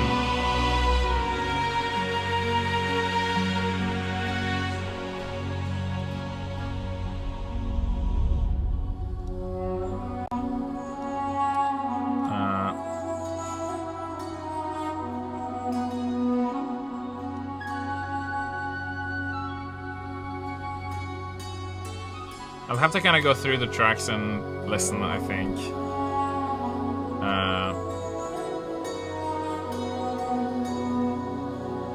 Like some kind of like grand opening.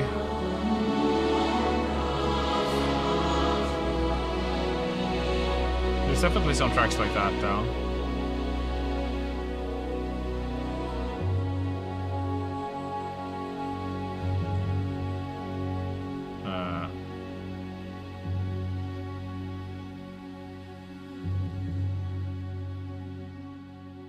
What about like, I mean, Frozen Pines has like a pretty kind of opening like that.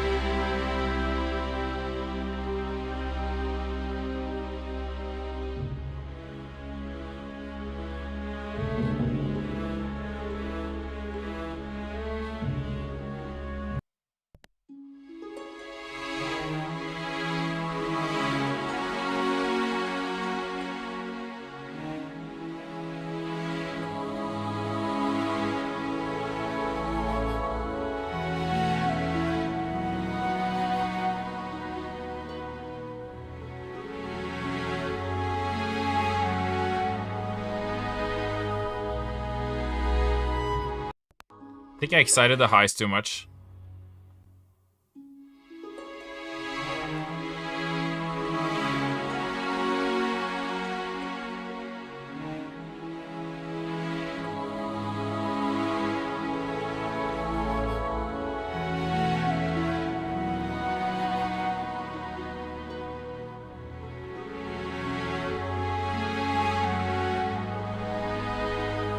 Excited the high tail.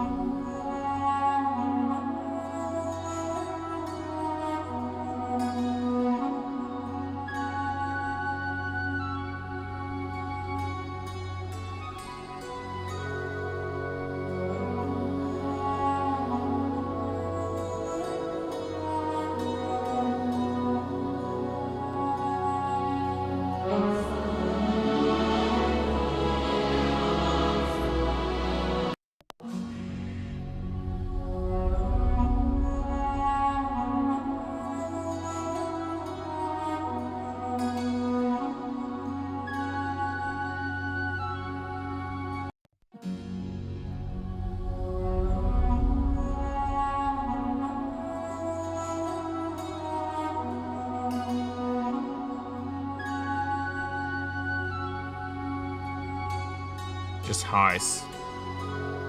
Highs and lows.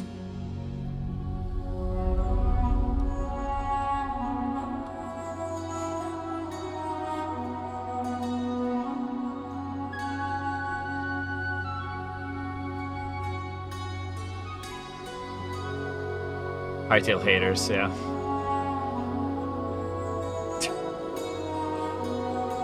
Sounds good.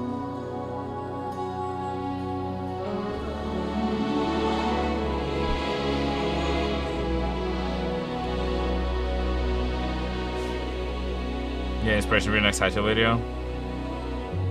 Just completely dividing the people by making them an enemy and us the heroes. Winning strategy.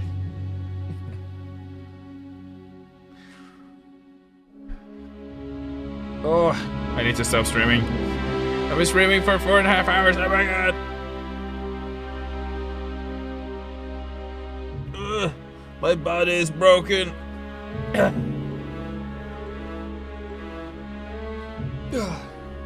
haven't like stood up for 4.5 hours. What the hell? I think I'm pretty happy with this now, though. I think I'm done.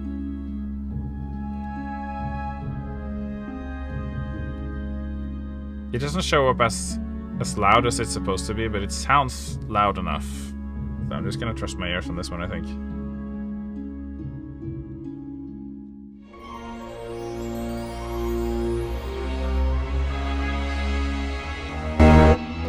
Jeez. Sorry about that.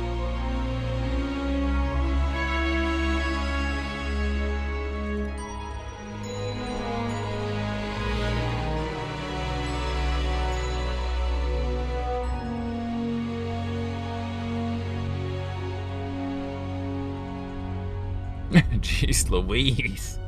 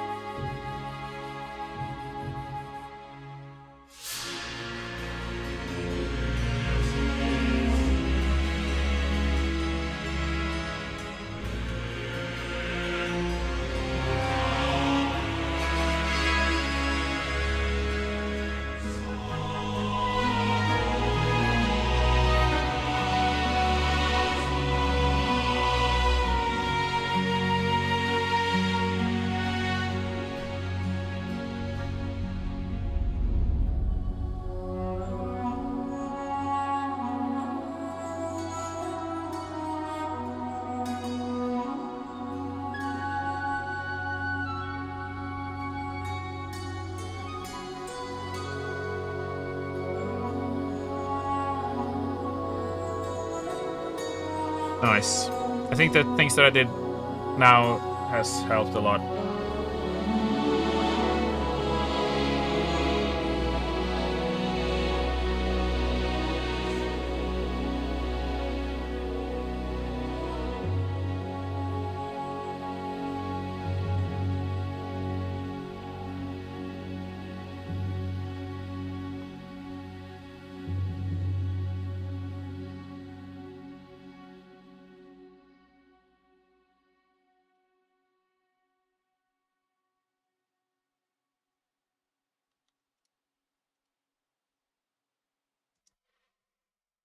Wowza, it's perfecto.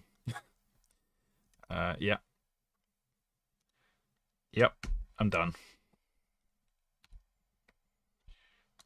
Yeah.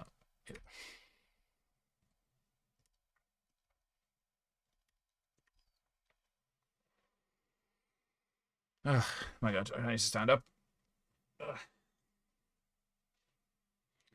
Need to have a good old stretch session after this. I wasn't. Usually, I'm supposed to just stream for 2 hours, but lately I've been streaming for like longer periods. Like once I break past that 2 hour mark, it's just there's no stopping until I'm finished, which is probably not a great habit at all. But what can I say? I like to work, and I like to finish my work.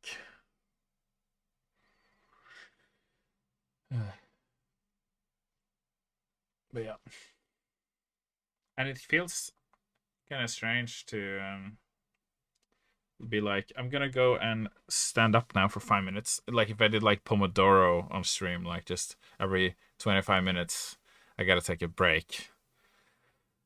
Maybe I'll try that next stream. Pomodoro stream. 5 minutes of break.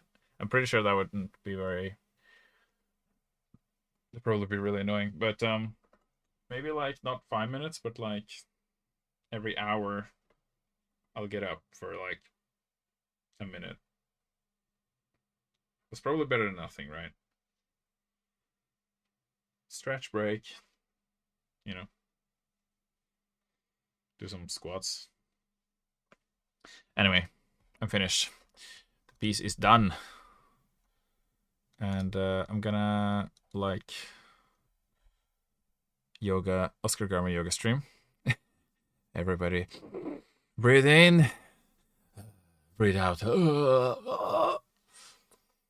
Feel the inner vibrations through your vagus nerve. That'll be my next D&D NPC. The party encounters a yoga NPC, and they forced to do a yoga session with them. You know, you can do some yoga instructions and have the chat join in. the biggest nerve, the vagus nerve. Yeah, I guess, isn't it? I don't know. They say like singing stimulates the vagus nerve, which makes you feel good, chill.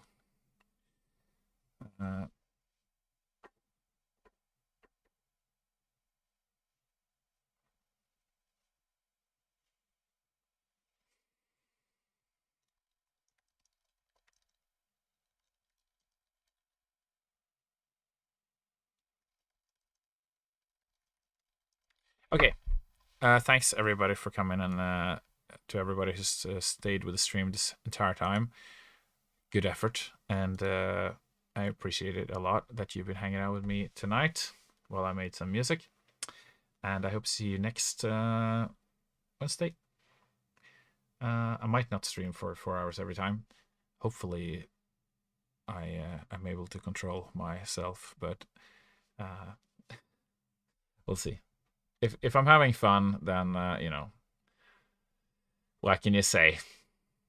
Life's about having fun, and we're all about having fun here on OG RPG Music. So I hope you guys have a good night, and see you soon. And you'll hopefully see the video of the song come out with some lovely little art that Håkon is gonna edit together for me. So